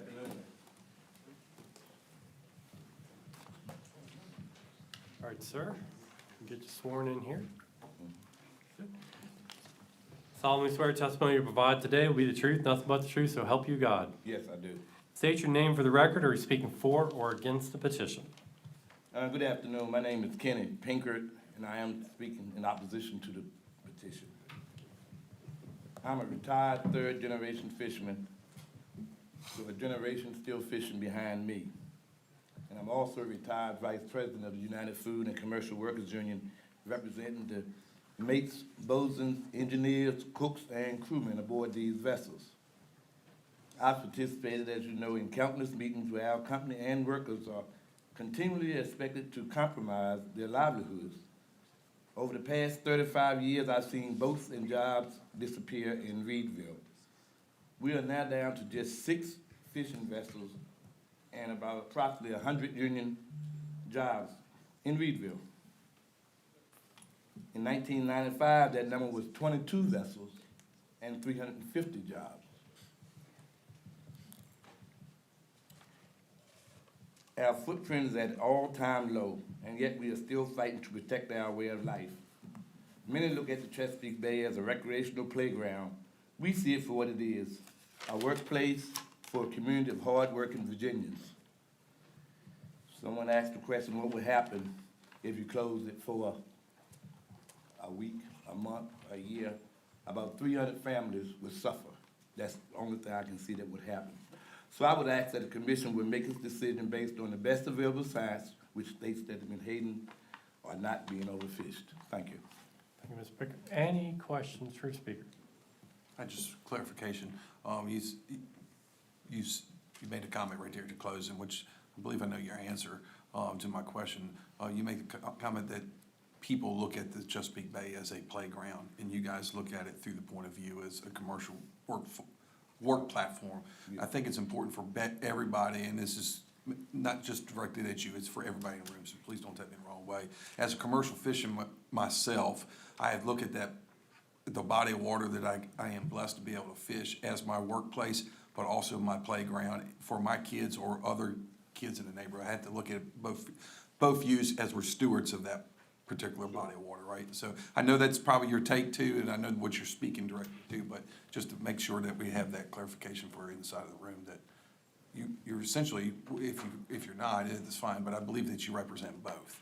Of course I do, but I'm also concerned about the generation that follows me. I have nephews out there and other generations. The gentleman that spoke before me, I knew his dad as a fisherman, I knew his granddad as a fisherman. I think that's one of the unique things, if I will, one of the gentlemen, maybe the one you're speaking to, how it's a unique opportunity to grow within a business there's altitude at the lowest level that you could grow. And I think that's been witnessed for yourself and everyone else that's in here representing your company too. So, thank you. Thank you. Sir, thank you, sir.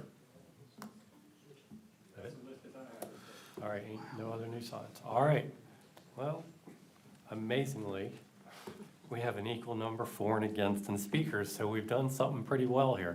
So, That is impressive. all right, before you speak, I would like to know, does anyone from VIMS wish to speak on the record on this topic? Because y'all have been quoted quite a bit.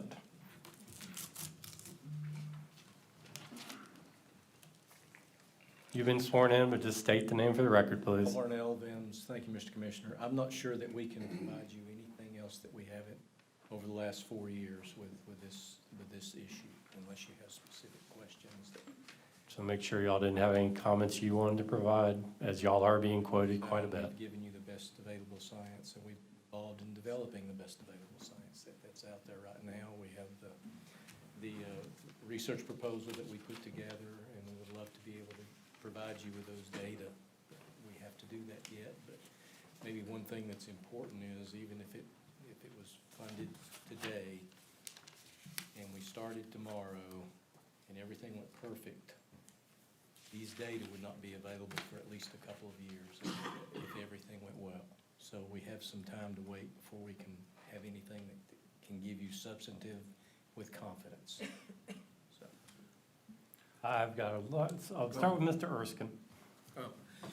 Lyle, so you mentioned a suite of objectives and things that VIMS has developed to answer some of these questions and do some research, things like that. Is that fisheries dependent data or fisheries independent data?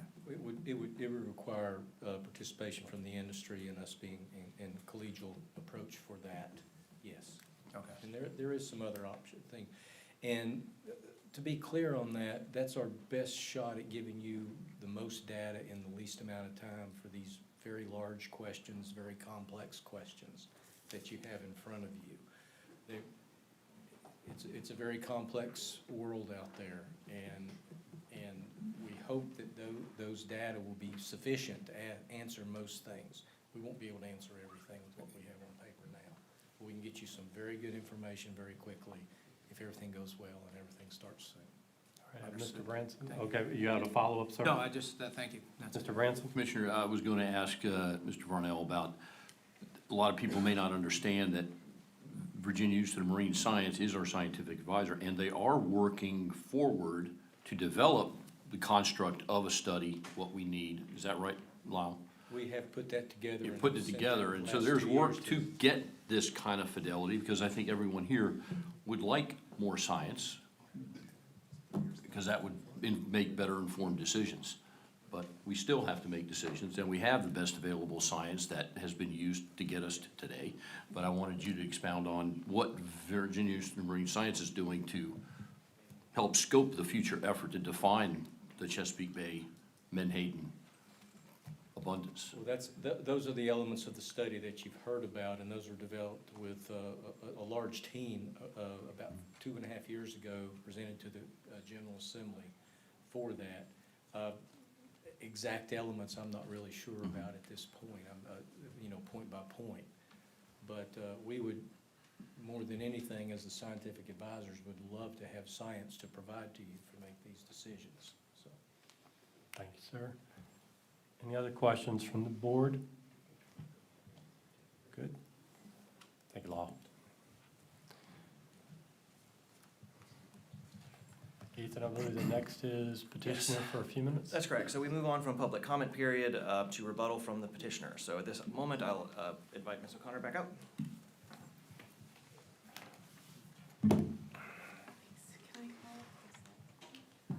Yes.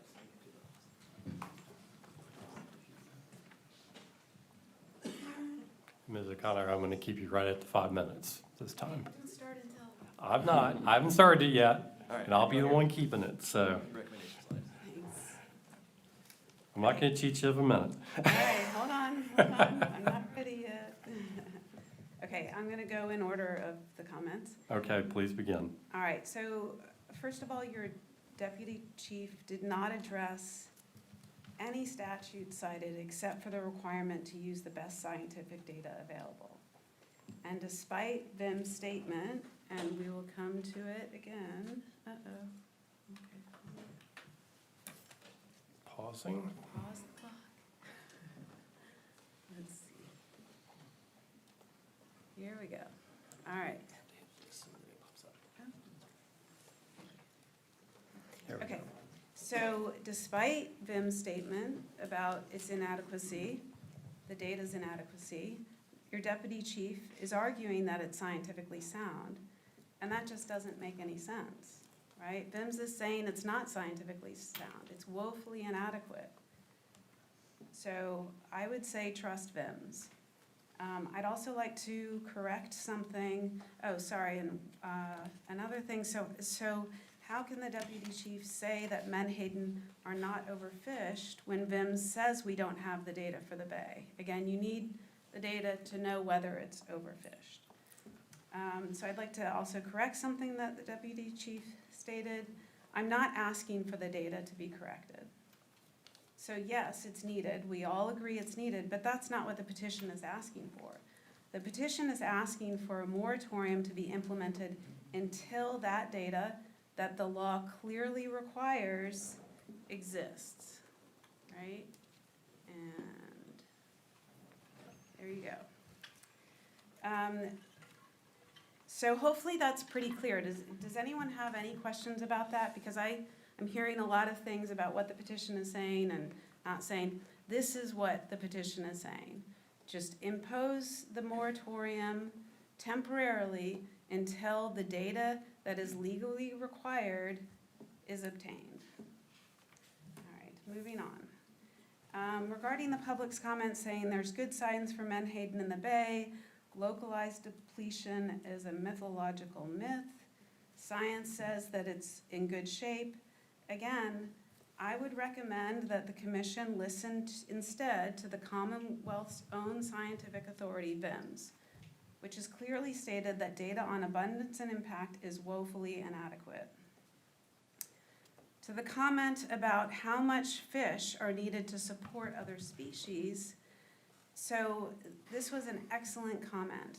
And please note that in these statutes, the law requires you to know this, right? So hopefully all the commissioners understand that. The law requires you to know how much fish are needed, how much Menhaden are needed to support other species, right? Number 5, impact on species and fisheries, right? So you first have to know how much fish are needed to support those other species, and then you do the math, you take that away. If you're allocating 51,000 metric tons, you take that away in order to determine impact on species, right? So you have to know how many fish are needed to support other species before you make permitting decisions, right, in order to protect the bay and protect its sustainability.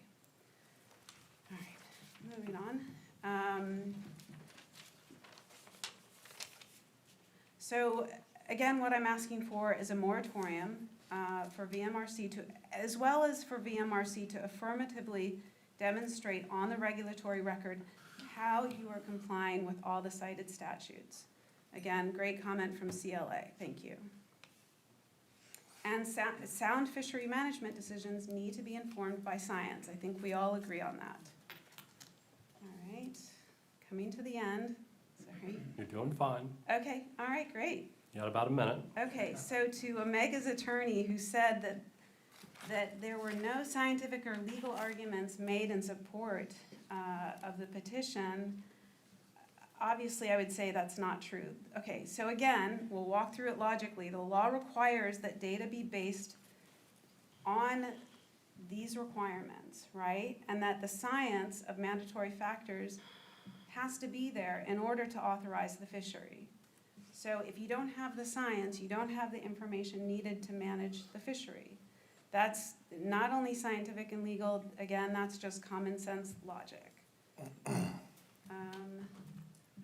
Moving on. Now you're to the point about you need to wrap it up. Okay, I can stop there. But Okay. please, I'd like to answer any questions, because you all have all kinds of questions for other people. So if you have any questions about what the petition is, please ask. Because again, I'm asking for a pause until we have the data that we need that the law requires us to have. All right, and Mr. White. Yeah, in the petition, you asked for a temporary stoppage or pause or whatever you call it. And I'm not sure what that really means, because I look at this, there's no present funding. We have no way of doing this. And looking at the way the legislature in Richmond is operating, there will be no present funding. So even if we had the money, a study would probably take 1 to 2 years. So are you asking us to shut Omega down for 1 to 2 years in the bay? Is that what you're asking? No, I'm simply asking for you to comply with the law, to have the data in hand that's required to make fishery management decisions. The law outlines it. I didn't write these, right? And the debate about how these laws impact the fishery should have been debated while it was going through the legislative process, not after the fact. I'm simply asking for VMRC to comply with all of the fishery management requirements that these statutes outline. And if you don't have the data, in order to, it's really simple. I'm making a household budget, right, for the year, right? But I don't know the household income. Well, how can I apportion a budget without knowing, it's the same thing, without knowing the whole? How can you allocate a part?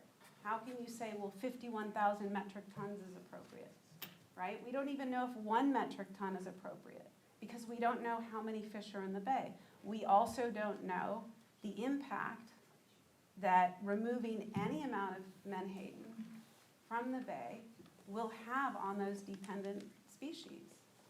I fully understand what you're asking and what the petition asks, and that's why I made my comment. But you don't. Should I answer it? Well, Sorry? no, you're fine. Mr. Preston. Well, you answered it, but I'm not a lawyer, and I'm not getting into the legal aspects of what it says or doesn't say. But VMRC must comply with the law. I heard that, but what I'm saying is that the petition, based on the petition and the information that I know we have or don't have, and the 1 to 2 years study period would basically have us shut down Omega for 2 years or 1, 2, 3 years. I don't know. I would argue that it's the legislature that's forcing that because they're required to fund the study, right? You all are required to abide by the mandatory factors.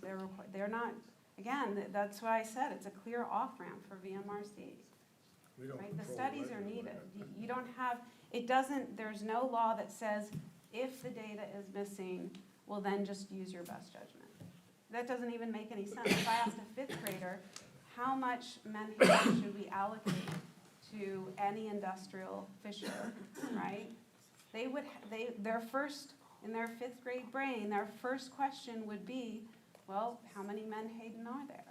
And if I responded and I said, well, I have no idea, they wouldn't then say, oh, okay, well, how about 30,000 metric tons? No, they'd say, we can't answer that. We must know the whole in order to know how much to allocate, as well as the dependency of species on it.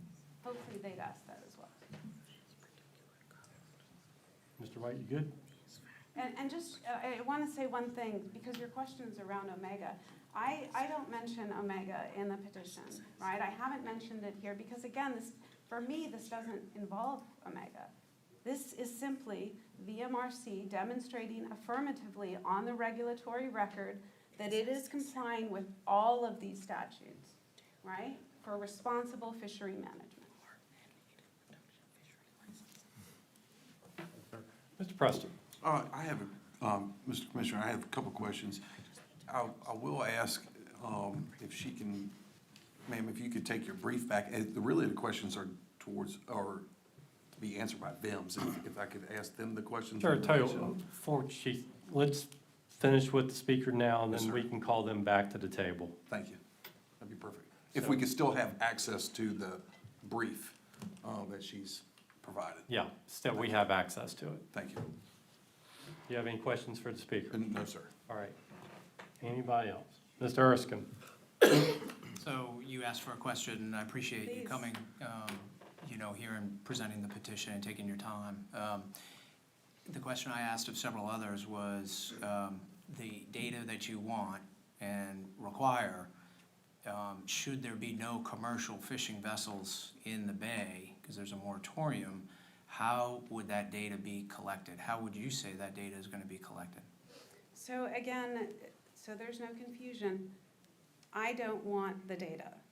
The law wants the data. What I want is a moratorium in place until you have the data needed to comply with the law. It's very So different. how would that data The be collected? moratorium is the logical, reasonable, rational, prudent way to move forward when you don't have the data in hand. As a follow-up, sir. Go ahead. So I'm gonna leave that one alone. I'm gonna follow up with number 5 that you had on your list. And I think I heard you say that there's no information, no science for the impact of other fisheries. No, I said it's Based on- woefully inadequate. No, I didn't finish yet. That the information was unavailable, the science was unavailable for other species that rely on menhaden. But ASMFC has certainly said that you could stop menhaden fishing, all of it, and it would not recover, the striped bass population would not recover. So that science is actually available. So are you disagreeing with VIMS? No, VIMS is referring to the inadequate science for menhaden specifically. I'm suggesting that in terms of number 5 for the other species, that the science is there to say that striped bass would not recover if you cease all fishing for menhaden. Well, in the quote, it says, and the ecological impacts. Right, which So was that's on covered. other species. Sure. So there is science out there, and I think, So did you think that VIMS just didn't find it? Ma'am. It's not a back and forth question session. I I'm sorry. apologize. I'll stop Keep there. some Thank you, sir. decorum, please. thank you, sir, that's it. All right, thank you. Other comments, questions for the speaker? Make sure. Okay. Thank you very much. Thank you. Appreciate it. Mr. Press, I understand you'd like to have VIMS come back to podium? Yes, if that's all right. Mr. Farnell? Lyle Varnell, VIMS. Thank you. We're giving you guys a workout today, huh?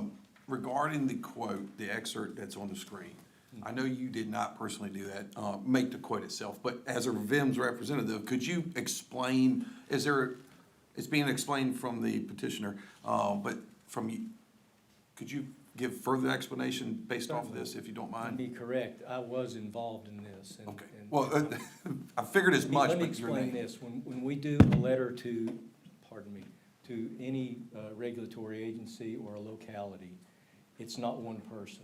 We have people with expertise that go into each of our things. For this, we have people in our fisheries programs and our Office of Research and Advisory Services. I won't go into how we do these, but many eyes see this and say, is that worded correctly? Is this thought here? Is this thought there? Should we include this, or is this saying too much? A lot of iteration goes into everything that we provide to the state for our comments on these. And this wording was, I can remember it, was carefully chosen, because it's put into context comparatively to other species that we have data on, that we can really more tightly provide science that goes into a more tight management program and a management structure. So that's what that is. This is a very, like I said before, there's a lot of dots to connect out in Chesapeake Bay, and those that are coming from many angles. It's a complex question on this. And to get to the question of what is the biomass of a certain species in Chesapeake Bay needed by many other species and various levels of a food web, that's hard to answer quickly. But so where we're starting with menhaden versus other species, comparatively, we're way behind the curve on this. So that was how woefully inadequate term came about. Does that? It does, yeah, clarify that does a little bit, yes, sir. that? Okay. I do have a follow-up question, if I will. Go ahead, Mr. All right. So to address, I'm a law-abiding citizen myself, and I hope everyone on this side of the table is for sure, and everyone here. And so law-abiding citizen means I don't like being quoted that I'm outside of the law, or I'm not following the law. And for sure as a commission, and I just want to make sure, are we being, by direction, which I know this answer, we receive our advising, our research. You guys are our hub for making us smart within an agency, and especially us as board members. Are you not doing that for the Menhaden? Well, first, thank you for that, saying that. So I think I've been misunderstood, if that is an accurate statement, so. We are doing all we can. We're doing the best we can with what we have. Yes, sir. We're not sitting around bored wishing we had something to work on. I hate to put it in that context, but we can't absorb that type of a study just with the funds we have from that. I don't want to get into the business model of VIMS in the state and everything from that, because everybody's working on many questions that people need answers to, that you need for your decisions and management and others also. Let me give you some context on this. We were formed in 1940 to answer these specific questions for Virginia, to put science into development of fisheries and actually environmental protection also. It was our very first assignment from the Virginia General Assembly happened in 1968. And that was a resolution that said Virginia Institute of Marine Science will study the effects of the menhaden fishery on the sports fishing industry. So this is not a new question, it's not a new subject. We've been at this for a very long time, but it takes a lot of work, it takes a lot of focus, and your questions have been asked today, how would we do it without cooperation of the industry? And that would be very difficult to answer these large questions without that element of our study. Any other questions for Mr. Burnett? Thank you. Thank you, Lyle.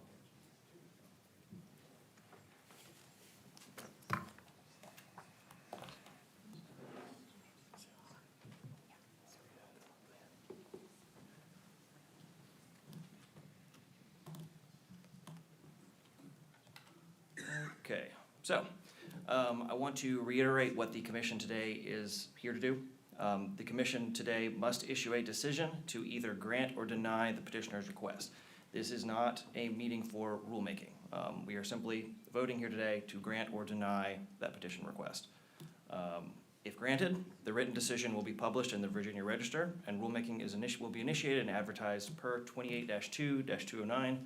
The proposed and developed regulation would come before the commission between October to December for decision and action. If denied, a written decision will be published in the Virginia Register. So to recap, I want to leave this up during the deliberation process. These are the two requests as outlined in the petition for your consideration. One, to adopt a temporary moratorium on purse seine reduction fishing within the Chesapeake Bay and initiating rulemaking to amend Chapter 4 VAC 20-1270, and to maintain that moratorium until VMRC has affirmatively demonstrated on the administrative record compliance with all applicable statutory and public trust obligations. And at that point, I'm happy to take any questions that the commission may have for me. I think that's it. Okay. Thank you, sir. All right, this matter now resides with the board. I want to thank the public for the discourse, for those who spoke for or against, and all the other comments provided today. But this now matter resides solely with the board itself. So I look to my members. Comments? I don't have any more comments, sir, but when it comes time to make a motion, I would like to make a motion. I will entertain a motion as well at the right time. Just make sure. Anyone have any comments? Mr. Hand. I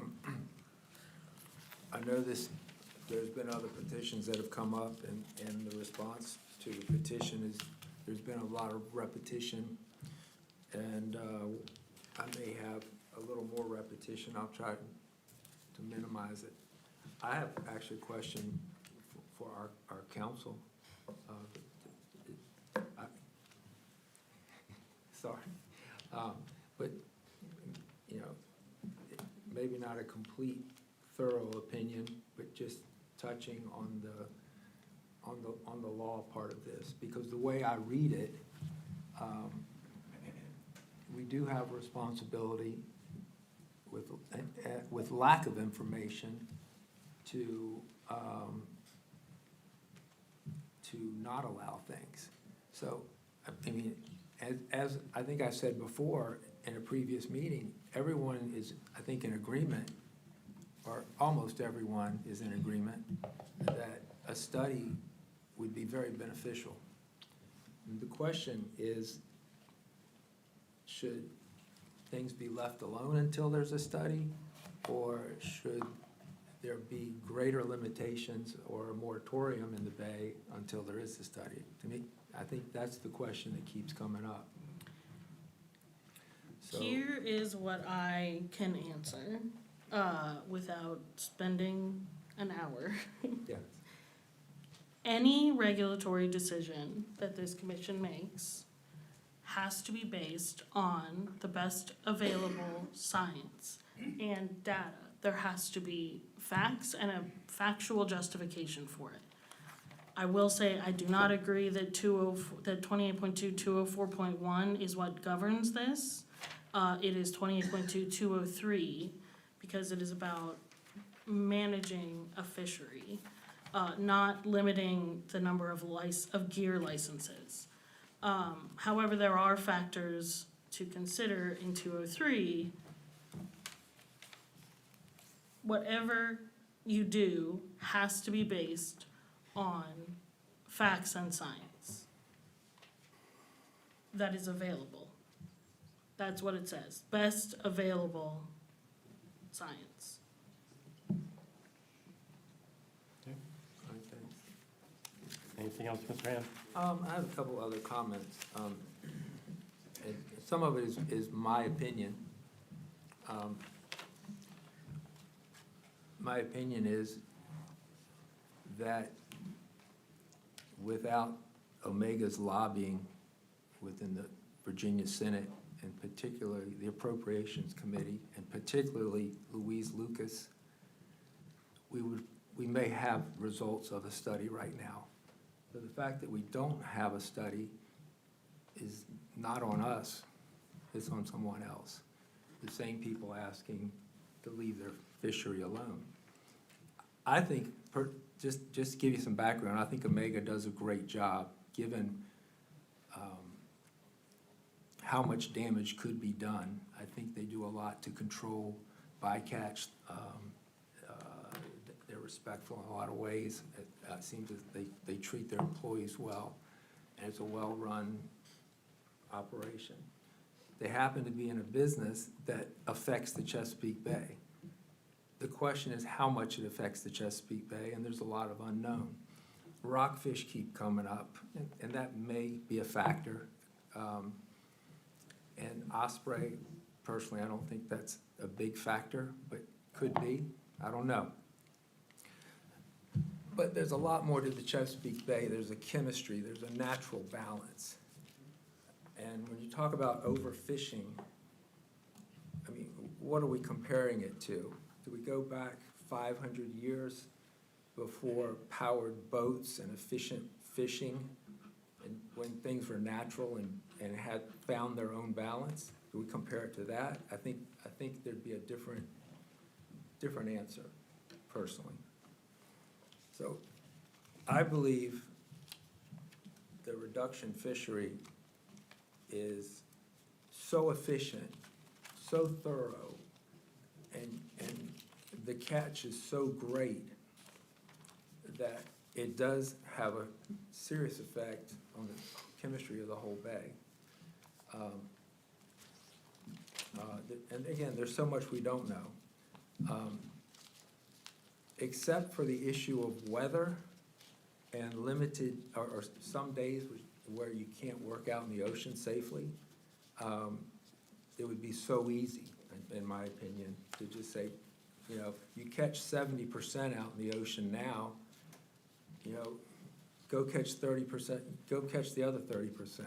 And what we'd be doing is limiting their efficiency because they have to travel farther, and I'm sure it's more difficult. And even without weather, there's probably limited days. So we're not closing down Omega if we further restrict or create a temporary moratorium in the Chesapeake Bay. We are affecting the efficiency of the top 30%, okay? Yes, jobs are very important, but I think there could be other solutions. There's working different days of the week, changing seasons a little bit, allowing for them to reach their quota and for their employees to be paid well, while staying out of the bay for a little while. And I brought up at a previous meeting, maybe there's a happy medium. Maybe there could be, you know, a few days allowed in the bay just for those worst weather days or something like that.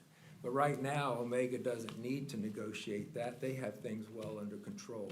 They have this board under control. They have the State House and the State Senate under control. But if there was a moratorium, in my opinion, they would be coming to us looking for a study or looking to negotiate something that works for everyone, that may benefit the Chesapeake Bay, may benefit recreational fishing. So that would be my hope. So, you know, my mind's made up. But I know there's two sides to this argument. Thank you.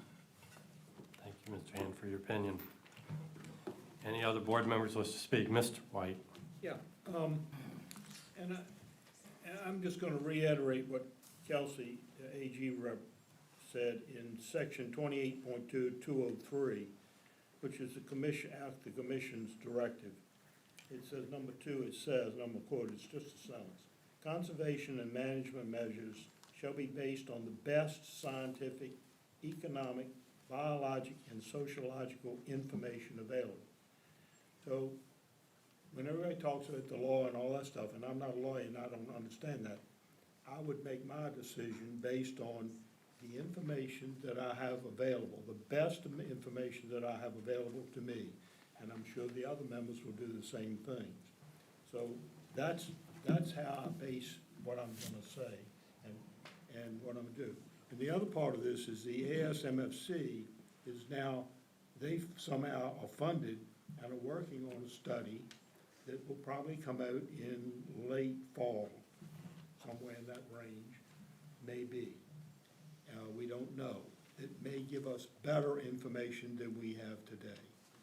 So I just wanted to throw that out there because it's easy. We do have the information. I know there's a lot of stuff that says we don't have the information, but we have the best information available to us today. Mr. Branson? Thank you, Commissioner. I can't abandon some of my logic earlier regarding the best available science. Past decisions have been based on that very principle of best available science at the federal level and the state level for a coastwide managed fishery. The petitioner states we need a bay quota or a bay abundance study, but the science doesn't fit their narrative, but it's what's brought us here today at the federal level and the state level with the regulations that we have. There is no available science that supports a moratorium. We've got a lot of anecdotal information and testimony here today, but I don't think, in my opinion, that that compares to the science that has led us up to where we are today with the regulations we have. Thanks, sir. Any other comments from the board? All right, Mr. Preston, I believe you wanted to offer a motion. Yes, I would, sir. I'd like to make a motion to deny the petition based off the most available science, data, all of the above that has been presented to us today. Let me just make the record.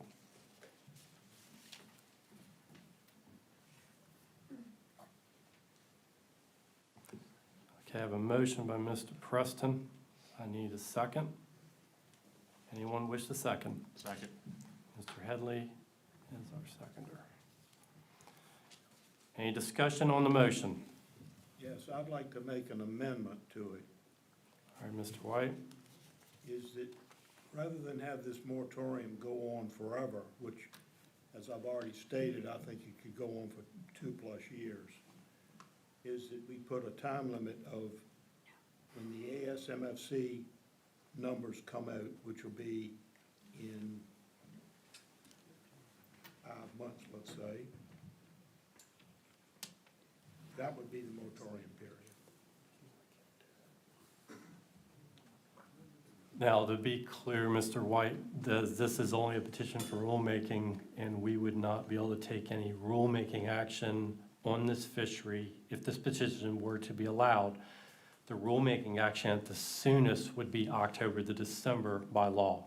We would not be able to do anything today or next month or the following month as far as rulemaking on Menhaden because the law doesn't allow for it.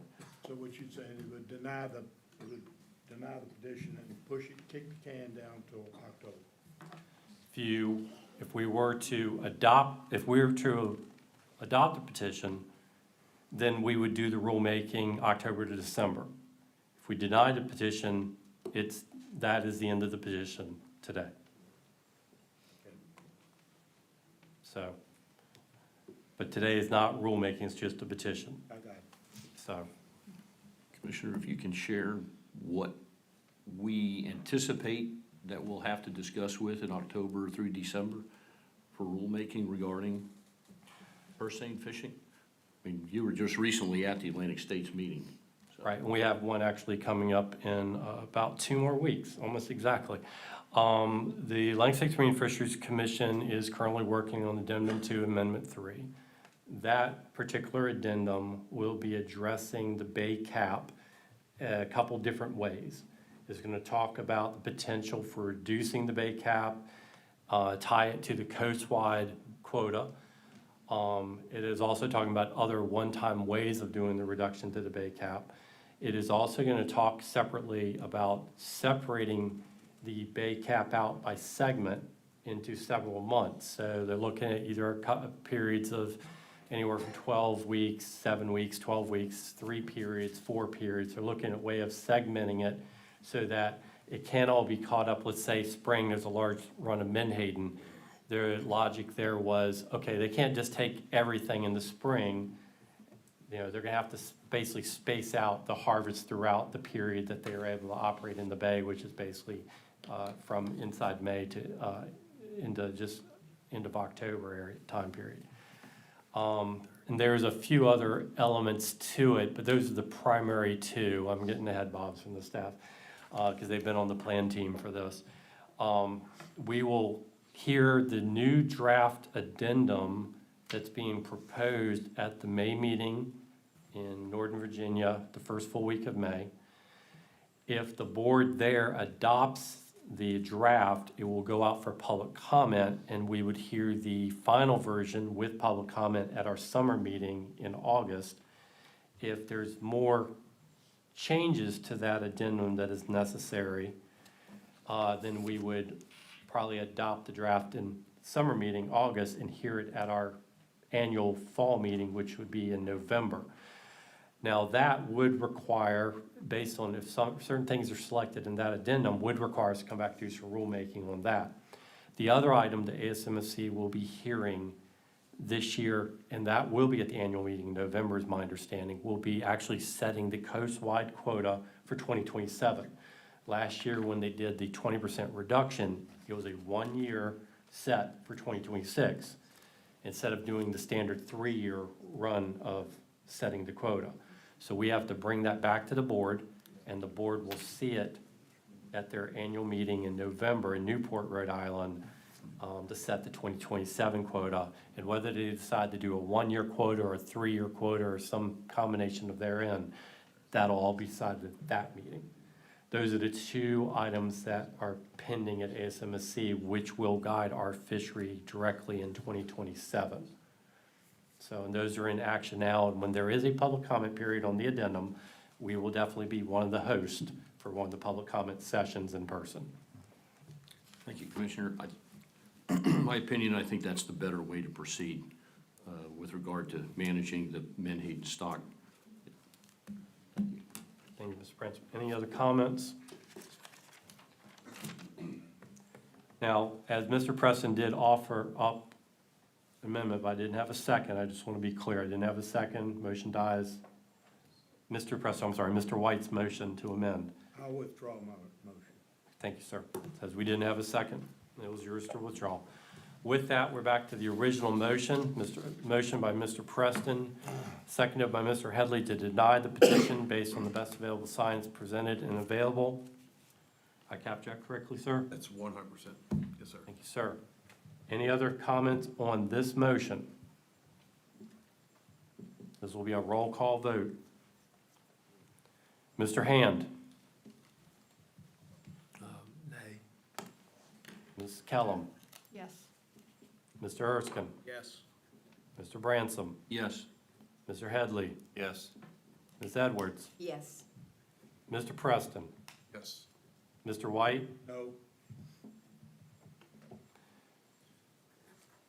Okay, that is a 6-2. Motion passes. The petition has been denied. The register will be updated to reflect the board's decision.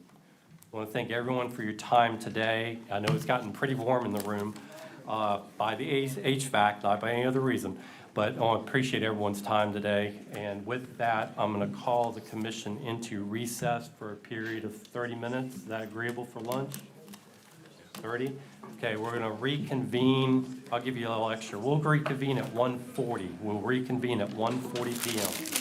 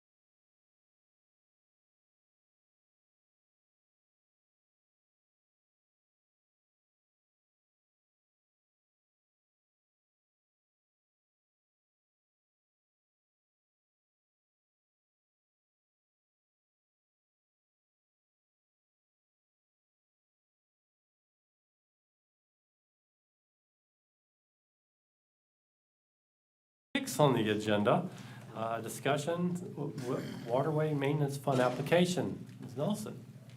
Good afternoon. Good afternoon. All right. This will be more brief. I have a feeling we hear a lot of those jabs today. Room seems a little less populated too, so. The Virginia Waterway Maintenance Grant Program was established by the General Assembly in 2018 and funded by the Waterway Maintenance Fund. Its purpose is to address a critical funding gap for maintaining the state's shallow draft channels. If you remember back in February, the Commission formally adopted our guidance document for staff use in February.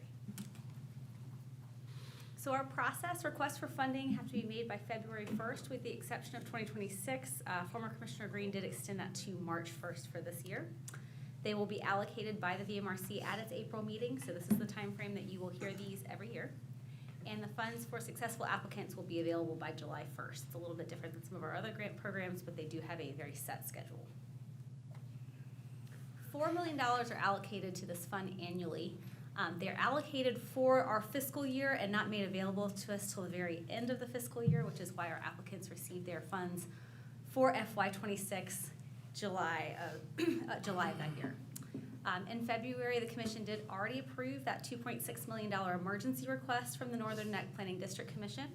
So after accounting for that, that's already been approved, plus the accumulated interest, $1,576,807 are available for new projects in FY26. The Commission received 2 applications for funding.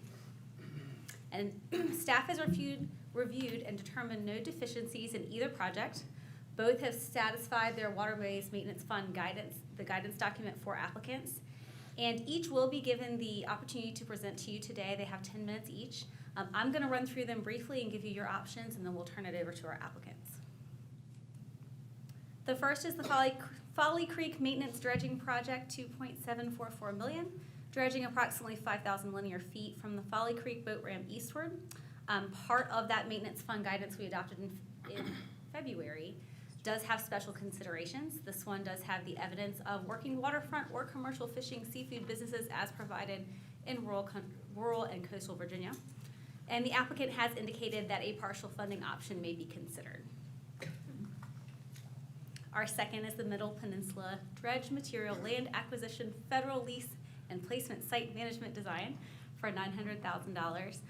The Middle Peninsula Chesapeake Bay Almost Planning Authority, which they'll describe that better, has requested funding for a planning project as part of a larger dredging initiative. They also qualify for that working waterfront seafood business special consideration. In addition, they also have a consideration that the political subdivision does provide a 3-to-1 match in that application. This applicant has also indicated that a partial funding option may be considered. So, unlike some of the other grant funds that I present to you, this one does not have a distinct funding board to advise you. In this case, you see the applications directly. So as a commission, this does require your action or vote today. So you have a few options. There are inefficient funds for fully funding both requests. So applications can be denied, they can be partially funded, and they can be fully funded if there are sufficient funds. Any funding decision by the commission, the same as we mentioned last time, is going to be contingent upon the project successfully securing all necessary permits. That's what we discussed a little bit in February, is that every one of these that we bring to you, we're going to put that caveat on it because they will be typically in some part of that habitat permitting process, and we want to make sure that that's very clear that's a separate process here. So you do have those options as you're listening to the applicants today.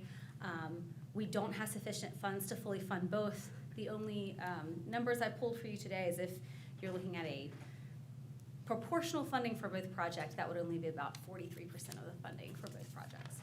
If you have any questions, feel free. Otherwise, I will hand it off to the applicants. Mr. Hudley. You said both of them, we have insufficient funds for fully funding both requests. How much, or what are the funds that are available at this point left? $1,576,804. Okay, thank you. And the remainder of that $4 million allocation is what Correct. we approved in February for the Northern Neck PDC, correct? Correct, Yes, and the math isn't 2.6. perfect because we do accrue interest, so there's a small amount of interest added to that. Okay. Anything that we don't spend here will carry over to the next fiscal year. Another Mr. question. Branson? Alicia, on the Middle Peninsula, you said there, I saw something briefly, said a 3-to-1 match. Yes. Is that $3 to ours? They're one from somewhere else or something? It's They're- $3 somewhere else to one being proposed here. Okay, all right. And the applicant gave you more details on Okay. that as well, I'm sure. That's good. Any other questions on these? On these funding, will we make sure that they can secure the other funding before we give them that money? That will be written into the, contract. the working agreement with them. Mr. Hand? The funds available, for what time period are they available? So the funds are available beginning July 1, and then beyond that, as far as contract extensions and length, is flexible. Yeah, like it would help me to know what's out there maybe in the pipeline to compare to. So every year, we expect $4 million into this fund. No, Um, but what other requests there may be in the same time period? That would be hard for us to know Yeah. because applications aren't due until February 1st. So we will expect projects applying for FY '27 to be due by February 1st of So the 1.5 is really just for these two projects, that there's not gonna be two more in Correct. 3 months or something? That is correct. So Okay. the way that this is designed is that by February 1st of each year, this year was a little different because of all the changeover, it was March 1st. But typically by February 1st of each year, we will have all of the applications that we expect to hear for that fiscal year. So we'll know all of the applications that are going to be vying for that $4 million. Okay, thanks. And I'll just make note for the benefit of the board, you know, this is our first year having inherited this program from the Virginia Port Authority. So we're still a little bit in a learning curve ourselves with this. We operate differently than the Port Authority's body does. So we probably will have a situations, once we get through this cycle, we'll probably have to circle back up, staff and I, and look at the guidance document and see what modification and improvements we can make to the process to help the board out for next year when this comes up. But this is our first year with it, so there's, you know, we've had some learning curve situations, and we're hoping to actually have a dedicated staff member for this program as well in the upcoming near future, finally. So we've been working on that as well. Any other questions, Ms. Nelson, before we go to the two presidents? All right, good. All right, Accomack Northampton first. How to present a PDF.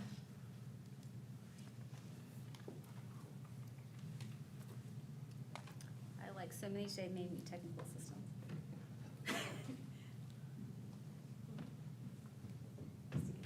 She's earned her keep today. She's getting no steps in the day.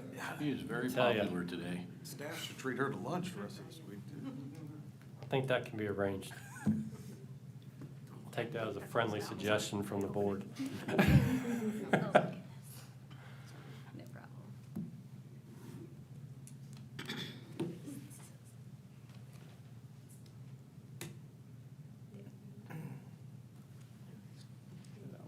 Thank you, Lisa. Good afternoon, sir.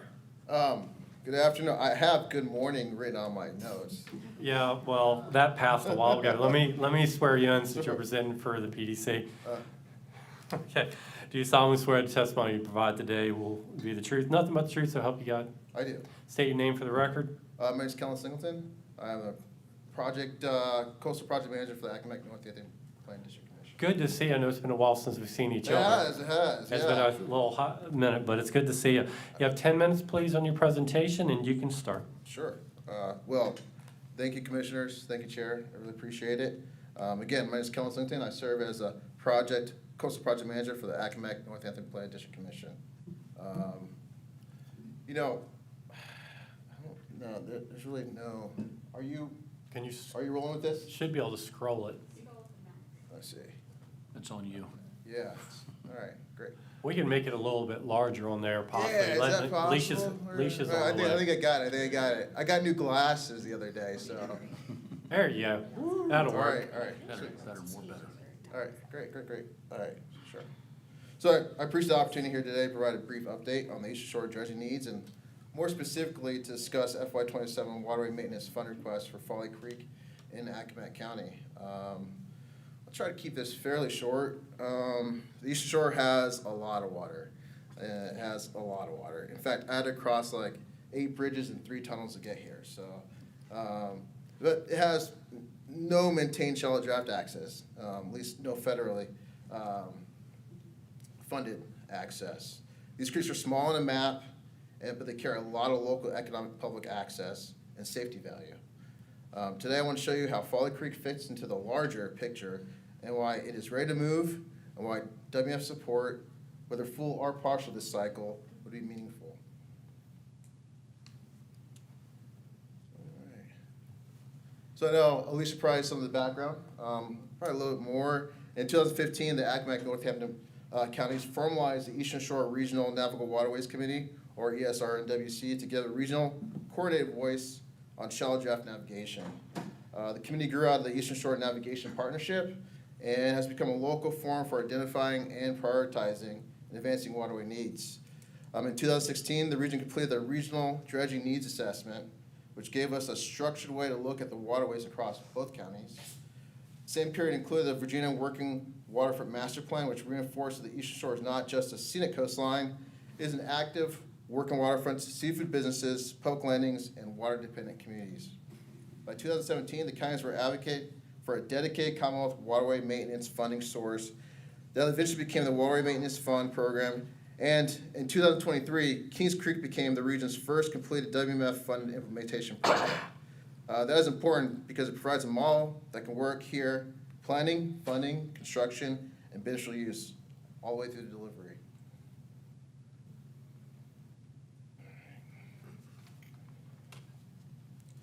The RDNA asked a set of practical questions. Is this a federal project? Is it connected to a waterway on the coast of Virginia? Are there aids in navigation? Is there enough infrastructure and public commercial use to justify funding assessment, further assessment? That kind of screening matters because the Eastern Shore has more than 100 named waterways, and we kind of have to be disciplined in our approach. Committee and staff use this framework to sort out where limited planning and implementation dollars go and will have the greatest public benefit. So Folly Creek checks all the boxes. It's a non-federal waterway. It serves public landing and it supports working water access. It has documented shoaling and there is no routine federal maintenance pathway waiting in the wings.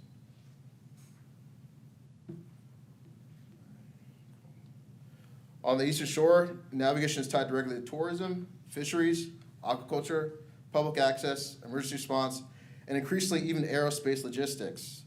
In 2024, visitor spending on the Eastern Shore reached about $261.6 million, supporting 1,869 jobs and generating $14 million in local tax revenue. That economy depends heavily on clean, safe, usable coastal access. On the seafood side, 2021 commercial seafood landings on the Eastern Shore totaled $79 million. That includes the dominant share of Virginia's hard clam production and major blue crab, oyster, and fisheries economy.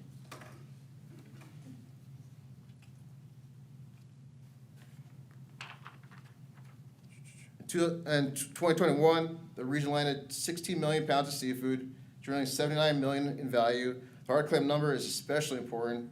These shore landings represent essentially all of Virginia's clam harvest value, around $57.68 million.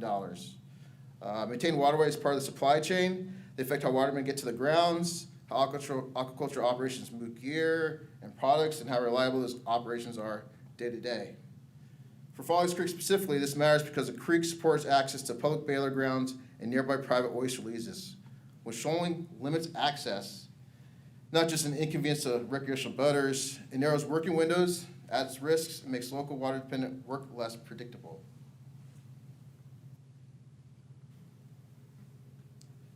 Tourism is another major piece of the story. In 2024, figures are strong. 261.6 million in visitor spending on the Eastern Shore, with Accomack County about 192.2 million and Northampton 69.5 million. That visitor economy depends on the same coastal assets that local residents and working waterfronts users depend on: boat ramps, creeks, bays, marshes, bare islands, and access to water. For Folly Creek, the connection is straightforward. It's a public landing and recreational access point. People use it to launch, fish, kayak, and reach nearby seaside waters. If access becomes time limited or unreliable, the public investment in that landing does not deliver its full value.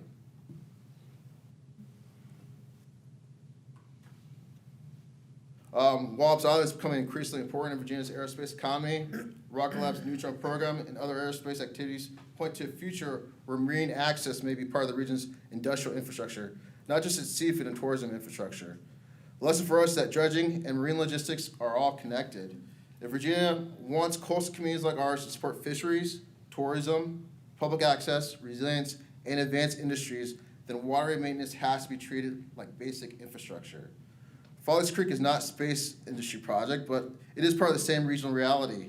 Access to water is infrastructure, and shallow draft maintenance is how rural coastal Virginia keeps that infrastructure usable.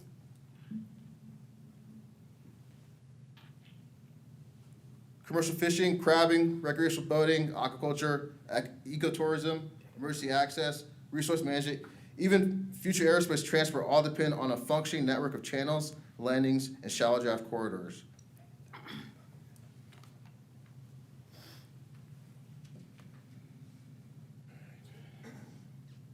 So our FY27 work waterfront priorities include a couple of projects. Our current project we're working on is Nassawas Creek. Shoaling remains a huge issue there. It's important because commercial and recreational access, safe harbor function, and the opportunity to pair dredge material with Tangier Island resilience. Dredge material management remains a broader regional priority because the Eastern Shore needs better long-term placement solutions, not just project-by-project scrambling. Folly Creek is the focus of today. It supports commercial access to public baler grounds, nearby oyster release activity, recreational use, and one of Accomack County's most heavily used public landings. It also protects prior public investment at Follies Creek's landing. Kings Creek is worth highlighting because it shows what success looks like, right? Kings Creek Phase 2 projects begin dredging and beneficial use placement in September 2023.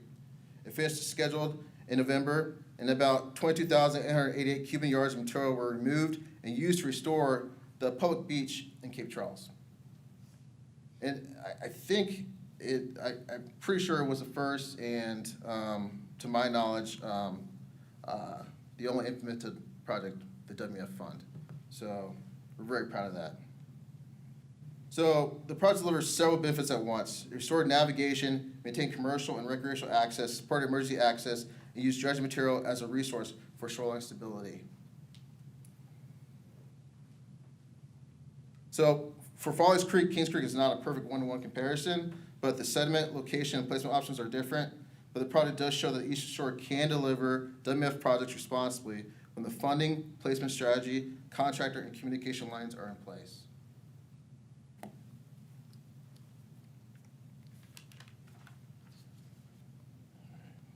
So, Follies Creek is a non-federal state waterway. It serves a heavily used public landing nearby oyster grounds, shallow draft access towards Wetumpka Bay and inlet waters.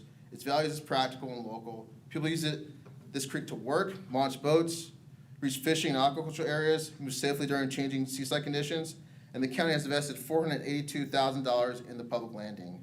The proposed project restores functional channel with a -6-foot design depth and 60-foot bottom width. The reason Follies Creek rose to the top is pretty straightforward. Shoaling is visible and already being felt. The creek supports access to public baler grounds and oyster leases. And there is no routine federal maintenance path for this corridor. If the Commonwealth does not help maintain it through WMF, there's no other obvious program sitting behind it.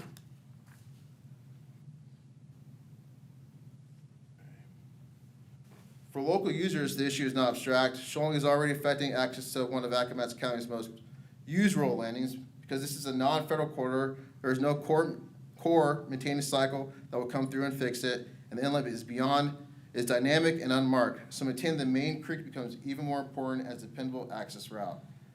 The working water context is key. Local watermen and women use Folly Creek to reach public baler grounds and private oyster leases that ties navigation directly to the working waterfront economy. So you need to start wrapping it up. Okay, sure. So the proposed dredge is roughly 5,000 linear feet, 60-foot bottom width, -6 mean low water depth, and approximately 200,000 cubic yards. We're asking for $2.744 million in Phase 1B. How much time do I have? You're out of time, actually. Oh, no. Ugh. 10 minutes goes fast. It does. Okay. Well, long story short, we'll take whatever we get. And, I love the honesty. Stay right there. There may be Okay, questions. okay. There may be questions. Don't run off just yet. Any members of the board like to ask a question on this project? Mr. Hand?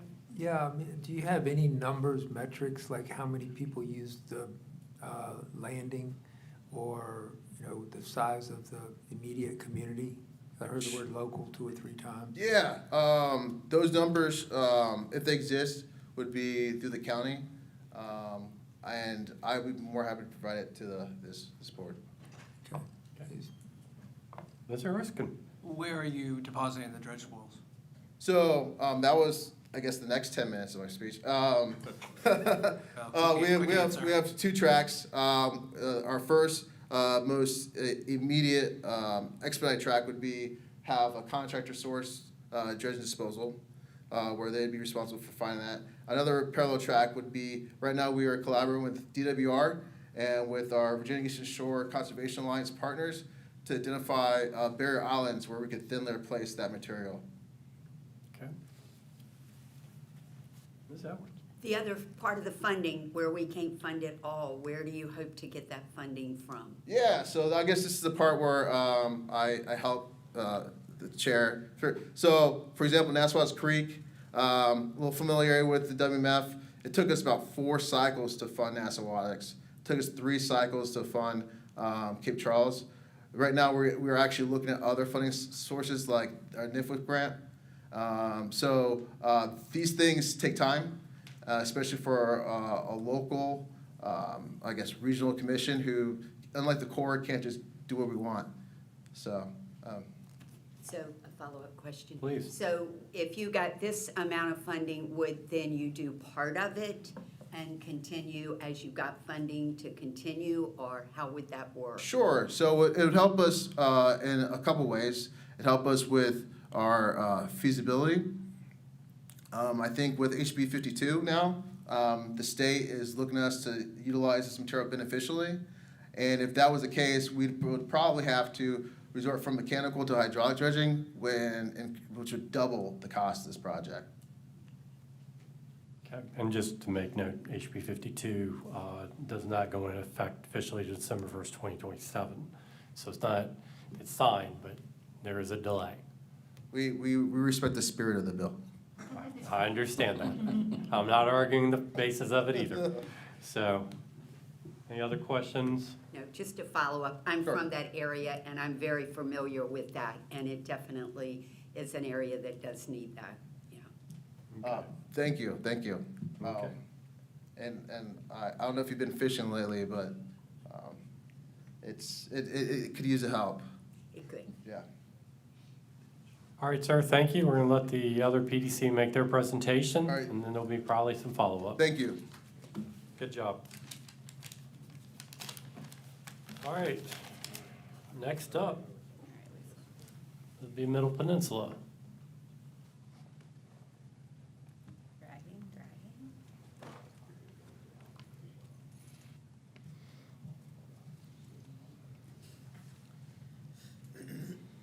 You?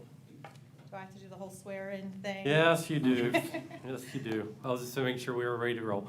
Do you solemnly swear testimony you will provide today will be the truth, nothing but the truth, so help you God? Do. State your name for the record, please. Sure. My name is Mindy Strevig. I am a contracted project manager for the Middle Peninsula Planning District Commission, and I do a lot of work to support the nice acronym that we didn't spell out on the screen for you, the Middle Peninsula Chesapeake Bay Public Access Authority. You have 10 minutes for your presentation. Sounds good. Am I 2 or 3? All right. So a little background on the PAA, which is what I'm going to say because otherwise it's alphabet soup. It's a political subdivision of the Commonwealth with single purpose to be the governmental entity focused on public access in general. Dredging in particular falls under public access. It is access of our waterways and not necessarily to the waterways where a lot of these PAAs are playing. The General Assembly specifically addressed dredging within that concern and assigned the PAA with that task of managing those waterways. We're fortunate that we can work with our sister agency, the PDC, to execute those projects as needed. So as you heard Kellen just say, we are all struggling with this need to dredge, particularly in our rural areas. Our working waterfronts rely on water depth to be able to maintain their livelihoods. But we run into funding challenges, and the other thing we run into is where does this material go? And I think someone asked that earlier, is what do you plan to put that material? As an entity, we've been very active in trying to explore beneficial use, whether that's some kind of marsh restoration, living shoreline work, or any other type of creative uses, whether it's manufactured products or agricultural uses where the science makes sense. But at the end of the day, we have, as Middle Peninsula would like to say, 120 problems of where are we going to put this material. And we have a new wrinkle that we've discovered more recently when it comes to the federal channels. So we have a combination of the federally designated channels, non-federal channels, and the remaining unmarked channels. So what that means is we have a number of waterways that are eligible for federal funding, and then we have others that are used by the working waterfronts that support aids to navigation because of the depths that they utilize. And in some cases, we have to pull those aids to navigation because we do not have adequate water depth to justify its use according to the Coast Guard. So then we run into these remaining unmarked channels. That does not mean they're not being utilized by working waterfronts or want to be utilized by those working waterfronts. So we have to figure out how we strike that balance of managing all of these projects. And the other important nuance I want to hit here is just because it's federally designated does not necessarily mean it gets federal funding. Sometimes we do get federal authorization for the dredging itself, and then it gets into an interesting debacle of where do we put the material, how do we work as the non-federal sponsor, whether that's us as an entity or the counties individually to help figure out how we're going to execute the project. So we have a couple of projects that are underway, some planning level, some that are actually in design implementation from a dredging waterway specifically. And in that process, there's one in particular that's federally funded. We have received a clarification that has been a game changer for us. The district has indicated that any material when dredged, if it's placed in an upland environment, I guess it applies actually in water as well, that beyond October 1st, 2040, it must be owned in fee simple by a public entity. That's different than what it's been historically. And in many cases, they're trying to push that sooner ahead of that 2040. And as Kellen alluded to, these projects take a long time to plan out and make sure we've got the right assets in place to support the infrastructure. So what happened historically, if there was federal projects and they were going to place on a beach, they could have an easement on private property, for example, to have a place within that footprint. And the same applied for upland placement strategies. But this ownership of fee simple changes the game in that now the public entity must own that placement location. So we're starting to look at a different strategy of how do we manage this material. We want to work within beneficial use constraints, of course, but we also want to figure out how do we dredge the channels when beneficial use isn't an option or it isn't an option for the entire channel. So our challenge is with our 120 shallow draft channels within the region, 46% of them, which is 55 of our channels, are currently considered restricted or semi-restricted according to their uses. And then we have 39 that are completely shoaled in to the point where they really aren't usable. Some of the watermen are finding ways to draft through, and it's not in their best interest and it's risking their livelihoods. So we have a number of studies that have been underway where we've been trying to work either within the federal channels or looking at the non-federal channels to figure out how we're going to maintain this infrastructure as a whole. So the PAA was able to work successfully previously to get some money allocated for a municipal dredging program to look at these things in a more regional way to support the counties as a whole and these local municipalities rather than having to look at each waterway and each project on a case-by-case basis. So what you're looking at here is our 17 federal channels that have been authorized, some of which are underway. But at the end of the day, within those channels and our non-federal, our commercial watermen and our recreational boaters are not necessarily able to access their waterways any longer. And I'm not going to harp on that too much. I think you all live on the water. You can see how things are moving in. But we run the risk of impacting the local economy, and we're already seeing that in real time, that when watermen can't access their waterway access, we lose that working waterfront, or they move to a different region. And then we also lose our tax base in that situation because now our property taxes and our property value are dropping. So this is one of the projects that we actually received partial waterway maintenance funds for previously. We were able to secure CFPF funds, community flood preparedness funds to support. It was a shallow draft channel that was federally authorized but was not federally funded, but became a high priority in our regional assessment that needed to be dredged. And so we were able to get waterway maintenance funds for the channel itself, and then CFPF funds to do a living shoreline restoration at the mouth of the creek, which was the most critical pipeline of where that material was coming through. In that process, we had to go through a very lengthy assessment of different placement strategies, because that is the most challenging part of dredging these days, is where are we gonna put this material based on its material composition. In some cases, it's analytical, but we don't run into any kind of major contamination issues. We run into the fact that we don't have sand everywhere, which is a little bit more straightforward. We have lots of silts and clays and the fine grained material that's coming out of our marshes and our headwater systems.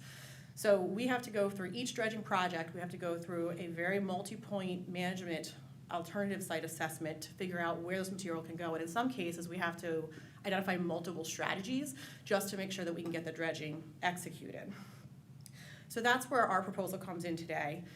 Because we've got some ongoing initiatives for beneficial use, and it's a little more complicated than I would argue in rocket science, I heard someone say the other day, because it's got so many components to it and a lot of economic driver to it. So what we want to do is create this multifaceted approach that has a regional dredge material management strategy. We want to do a better inventory of the existing upland placement sites in particular, their ownership, when their leases expire, and what their remaining capacity would be, and then understand and establish this federal compliance and risk matrix to understand that if we do manage to get federal funding for these creeks, can we place that material in the previous place location, whether it was upland? In most cases, it wasn't considered beneficial use, but how do we determine if the feds are going to be on board with allowing us to place material in that upland location? We have a good idea of that. We've got a lot of science from VIMS already that helps support a lot of this information. We have some desktop work that we have to do with each of our jurisdictions and counties to gather that information collectively. And that would be our first phase, just kind of inventorying, understanding what we're working within. The second set then is working on a site selection strategy. Our goal would be to try to identify placement locations that are in the best interest of the community and serve the most waterways possible. But we're gonna have to consider trucking, for example, if we're going all upland. Can we pump the material there by pipes? Or do we have to truck it there over community roadways, which of course now we have community considerations we have to look at as well, because most people don't want dump trucks running around their roadways. So our goal is to try to find areas that make sense, that either can be currently publicly owned or potentially publicly acquired if it makes sense and there's a strategy to do so without negatively impacting the community. And then of course it's also to integrate beneficial use. We can use this site selection and the criteria we've developed to understand which waterways need an upland placement site, which one have multiple options for beneficial use that we think are viable and likely to move forward so we can actually get this dredging done. And then, of course, the third phase is actually engineering one of those locations, ideally, is to get enough information to put it in place. So what we're seeing here, I'm gonna back up for just a moment to Aberdeen Creek. We wind up with channels that need to be dredged of a particular volume. That one, for example, is running around 59,000 cubic yards. But really, the mouth of that creek is the most critical part of it, and it's got sand in it. But that sand is also mixed in with the fine grained silts and clays, which are much more difficult to manage. So we have to identify placement strategies where we're gonna take that in the upland location. The other thing we're looking at is not going as deep. We're working with the watermen to figure out exactly what they need depth-wise to try and minimize how much material we have to move around. That would be then part of this regional strategy for all of the different waterways. All right. So our proposal and what we're looking at, I didn't put the numbers up here because others have done that for us already, and I greatly appreciate that. We are looking at a planning level effort at this point. We're requesting $900,000 to do the preliminary planning, inventory assessment, and actually advance into engineering and design for a placement site. We have multiple dredging projects, either that we are spearheading or that the feds are spearheading within the region, that are stuck because we can't figure out what to do with the material or where to place it. And we have a number of them right now that are looking at beneficial use, but we recognize are probably going to have a complementary upland strategy that's not just filling in mining sites or taking it to a landfill and throwing away that resource. So the goal would be to create these types of regional dredge material management initiatives that allow flexibility as we prioritize how we're going to manage our channels, with the goal of maintaining them so that we can keep our economic development and our working waterfronts functional and thriving within this region. Okay, How'd I do? good. Am I good? You're just over, you're fine. All right. You two are on the sorry island. Okay, thank you very much. Don't go anywhere. Questions from the board? Mr. Erskine? Just a quick question. So it sounds like this is developing a strategy for those dredge faults. You're not actually requesting the money for dredging. So the third phase is so it's not for dredging, it's actually for the placement with the dredge material. We've been able to secure funding for certain channels. We're working to also get federal allocation to a number of our channels. But even if the dredging gets funding, if we don't have an identified placement strategy and where it can go, then the dredging project can't move forward. So correct, it is planning, but we do have engineering in our third phase. The intention is to do site assessment for whichever site makes sense to help facilitate the most dredging projects. So that 900,000 is partially driven by that third phase that is, geotech and survey and traditional engineering things. Thank you. Any other questions? Okay, thank you. Maybe calling you back up. Is anyone in the public wish to make comment on either of these projects? Not seeing anything. Okay, this resides back at the board. Two good proposals from both PDCs, and we appreciate that. They're very thorough and long, but this is the meeting for that, so thank you very much. But they are very thorough, and we appreciate it. Since this resides at the board, we can tackle this a lot of different ways. I mean, obviously, funding one over another could take up the entire amount that's left available, the 1.5 million plus. We could make a decision to split fund, which may not be ideal in some situations, but then again, we're being fair.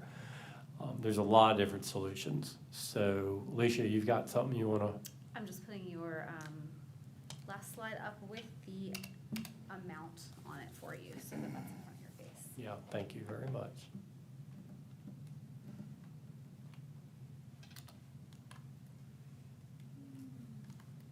Sir.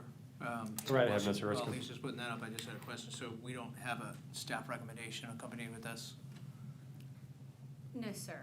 This, as written, as our current guidance is written, this is with the commission at this stage. We don't have a separate advisory board that would come to you, make recommendations that I would then bring to you. Okay, thank you.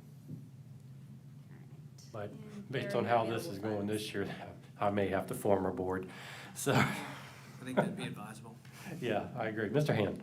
Yeah, I mean, I, for one, I feel like I'm in the dark. I mean, I don't like to make decisions unless I feel somewhat informed. So, the first proposal is an idea, and I don't have numbers, metrics on the benefit. I hear it's needed and there is some benefit, but it's nice to know how many people it can benefit and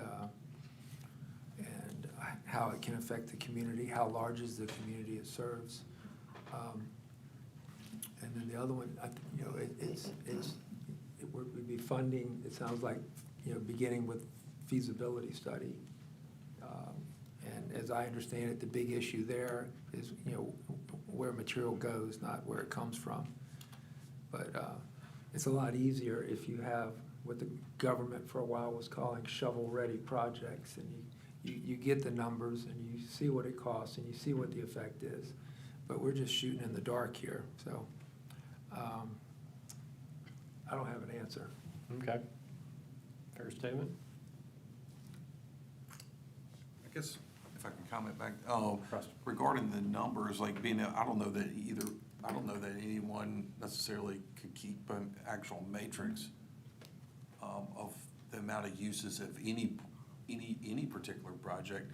I mean, I know one gentleman recommended he could go back and talk to some county officials, but I don't know that any particular county's tracking the usage on one particular, nobody's paying tolls for waterways in Virginia. I guess, nobody's keeping records of particular uses of ramps, et cetera. So I think any and all applicants that come in here would not be able to probably clearly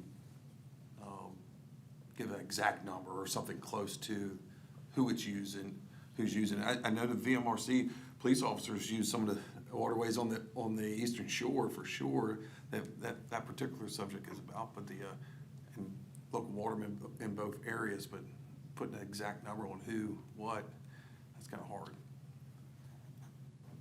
I would have to assume, right? I mean, I think that's what we're all doing, is assuming, to your point, Mr. Hand, too, right? That is a huge waterway, that ramp that is used there to the barrier islands and to the Wachapreague out to Metomkin. It's also used for the old Coast Guard station, historical out there.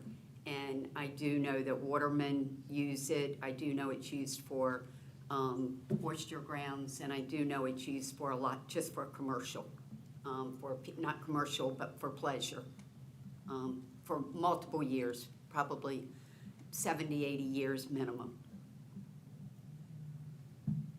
Brent? Alicia, are any of these projects in process? Are they all in planning?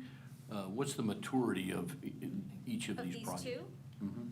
So I think both applicants mentioned there are a history with both planning district commissions of receiving funds and different projects from this funding source. But like Mr. Commissioner mentioned before, this is our first cycle, so to speak, with this funding source. So they both have a number of different ongoing grants with this grant program. I know our Eastern Shore representative noted their past project that is completed at this point. But both of them have portions of a dredging initiative project. There's actually one that's was jointly applied for in the past that's still underway. So we are still responsible for sort of the ongoing maintenance of that grant, but we didn't do the application process. So we only have one right now that I'm aware of, and that one is the one on the Eastern Shore that has been started and completed from these localities from this funding source. No, I'm still confused. Oh, You know, sorry. it's like, what?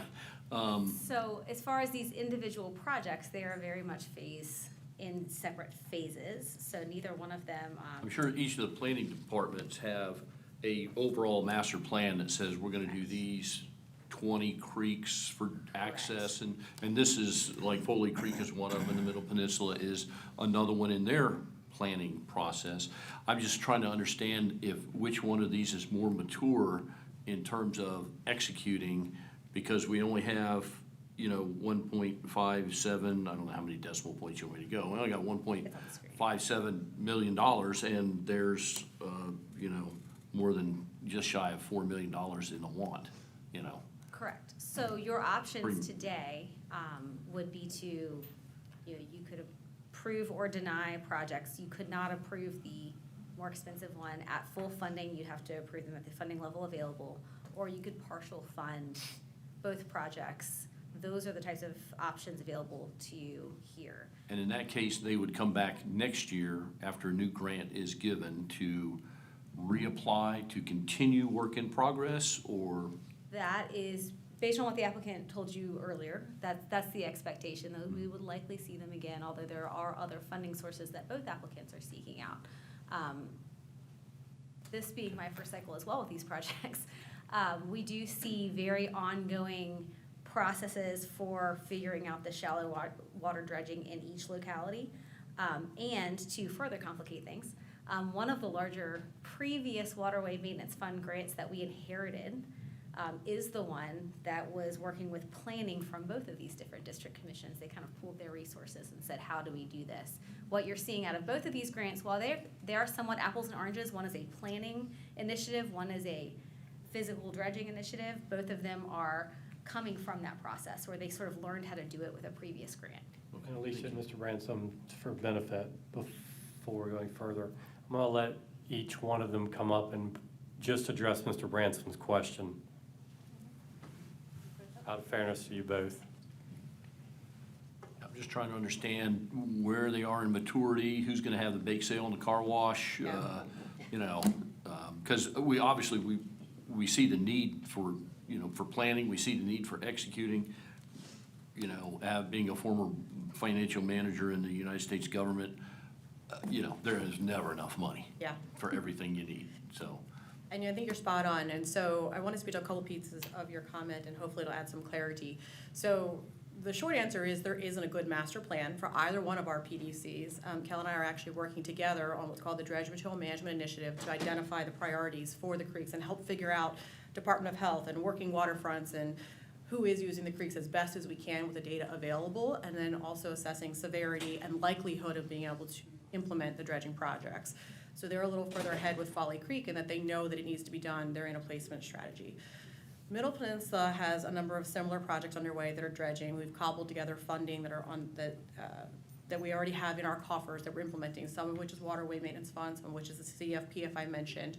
For our project, while it is a planning considered project, there is federal money allocated to a number of our creeks now that we know we need to also do the landside acquisition piece.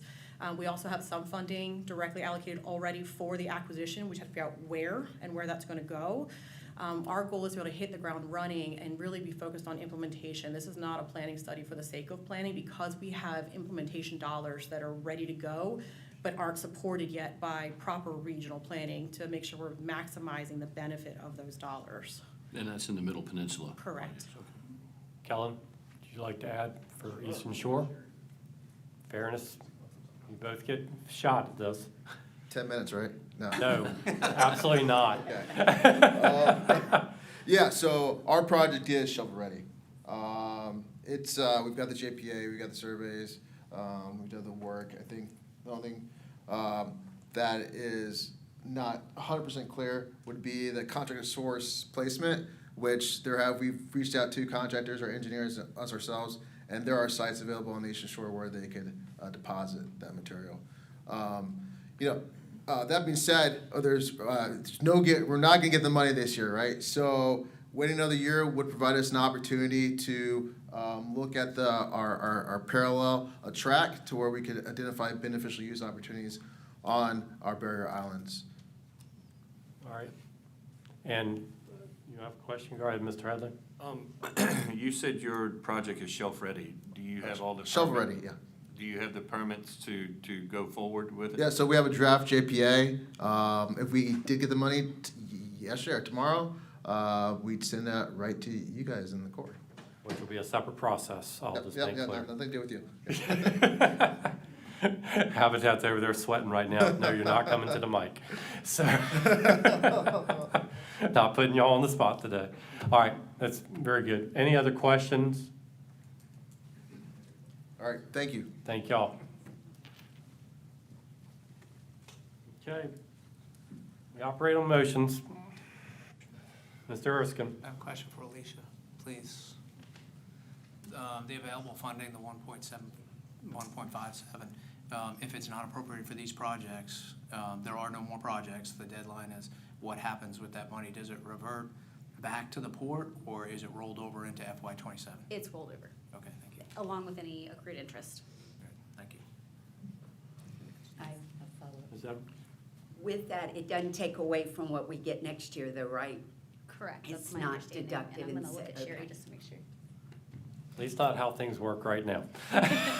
Yes, our understanding and the way we've observed from the Port You'll Authority's get process. this Yeah. plus that. It's been continual program's been going on Yes, for because this is a bigger 5 or project 6 for- years now. Yeah, this is a bigger project for Sherry because we also inherited all the old grants, so they're sort of ongoing, working through those as well. The money I'm showing you today is what we can apportion for new grants for this fiscal year. Right. Good question. Any other questions? Anybody? Is it now board discussion? Board, yeah, it's y'all's discussion. What would y'all like to do? Let's not get to the point where I'm saying good evening. Go ahead, Mr. Hand. I'm still struggling with both projects. One, we'd be funding quite a bit of money for what I see as a feasibility study that may go nowhere. And with the other one, I would argue, I don't see how it can be a shovel-ready project or how you can have an approved JPA without knowing where your spoils are going. I don't, and, It's a draft JPA, it's not approved. yeah, so I would argue it's nowhere near shovel-ready, because that's a big factor. I'm thinking we're gonna see better projects that are more definitive, where we know where the funds are going in the future. So I will make note that any funding that we do here, if it does require a permit, part of the contract is we don't allocate till they have the permit. So we just don't turn the money over until, if they need a permit, they're gonna have to get that permit before we're gonna turn that check over. Yeah, I guess in the case of the feasibility study, that doesn't apply, but. It doesn't apply on that one, but it would on the one that's being noted as shovel-ready, yes. Understand? If I may, there's also an MOU required for any of these grants, so after we receive any kind of approval on any of these, including the one from February, the next step is establishing an MOU between us and the applicant. So those are where those individual details are laid out. That's part of quarterly reports to us with receipts and all of those types of things are also laid out in this process. That's after the approval process, before they receive the funds. There needs to be an MOU between the agencies. Okay, thanks.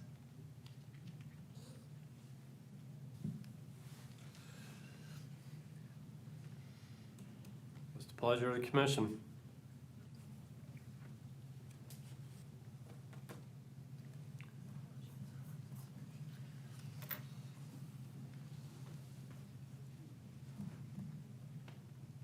I don't mind writing a check or at least initiating towards that effort, Okay. by any means. As I quote this, you help me out with it, okay?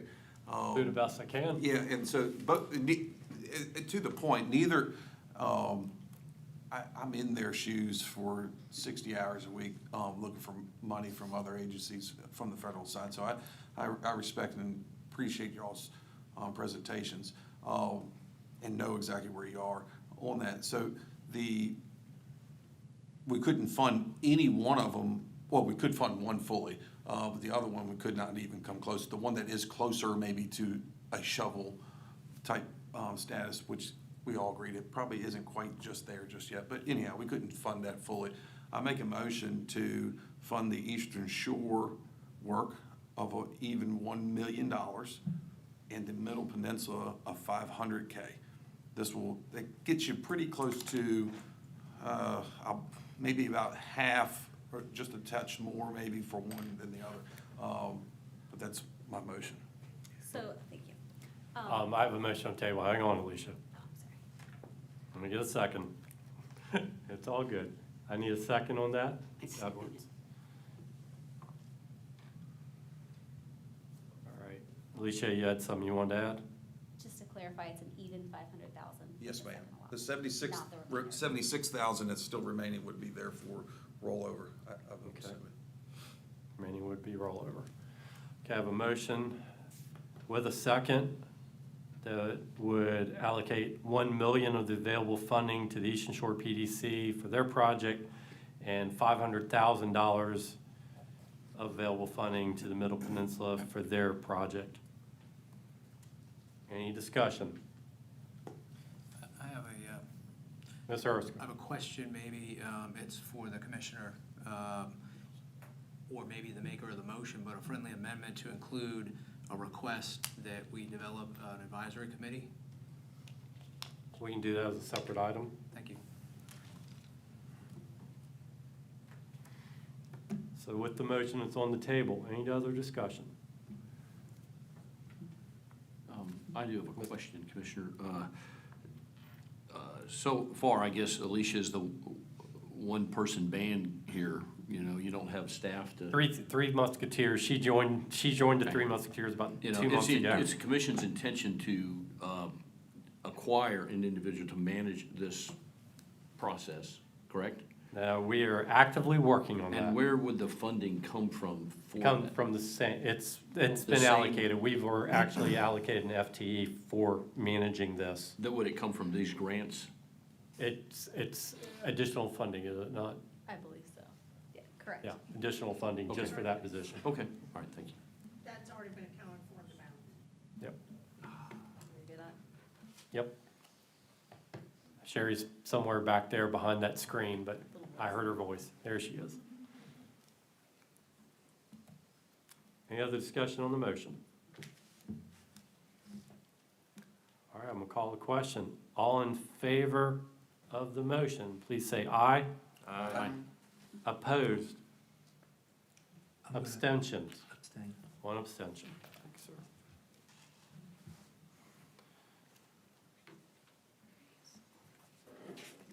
The ayes have it.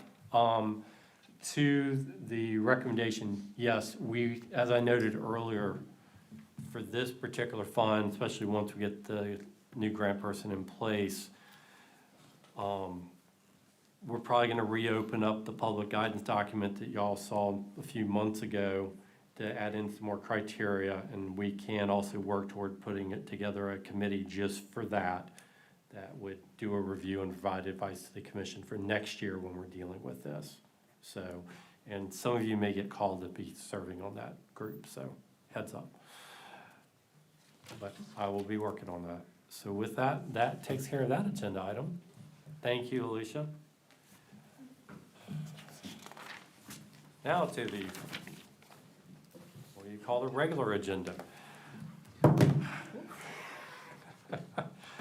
Item 7. Chief Worrell. Good afternoon, members of the commission. Hopefully this will be quick and easy. We only have 2 page 2 items for you today. The first page 2 item is on the agenda because of its cost. It exceeds $1 million for the impacts to state-owned submerged lands. The second project, you'll be acting as the Wetlands Board for Prince George County. And I'll read both into the record. The first one's 2A, Skanska USA is requesting authorization to install and backfill a 228 linear foot steel bulkhead, maximum of 2 feet channelward of the existing structure, to replace 5 existing mooring dolphins, and to mechanically dredge up to 84 cubic yards of state-owned submerged lands to maximum depths of -7 feet mean low water from the southern branch of the Elizabeth River, adjacent to their facility at 123 Sampson Creek Road in the city of Chesapeake. The dredge material will be offloaded on-site and transported to the Dominion Recycling Center. Staff is recommending approval, including a royalty of $2,280 for the filling of 456 square feet of state-owned submerged lands at a rate of $5 per square foot. An additional royalty of $50.40 for the dredging of 84 cubic yards of submerged material at a rate of 60 cents per cubic yard. And a final royalty of $69,862 for the encroachment of 34,931 square feet of state-owned submerged lands at a rate of $2 per square foot. Item 2B, Upper Brandon Farm LLC is requesting authorization to construct an 8-foot by 307-foot multi-user open pile pier and to construct 610 linear feet of living shoreline consisting of 3 25-foot wide riprap breakwaters, a 215-foot long backshore riprap revetment, including sand nourishment and wetlands plantings, and channelward extensions of an existing pond overflow pipe and an existing dry hydrant intake pipe. And this is all adjacent to 1802 Upper Brandon Road, situated along the James River in Prince George County. And we are available to answer any questions if you have any. Any questions for Deputy Chief Worrell? Seeing none. Anybody in this public wishing to speak in support or opposition of these 2 page 2 items? Seeing none. Matters Make before a the board. motion to approve page 2 items. Second. Mr. Preston, a second. No, No, I'll Headley. let Mr. Headley have that one. I like this. It was a cacophony of sound up here all of a sudden. All right, all in favor say aye. Aye. Opposed? Ayes have it. No abstentions, I assume. All right. Good. Agenda item number 8, Robbins Maritime. Who's got this? Hey, Hey, good afternoon. good to see you, Ms. Gorman. So take us through it.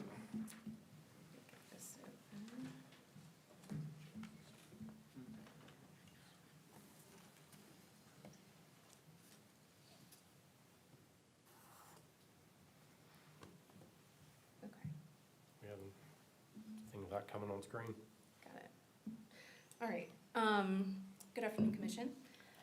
Today you'll be hearing an application or proposal from Robbins Maritime requesting authorization to construct and backfill 66 linear feet of steel bulkhead, a maximum of 10 feet channelward of the existing structure, and to install 13 mooring dolphins adjacent to their property on Pearl Street, situated along the Elizabeth River in the city of Norfolk. So here's an aerial view of the site at the confluence of the southern and eastern branches of the Elizabeth.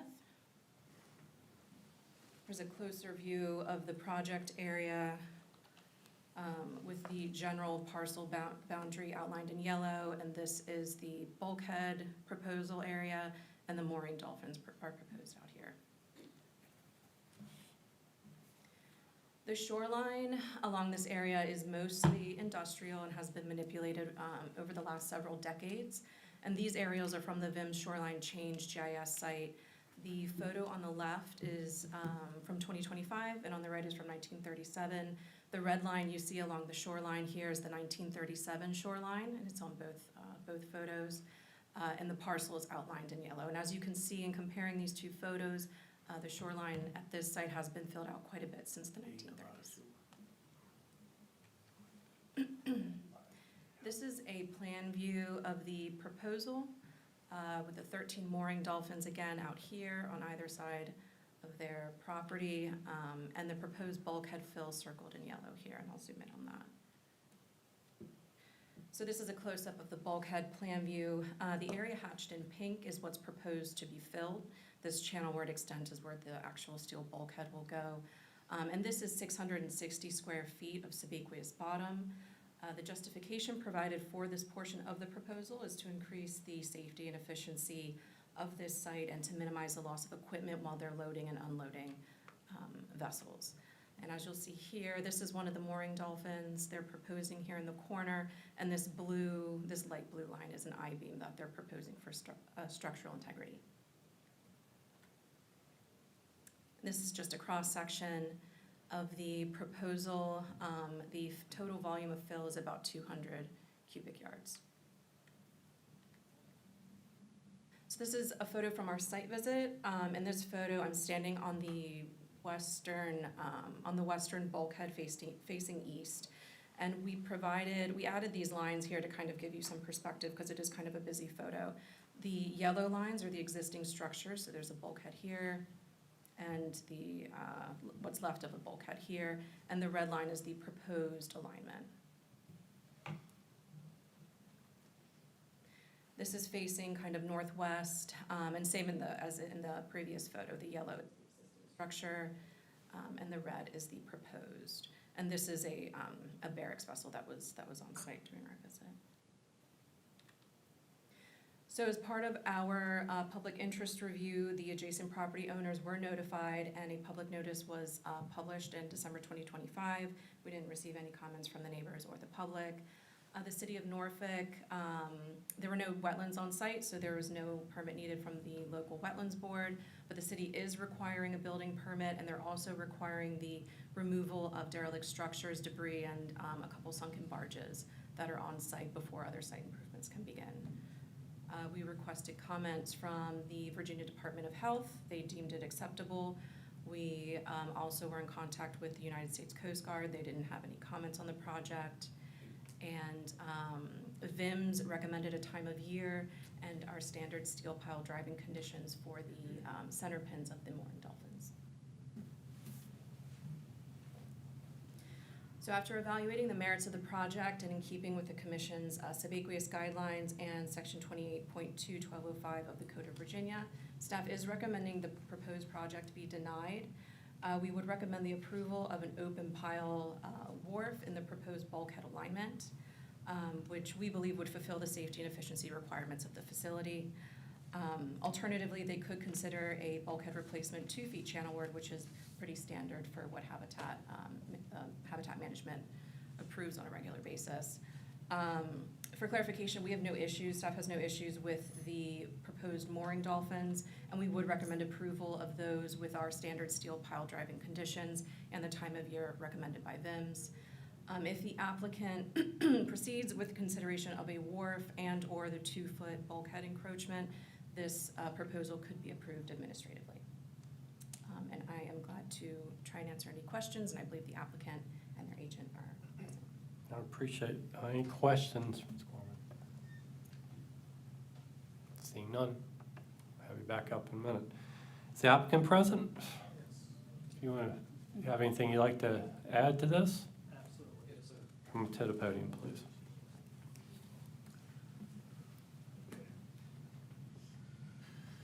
going to get 5 minutes, so plan your time wisely, since there's 3 of you. Who's speaking first? Okay, so I'll swear you all 3 in. Just make sure you state your name. Solemnly swear the testimony you provide today will be the truth, nothing but the truth, so help you God. Yes, sir. State your name for the record when you speak. Do note you have 5 minutes combined, so be efficient. Hello, my name is Jonathan Franchebois, employee at Robbins Maritime. I have a pretty extensive Coast Guard background, 27 years experience, a lot of safety in my background with cranes. Joined Robbins Maritime in 2018, happy to be aboard, and recently have the honor to be president as of January. We have some handouts. We had a PowerPoint, but we didn't meet the security requirements to get it to you in time. So we're looking to get that 10-foot bulkhead extension. And like we said, for safety reasons. Going on to further pages in the project, you can see a plat that Robbins owns the property extending out. It's actually 1,068 feet to the waterway. And then in a southwest direction at 318 feet and on back into Lygon and Pearl Street. The address of the property is 914 Pearl Street, which is South Norfolk. So we're kind of sandwiched between BAE Shipyard and Metro General Dynamics. We have a copy of the deed. The property actually has been in Robbins' family for 3 generations since 1943. There's an old copy of a deed we found in the office back from 1968. The previous improvements to the property that were noted, they were all approved by the Army Corps. Everything that's done on the property has been previously approved by Army Corps, and we have record of that. So Robbins is recently been trying to continue to improve the property. The property was divided into 914A and B, Pearl Street. The Robbins family maintained the water side. That would be in a westerly direction, but it's to the right of your map. And on the left side, another tug company had leased that property for 15 years. They have since left us, but left it in shambles. And so we have been cleaning up this property and working our tails off, and we met the City of Norfolk's requirements to clean up. There was a sunken barge that was out there. That was done. And so if you can see, there's a rectangular area just off of the proposed bulkhead where engineers have said we can put a crane pad there to support lifting our small boats, which we have a small boat fleet off to the right side. And our crane has the capacity to do that if we extend the bulkhead out to that 10 feet. And we can show you in a future slide. I gotta go quickly here because we don't have much time. But continuing on to the latter part of the presentation, we even have a snapshot of our crane chart that shows our maximum lifting capacity. We currently do not have the capacity at 20 feet away from the bulkhead. I say 20 feet because the center of the crane pedestal is 10 feet to lift our boats or to do a lot of servicing of our own property or bring any other customers in. And the United States Navy is one of our customers. You saw from the previous picture, we have their Navy living barges there, and the opportunity to bring in other business and provide any lifting support. We looked at alternatives to put the crane on the property, and with the close proximity to the office building nearby, this is really the only option we have to put our crane and put a crane pad safely. So allowing this 10-foot is just going to increase the efficiency, the safety. We'd have to put a 20-plus foot brow across the waterway in order to facilitate the safe passage of Navy personnel, our own personnel. The way we look at it is the loss of a leg or a life is one of those is too many. So would you like to take up some of our John Brooks with Groundwater and Environmental Services. Safety is paramount. They'll put stuff in that hole, if you will, the 66 by 10 feet to lose a life in there, to have somebody fall off the Navy Yard, the next door, all the yards, they're 24/7. There's people coming in and out of this yard to those facilities, those housing quarters, 24 hours, 7 days a week. As they get off of a ship, they'll come down to living quarters, they'll sleep, they'll go back to the ship. Night, day, morning, evening, doesn't matter the weather, they have that regular traffic. And that's part of their business, and this is one of the primary areas to put that housing unit, that housing barge. So, safety is paramount, not only for, Robbins Maritime, their contractors, but also the Navy. Okay. Y'all are at time, but did you have anything? They covered it. They're good? Okay, thank you. That's good. Don't go anywhere. Questions from the board?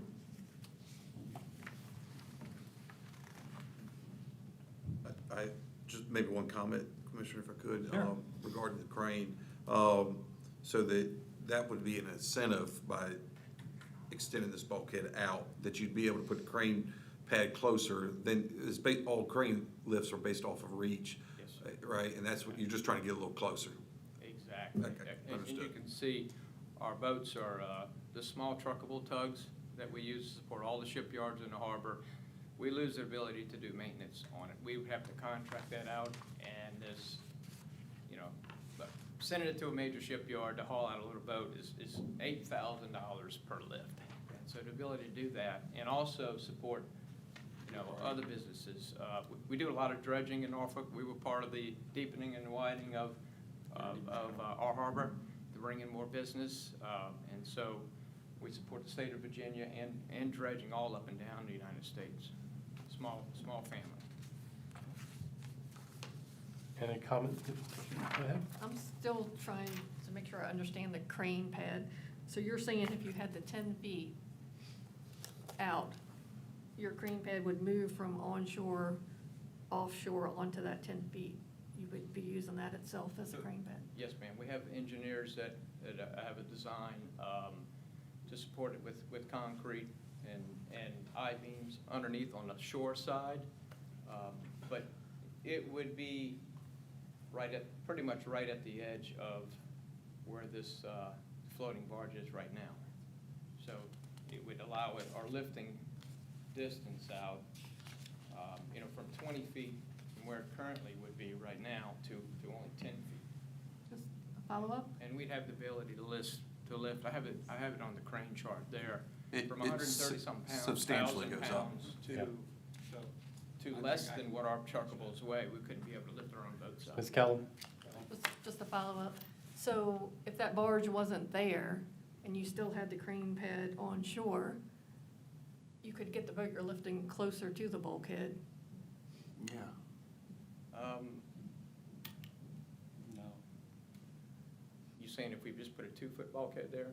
Or if you left it as it is now, if you didn't have that barge there, whatever you're lifting could come closer to your crane pad. You would be closer. You'd have to do the waterway underneath that barge, and you can see in some other pictures at various tides is leaning at a significant angle. So you don't have the water depth to support that. Additionally, a number of the barges that we house there, they are flush with the other bulkhead. And so continuing that line all the way across just allows us a flush bulkhead. The way I look at it is we're asking to kind of fill a hole, a gap within the corner of the property versus looking at it as we're trying to gain more property towards the channel. We're just trying to fill that gap for I safety just reasons. understand Yes, ma'am. I understand better now. Thank you. Okay. Ms. Erskine? I have a question about some of the recommendations from VIMS, and I think it was the city, to remove some derelict vessels as well, time of use restriction and some other. Do you all agree to those? Mainly completed. I mean, Yes, staff's recommending something different, but I'm saying if it were moved forward, do you agree with those? Time of year Sure. restrictions are fine. The one barge that City of Norfolk is talking about has been removed. It's been removed. They asked Robbins Maritime removed. Okay. Thank you.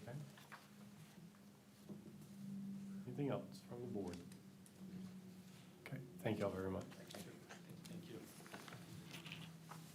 Someone here to speak in support or opposition of this project? Seeing none. Matters before the board. Is there any other view y'all want on the screen from Ms. Gorman? Just I sincerely appreciate the commission's recommendation. So can I get, you might have to repeat it again, so maybe I didn't catch it. The reasoning for the difference in what they're requesting and what you're recommending as commission itself. Right, so we rarely, if ever, approve this type of encroachment, especially for a bulkhead. 2 feet or whatever is, reasonably, reasonable for a bulkhead construction is very standard and routine for us. But a 10-foot encroachment is, it's 10 feet of fill, is substantial. And it's 660 square feet of loss of subaqueous bottom, which is something that we do not routinely. And I guess to that point, that's the reason why it's being presented to us. Correct, because Yeah. staff is recommending denial of that component of the project, and we're recommending an alternative that would prevent the loss of subaqueous statum bottom. Understood. Otherwise, you could, Otherwise, this would be administratively approved if it was a 2-foot fill or a Understood. wharf. thank you. As far as the Mr. property, Headley. as far as the property lines from before until now, there's been a lot of coverage of the Bakery's bottom already over the years. Yeah, that red line on the left is a little hard to see, but there's quite a bit extending beyond that.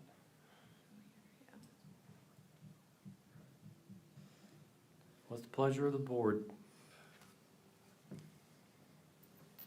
I guess, Mr. Commissioner, to that point, the extension of the property line, just to make sense of this, it looks like they had to give up some property though, at some point in time, to get that gain though, correct? I'm seeing a waterway on the left-hand side that was not in existence in 1937. So that was made. That, I'm assuming that's probably, that's very This- common for that to be, go ahead. I was just gonna say, this is not part of their property or the proposal, just the yellow outlined parcel is their, Okay, this is their parcel. got it. Changed quite a bit. So, okay, so a lot of the extension of the property lines that we're looking at, they're not necessarily responsible for a lot of that expansion there, or not, Oh, right? certainly, yeah, okay. so this It is can be since the misleading. 1930s, Yeah, yeah. understood. Sir, Mr. Earth. just for clarification with the different photos, the one in 2025, can you put the red cursor on the area we were looking at to fill? Is it the middle? Oh, it's over there, okay. It's kind of where, there used to be a building here, it looks like. Yeah, It's right okay. about here. Thank you.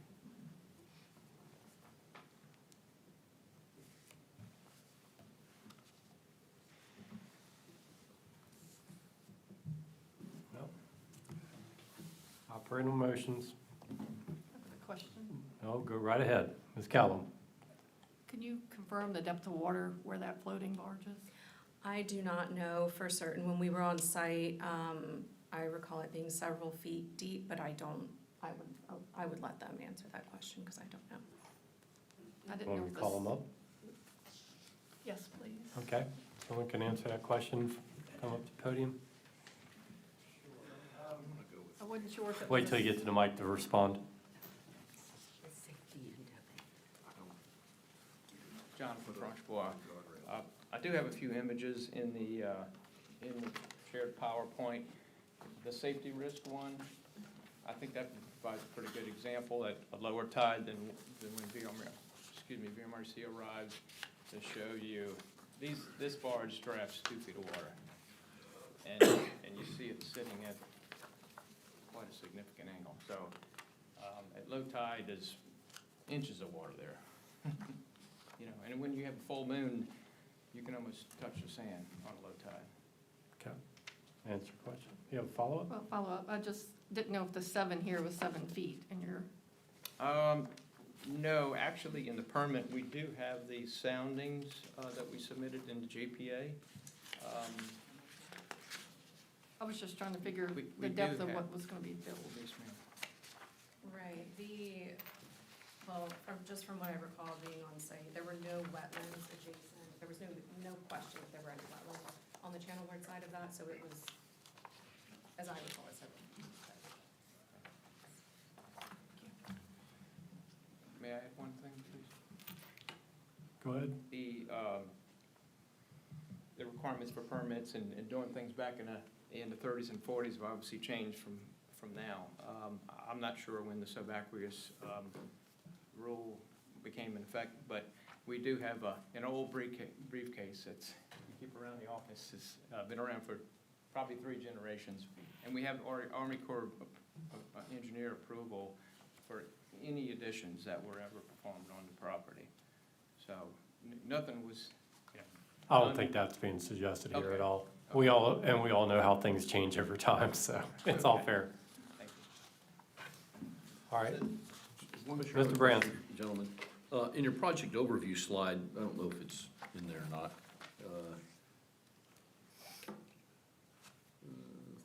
It's, that's not it. It's the one that looks like this. Okay. The area in front of that vessel, the bow, what is that structure? Is that a wharf, a piered wharf, or is that filled? And if it's filled, why couldn't it be used as a jack, a crane pad? I don't know what's underneath that. So the crane is actually pictured in an overhead view, and it is almost dead center, or maybe further to the back of the picture. It's a mobile crane, and when you extend the legs out to get your maximum lifting capacity, it extends quite a ways out. And we have our office building there, and it's just not safe to swing a crane that close to the office building. That's what he's talking about. There's the crane. That's the mobile crane. Okay, I got you. Yep. Okay. Looks like a Mack truck almost. You can see the weights on the very back of it on the top side of that photo. You can actually see the weights on the crane itself. We just purchased that crane within the last 2 years with our hope and intention to be able to expand business in the city of Norfolk as the city is trying to promote maritime business. There's not a lot of waterfront property that's available to do this kind of work. And it would be wonderful for business, for us, and for the city of Norfolk and the state of Virginia to be able to do this. And tremendously help us out to be able to do some of our own maintenance. And it's so hard to run a small family-run business the way costs are these days. Any other questions for Mr. Hand? This is a tough one for me. I mean, I lean towards going with staff recommendation on all these issues. From the way I understand it, in this case, they're asking instead of going out 2 feet, and that, it's like an inset. I'm looking at it on your cover page, that you would be going out roughly 10 feet. So that would line you up Yes, sir. with the existing. I mean, without opposition, I mean, it seems kind of harmless to me to line that up, so.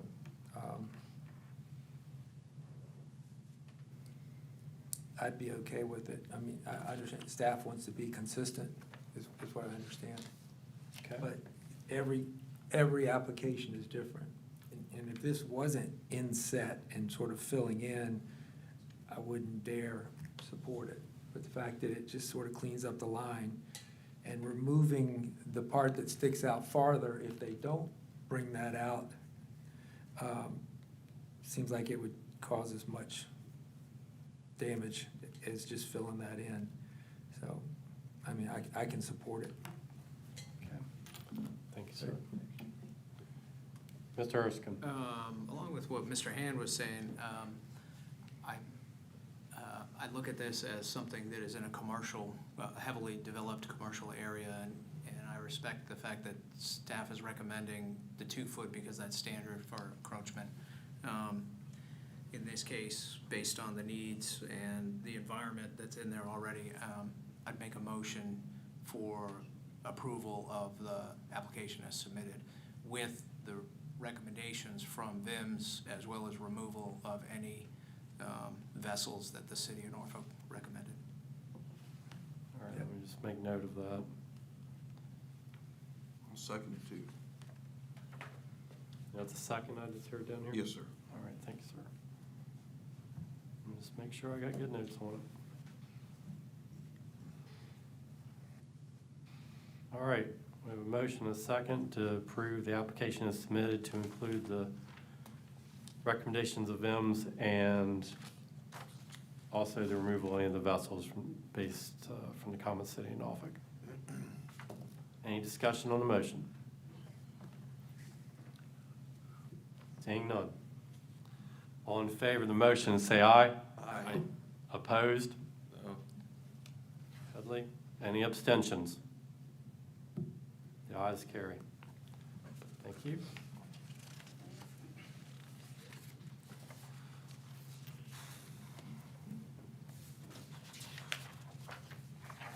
Agenda item number 9. Mr. Mishler. Mr. Reams. Good afternoon, everyone. Bradley Reeves, engineer in the Habitat Department. I've got a protested boathouse here I'm going to show you. Yes, James Mishler is requesting authorization to construct a 17 by 36 open-sided boathouse situated along College Creek at 110A Archer's Hope Drive in James City County. All right, here's the Mishler, right here, the Mishler property. You can see on this stretch of creek, there's several already permitted boathouses and piers along this stretch. The applicant has plans to purchase a 25-foot center console vessel that would be stored in the boathouse.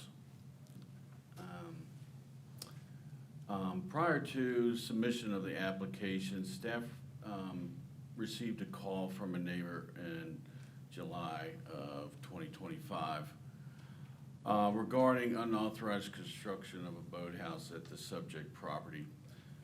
Met with the contractor and told him to stop work, and he would willingly removed all installed lumber and materials, and I went back for a follow-up visit, and everything had been removed that would have been a violation.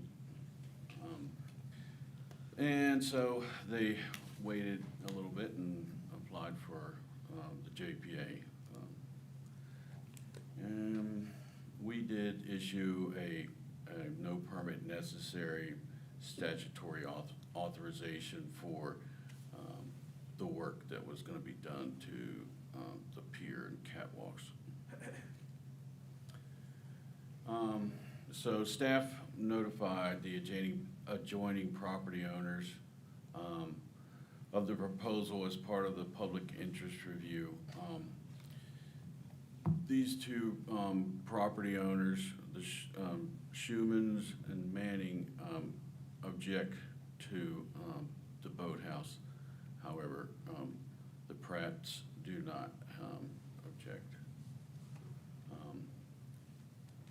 And the nature of the protest from the Mannings are it adversely affects the view shed and lowers the property value.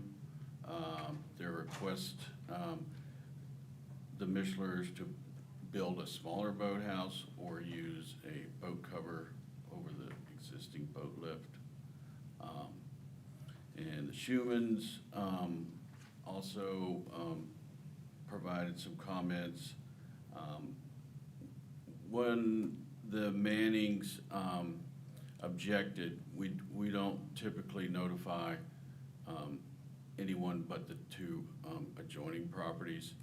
And once the Mannings objected, it opened it up to further public comment. And so that's why the Schumann's protest is included with this.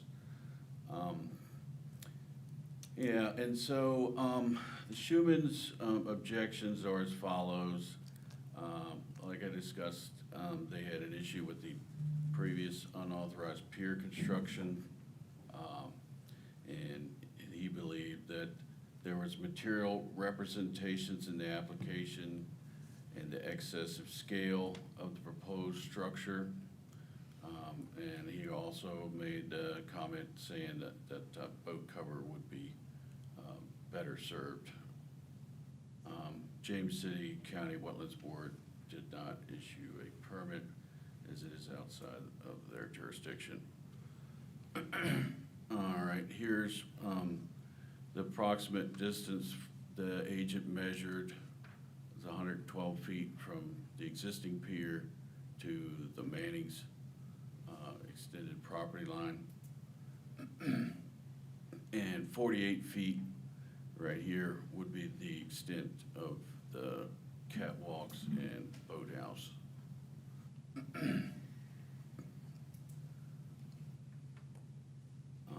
And here is where it will go. Like I said, it's 36 by 17.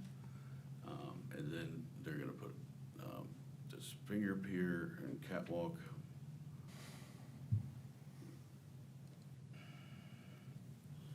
And here's a cross section, 16 feet tall. And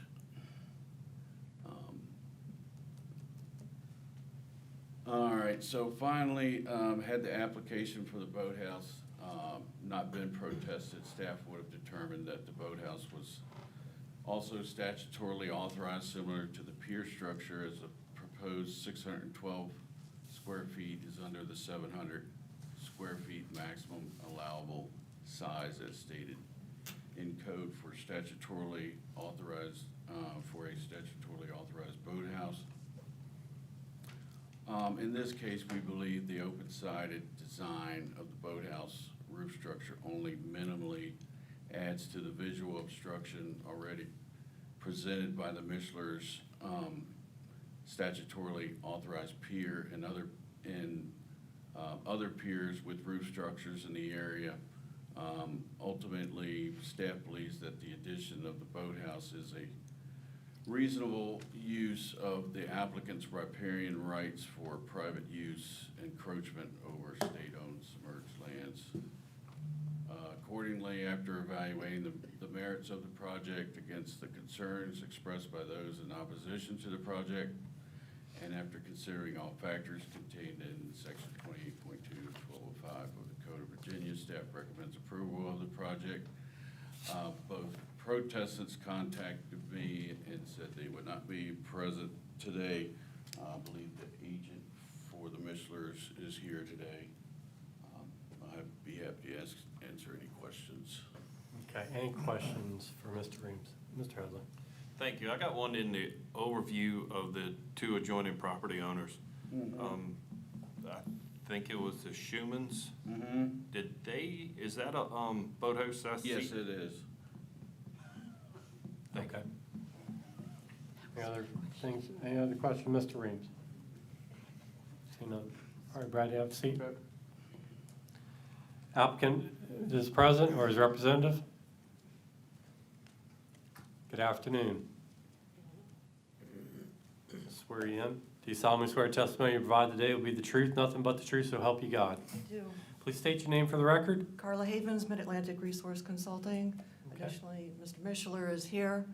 As you noted, the Schumann's, who are not adjacent property owners, have a boathouse, and that's what they're objecting to on the Micheler property.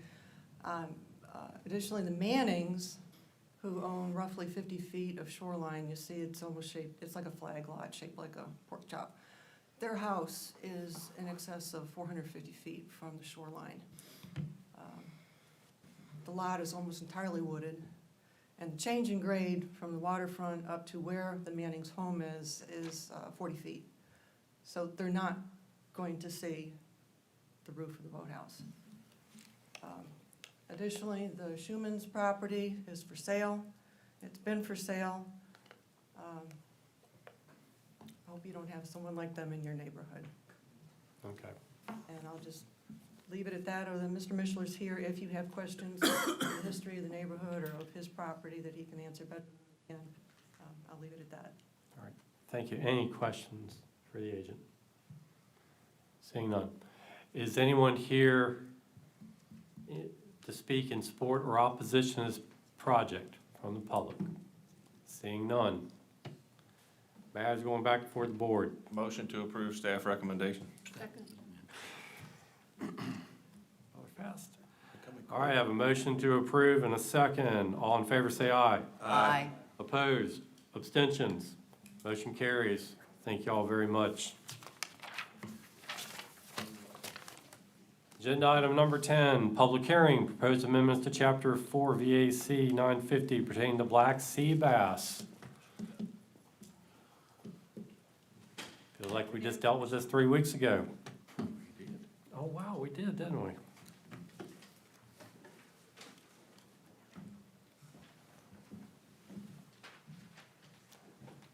Good to have you here, Ms. Galvin. Thank you. Good afternoon, everyone.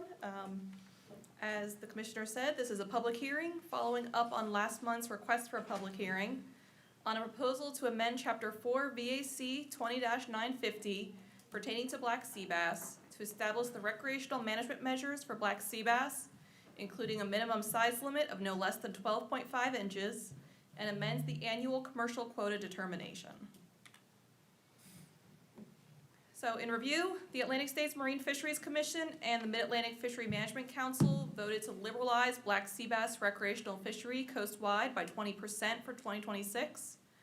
The board later clarified liberalizations by region to address perceived inequity in regulations. The southern region was granted 16.5 liberalization, and that covers Delaware, Maryland, Virginia, and North Carolina north of Hatteras. And on March 5th, the board approved 2 options for Virginia. Here are those 2 options along with our current regulations. The current regulations for black sea bass for the regular season, which does not include the February fishery, are May 15th through July 15th and July 27th through December 31st, with a 13-inch minimum size limit and a 15-fish bag limit. The 2 options approved by ASMFC are May 1st through December 31st, with a 12.5-inch minimum size limit and a 15-fish bag limit. This is the option that Maryland and Delaware have moved forward with. And April 1st to December 31st at a 13-inch minimum size limit with a 15-fish bag limit. And this is the option with which North Carolina is moving forward with. Technically, they're moving forward with a May 1st to December 31st, 13-inch minimum for 2026, and then April 1st to December 31st, 13-inch minimum for 2027, due to the timing of this action. Moving on to the February black sea bass payback, the National Marine Fisheries Service agrees to open federal waters in February to a recreational black sea bass fishery under specific constraints, which does include paying back all February landings. ASMFC board approved Virginia's request for a February 2026 season in December 2025. The season's been ongoing almost every year since 2018, and with the exception of 2023, which was a great weather month. The landings have been increasing each year we've held this season, up to 2026 landings of 33,532 pounds this February. And that was a 19% increase. So based on daily harvest rates calculated from the Marine Recreational Information Program, we would need to close 10 days in May and or June to pay back that 33,532 pounds. On March 10th, the Finfish Management Advisory Committee voted on supporting a regular season of May 1st to December 31st at 12.5 inches minimum size and a 15 fish bag limit. And they proposed a closure for the February payback from May 1st through May 10th. No public comments have been received other than the FMAC recommendation. So this slide of regulation and the next use placeholder language. We've put one of the options in, but the actual changes would be subject to the commission's decision today. So we could be changing the size limit from 13 to 12.5 inches in total length in section 30. And in section 45, we would be changing the season. Here we have May 11th through December 31st. That would be if we chose the May 1st through December 31st option with a May 1st through May 10th closure for the February season. On to our next item of the black sea bass public hearing. This is just a housekeeping item to update language. As of 2021, state quotas for black sea bass coastwide are calculated annually on a formula which incorporates what the coastwide quota is, the historical allocations between the states, and the proportion of biomass in the northern versus the southern regions, which comes out of the stock assessment. So the frequency of changes to the state quotas could be as often as every year, but it depends on the stock assessment schedule and specification cycles, if the annual quota, the coastwide quota, is being updated every year or not.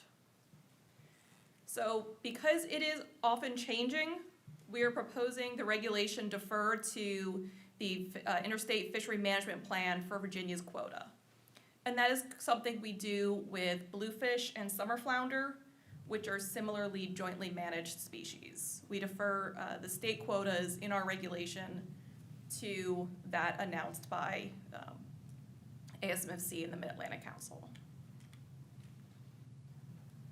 So the regulatory changes for this would be in section 20, definitions, striking the definition for annual quota. Instead of having the annual quota being a defined term, we would be moving it into the body of the regulation. So in section 47, we would say the commercial landings of black sea bass shall be limited to the annual quota pursuant to the joint Mid-Atlantic Fishery Management Council, Atlantic States Marine Fisheries Commission Black Sea Bass Fishery Management Plan, except as specified in subsection B of this section. Section B, if a quota transfer occurs between Virginia and another state participating in the Interstate Fishery Management Plan for black sea bass, Virginia's annual quota for the current calendar year shall be limited to the annual quota amount as adjusted for transfers. And then the existing subsections A and B would just be relettered to subsections C and D. So staff recommends the commission amend Chapter 4 VAC 20-950 pertaining to black sea bass to establish the recreational management measures for black sea bass, including a minimum size limit of no less than 12.5 inches, and amend the annual commercial quota determination. And again, the two options approved by ASMFC are May 1st through December 31st at 12.5 inches, or April 1st to December 31st with 13-inch minimum. And then either option could be closed for 10 days in May and or June. And I can take any questions. Okay. I have a question for you, Board, for clarification. You may have covered this. I was trying to listen with the Outback speaker as well. To our north, Maryland and north, in our region, they've already adopted the option with 12.5-inch minimum size, May 1 through December 31, correct? Correct. And to our south, North Carolina is issued by proclamation, April 1 to December 31, 13-inch minimum, starting May 1st this year, but April 1st next year. Yes. Okay, thank you for that. Mr. Branson, I saw your hand first. Yes, sir, thank you. So you just answered part of my question I was gonna have, was that North Carolina wanted to do, in this year, 2026, May 1st to December 31st, 13 inches, It's essentially the April 1st to December 31st at 13-inch And option. for 2027, April 1st to December 31st at 13-inch minimum, 15 fish both years, correct? Yes, it's just that because of timing of the Right, action we this discussed this year. at length at FinFish and at the commission meeting last time. And then Commissioner, for a question about how we motion after public comments, that we'd need two motions, one to establish the season for this year and next, as well as a second motion to determine when we would take the closure for this year. That would be a good way to tackle it. Clean way. Yeah. Okay. And also with the second within one of these two motions, we just need to adopt the language for the commercial quota as well. So if we do it cleanly like that, that would be preferred. Yeah, and then, so that'd be a third motion, I would guess. We can do them in series. The change in the commercial language, what does that really mean in terms of harvest? Does that mean there will be more commercial harvest, a bigger percentage of commercial harvest? How does that change, if there is a change, or is it just a language cleanup? Nothing is changing how the fishery is currently administered. We just have an outdated percentage in the current regulation. The regulation currently stands at 15.88% share. Due to an update with the stock assessment, Virginia currently has an 18.76% of the quota. But how the commercial fishery is being administered, nothing's changing. It's being based on the quota given to us by ASMFC and the Mid-Atlantic Council. Because to be clear to my fellow members, that there is no shortage of sea bass. Hence the 16.5% additional harvest we and others were granted. So there's no problem here with sea bass. Yes, we are well above the population target. Very good biomass out there. Yes. Okay. Thank you. Thank you. Any other questions? Mr. Adley? If we went with April through December 13-inch minimum, would that still give everybody a February season? The February season is currently in regulation, and then if desired by the fishery and we don't come back before the commission, we would be asking the Mid-Atlantic Council and ASMFC Board to hold another fishery next December, or this December, for next February. The payback might be a little more challenging. It would probably have to be a mid-season closure based on the timing of when we get results of the February fishery. But there's no reason why the February fishery could not continue as it currently does. Thank you. Either option. Brent? Who else does a February season? Just us? Just us. North Carolina did it for a few years. I remember they had it. I don't think they had it this year, though. They haven't since, I want to say, 2020. It's been some time. And Maryland anglers do it too, but they come to Virginia to do it. We've pointed it out to their administration. So, any other questions? Thank you. All right, this is a public hearing. Is there any public here to speak in favor, in support, or opposition of any part of this? Going once, going twice. I see no public comments. So, back to the board. Mr. Branson. Thank you, Commissioner. In speaking with a number of recreational anglers and quite a few charter captains, they actually would prefer a larger than 13-inch, but I honestly don't think that's necessary. I do disagree with a 12.5-inch size because that's not a lot of fish, and so if we want to discuss it further, or I'm prepared to make a motion, my motion would be to move that for 2026, we establish a black sea bass season from May 1st to December 31st at 13 inches minimum size and 15 fish per person per day, and a season in 2027 of April 1st at a minimum size of 13 inches and 15 fish per person. And my reasoning for that is we've had for the longest time a 13-inch minimum size in February season this year, last year's regular season, last year's February season. It seems to be consistent, and that's the way I think recreational anglers would respond to it, is it's just the same thing. With 13 inches, May 1 to December 31 for this year. 2026, and then the same April 1 to December 31, 27 beyond. And that's a little more conservative than what Atlantic State's granted us, the half inch, but, you know, it can help the fishery. Second. I have a second, Mr. Hand. Thank you, sir. Any discussion at the board? I guess I got Mr. Hadley? Where do we put the 10 days? That's the next, that's That's coming. another motion. Thought so, thank you. All right, we have a motion and a second. Any other discussion on the motion? Seeing none, calling the question. All in favor of the motion, say aye. Aye. All opposed? Any abstentions? The ayes have it. All right, moving on to the next thing, which would be the closure. Open to discussion or a motion. Commissioner, as I Mr. mentioned last month, well, 3 weeks ago, we're fortunate and blessed that, one, we have a February season that helps out our charter fleet and our recreational anglers.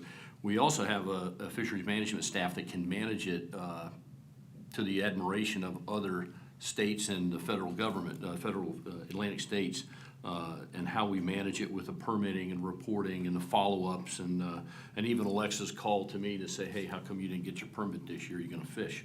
And I didn't fish, so, but the question we always have with that is, how much did you catch? And how much is it gonna cost to pay it back in terms of days out of, days closure? Last year, we did it in, I think, July. This year, we have an option to take 10 days, which would be the payback, in May or June. And what I would move is that we take it on May 1st to May 10th, through May 10th. Second. All right. Motion second. Yeah. Don't even have to ask for it. Any other discussion? Seeing none. All in favor of the motion, say aye. Aye. Opposed? Abstentions? Ayes have it. That's number 2. Who wants to go for a trifecta? Mr. Bransom, you want to do all 3? Yes, sir. We're on a roll with Patrick backing me up here. Get the broom out. Let's do it. That I move that we accept staff recommendation for the commercial language. Mr. Hand, are you the second on that? Sure. Second. Staying consistent. Any discussion on the motion? Seeing none. All in favor, say aye. Aye. Opposed? Abstentions? Ayes have it. All right, moving on. Item 11. Last item on the agenda. Staff has had 2 individuals reach out for license status requests.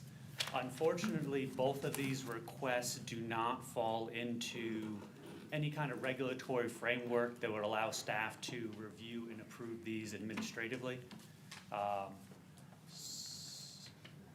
So that is why they are in front of you today for decision and action if this commission so chooses.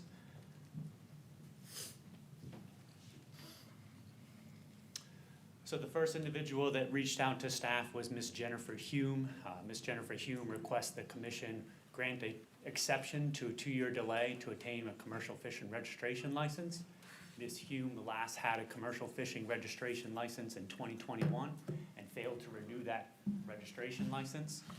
In addition, she is also requesting the commission reinstate her striped bass permit and allocated quota. Ms. Hume does not meet any of the requirements for an exception to a 2-year delay under Chapter 610.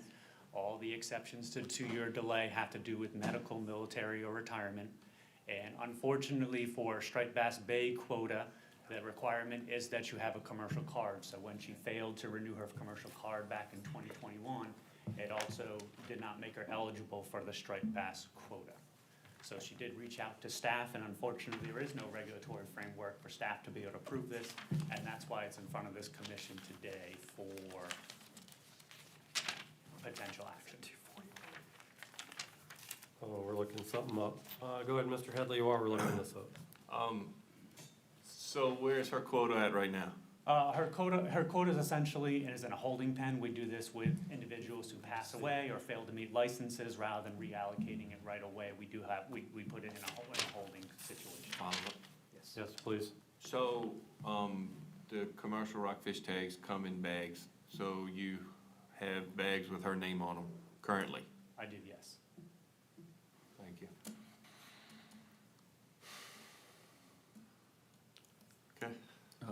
Okay, yes, please, Mr. Bransom. Chief, was there a reason why, and you said the last time she had a commercial fishing registration license was 2020? 2021. 2021, so basically 5 years. Why not renew it? What happened? I do believe she's available in the audience to speak to that. From my understanding is it just was not done. Okay. Okay. Anything else from Chief Kenyon? Okay, Same question. thank you, Chief. Let's go ahead and get Ms. Hume up here.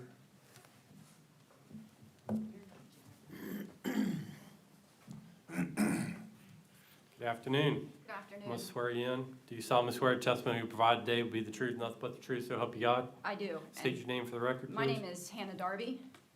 Jennifer Hume is my mom. Oh, okay. Are you going to speak on I her, have are you planned to speaking on speak her behalf? May I? You can speak on her behalf if she's agreeable, sure. I saw a thumbs up. Sorry if I'm a little emotional. This recently came to my attention in December of this year. We were on a family vacation when this happened. Oh, can you hear me? Yeah. We were Yes, on a yes. family vacation when this took place, and she did come over here and try to get it reinstated, but she was told at the front desk that there was nothing that she could do. And then, because this is a source of generational heritage and pride for our family, she didn't tell me. Sorry. And so, as soon as I found out in December, I submitted all of this work. Sorry, I know it doesn't seem like something that should be so emotional, but my grandfather, these are his tags, they've been passed down. And I would be remiss if I didn't say that most of my childhood was spent with him after school.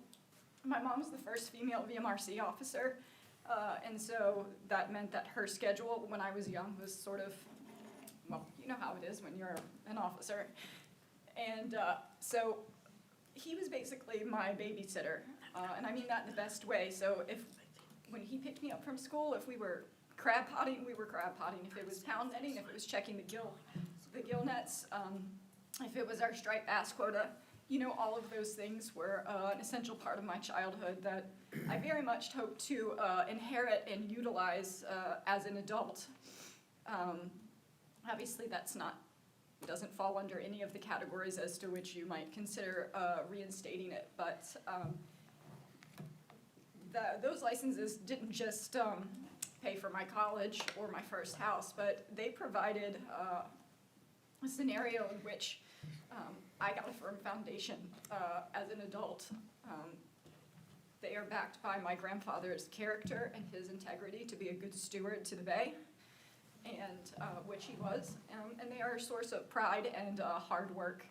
And I would still, like I said, very much like that opportunity to utilize them one day.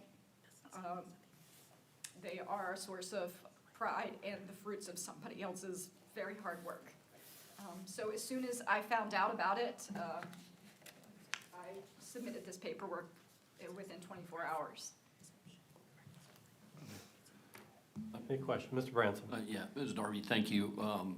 One, I want to thank you for pursuing this. A lot of times we get license status requests for all kinds of reasons. And I know the last 2 commission meetings we had scheduled this. But I want to thank you because you reached out to the chief of fisheries well in advance of the meeting to say, for whatever reason, doesn't matter, I'm not able to make it. And so we took it off the agenda, so we didn't schedule time for it, and unfortunately, you had to do it twice. And I commend you on actually reaching out to us. I don't know how many we had, 8 or 9, and I think you were the only one that said, hey, I'm not gonna be able to make it, and you were consistent about that. So I very much appreciate you communicating with the staff to say, hey, we can't make it this month, we'd like to make it next month, and so forth, so. I have a question. Mr. Headley? What is their legal rights? Okay. Right now. You want me to read it? Or do you wanna do it? What exactly is the question about? What's our legal ability, which I Oh, think is. our legal ability. Ours. Yes, ma'am. Apologies. I thought you said their legal ability. It's our maneuver room. Good, I yeah. gotta turn to it. There and there. So, the 2-year delay is in statute, but it says that the commission shall grant a preference on a one-in, one-out basis for an exemption from the 2-year waiting period for an immediate family member, et cetera. I interpret that to mean there's a preference for this type of exemption, but that, I don't interpret that as, barring any other exemption, which I think is supported by 28.2.243, and which says the commission shall promulgate regulations governing the registration of commercial fishermen. Regulations shall include, and then et cetera, so little, 3 little I. It includes exceptions to the delay requirement pursuant to subsection C of 28.2.241 based on scientific, economic, biological, sociological, and hardship factors.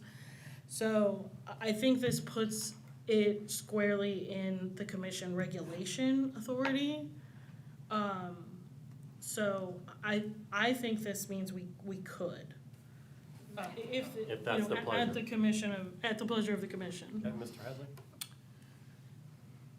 I'm also willing and prepared to pay all back fees, obviously. Appreciate that. Let's see where the board's going today. Mr. Kenyon, you say the last card was held in 2021? Unless that's in the regulation.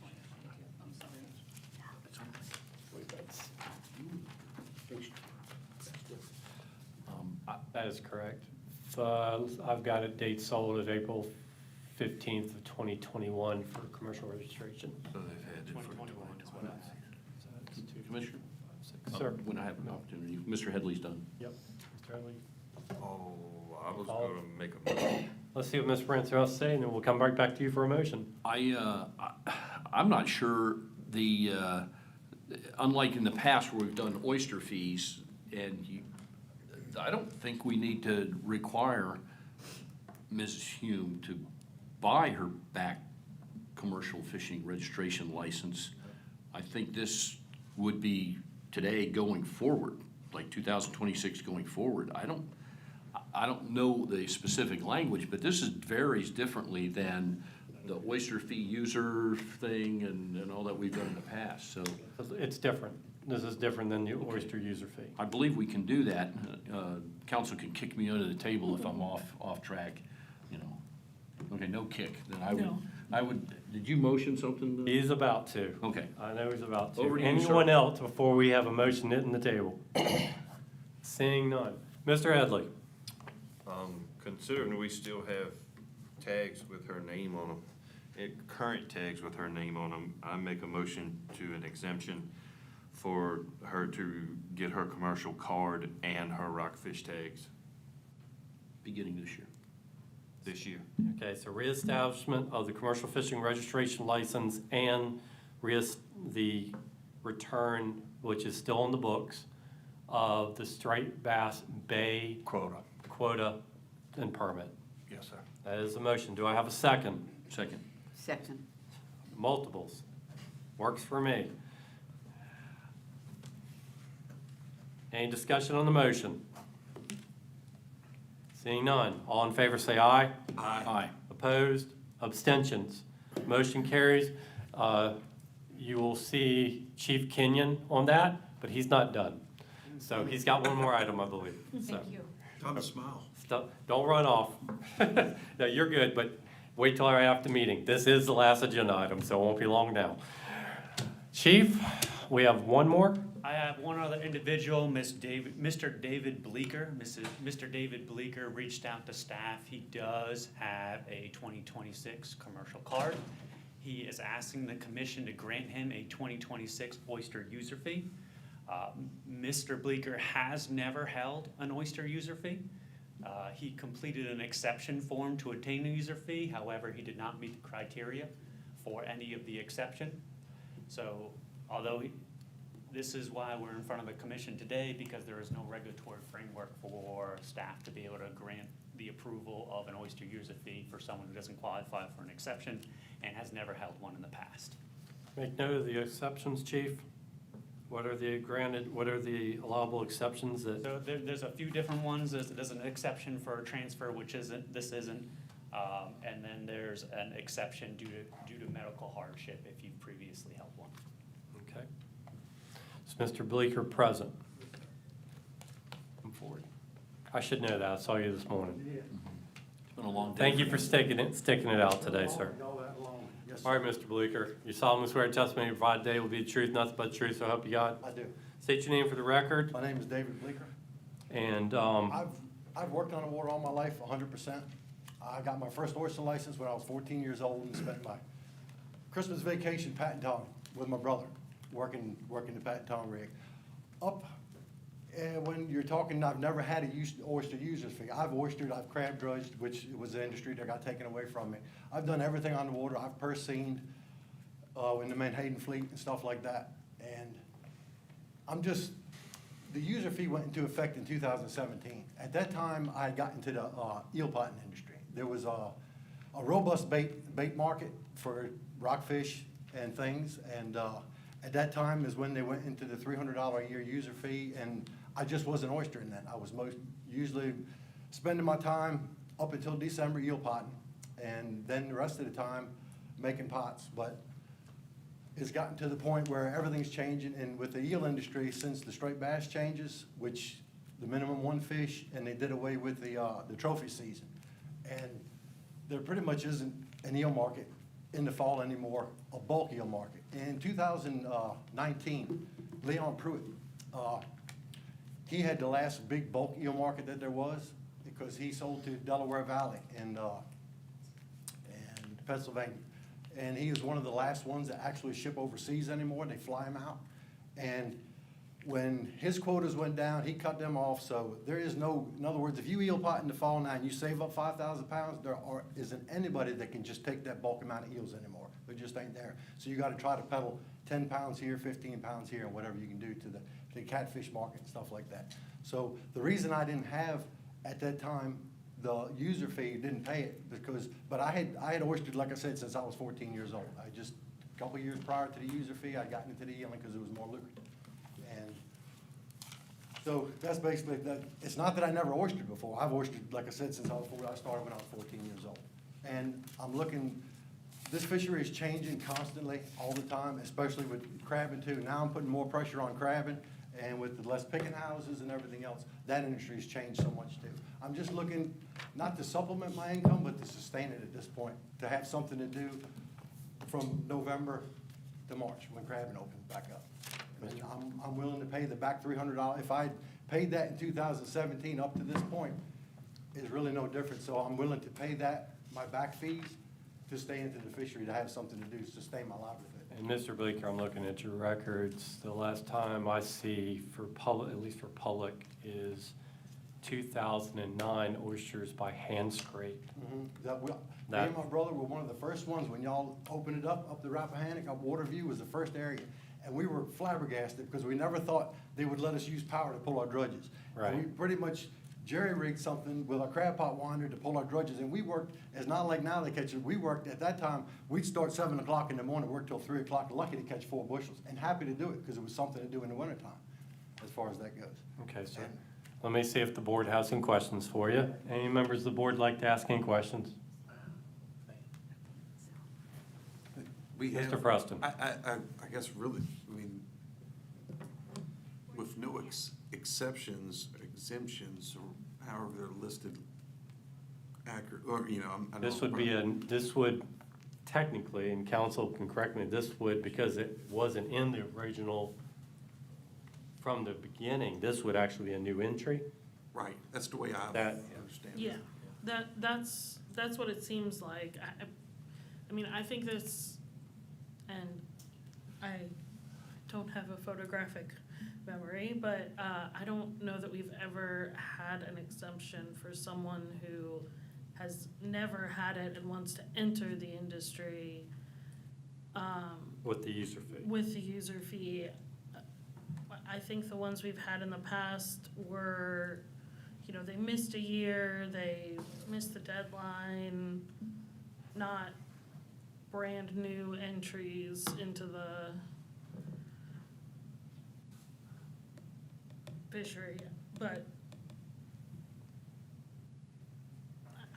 right now, But would that fall into, I was in the fishery for years as far, and I know y'all changed the fishery, so you had to have a user fee to stay in it at that point. the only I have been thing involved in the fishery. that is significant to me in the language is that even if you have a medical hardship, it still requires that you have paid the user fee at some point in the past. And staff can correct me if I'm reading that wrong. My eyes are a bit blurry right now for reasons. Chief Kenyon is giving you the thumbs up, so I'm taking he's concurring with you. Thank you. So if medical hardships require that you have paid it before, this would be a pretty significant departure from that. But I don't have anything right off the top of my head that would sort of legally prohibit it. Okay? So, Mr. Preston? I'm gonna talk this out, so bear with me, sir, everyone. I've worked with my uncle since I was a young little boy. I've never had a user fee. I've never paid into the oyster on the public harvest or even off of private grounds. What would be the difference of me coming in and asking for a user fee based on current law today? I mean, so my point is, it would be zero difference, other than you can say, well, I did it part of my time. Well, I did too, I just didn't, I was a helper. But I just don't see, you're gonna open a door and everybody's gonna be in line next month to get a oyster user fee. And based off of what we're legally allowed to do, we're not just handing out license just because up here. We reinstate them based off of past. And I know you have a pass, but that pass isn't even as accurate as what you quoted the first time. But you've never bought into the current program. That was changed in 2017. Yeah, and I understand. I mean, they just totally changed it where to stay in that, opposed to where the state was getting their $2 a bushel off the shucking houses. The watermen had to pay to sustain, to get into it. You know what I'm saying? I've been involved in the industry, like I said, since I was 14 years old, my first license. I paid for license fees. I paid every license fee that basically, I hold crab pot license, peeler pot license. I've made my license living off of water 100%. I mean, I can see by going home, because all of our notes will be public for everyone to see. My son will be standing there next month asking for the same exact thing. But does your son work on the water, make 100% of his living off the water? None of that matters if he holds a harvester's card, if he holds that waterman's card, he is entitled to do just what you're doing today. Okay. I don't see the difference. I'm all about working for sure, and the seafood industry is the third best business here in the Commonwealth. It is. And I respect that, but It just makes it a hard deal since, like I said, the dredging, the crab dredging, that industry was taken away from us, and it just. and that's had some age to it since that's been It in place. has, but it's still, it all adds up. It just goes to show how this industry is changing so much. And basically because of, maybe would have to be considered a hardship, under that or something, because like I said, at the time I was able to, but all the difference in the changes of the striped bass regulations and all that has put my other business pretty much out as far as that goes. And there not being any overseas markets on the eels anymore. So I don't know if it can be done under a hardship. I'm just looking for something to do 4 months out of the year when I can. Because like I said, I'm 56 years old. I'm too old to start something else, and I'm just looking to stay, go back to what I was doing and to further my career, because I can't do anything else at this point. To your point, to find something else to do, there are several other fisheries that VMRC offers as far as license that is not a limited entry. What is that? I mean, there's Wintertime. you could fish pot, there's a lot of different things that you For could. what in the wintertime? Easy now. My point is that there are options, that are not limited entry. Okay. I have a question for Mr. Bleeker. Mr. Bleeker, this is a one-in, one-out fishery.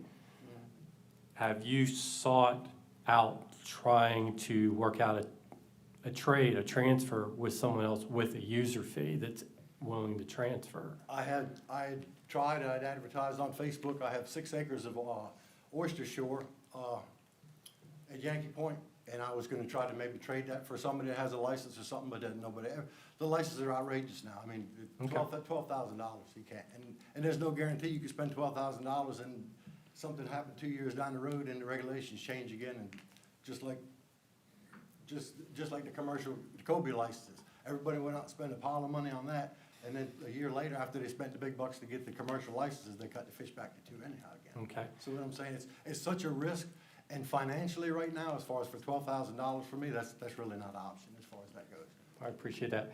Mr. Rance, I know you want to talk to the chief. Anyone else have a question from? I think, Commissioner, I think you may have answered my question, is I was gonna ask the chief, is this a capped on a number of holders of the user fee? And if there's a cap on it, where are we at today? Not actual cap. Chief, you wanna come to Mike? I think you answered that, but No, there's not a current cap on the number of user fees. In 2017, when we switched to this limited entry, it was in trying to reduce the number of user fees. So we do not have a number of we do not have a cap on the number. However, we do have a cap on the minimum. So when it does fall below 600, we can consider new entrants into the fishery. So currently, we're still in that, forgive me, I don't know exactly how many, it's in that 750 range. but we have well more than 600. Absolutely. Okay, all right, that's kind of my question. Thank you. Thanks, sir. Any other questions for Mr. Bleeker? Okay. Matters for the board?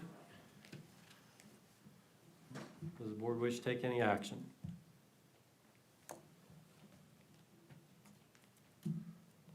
All right. Mr. Bleeker, seeing no action from the board, we appreciate you being here, especially on a day like today with the items we've had.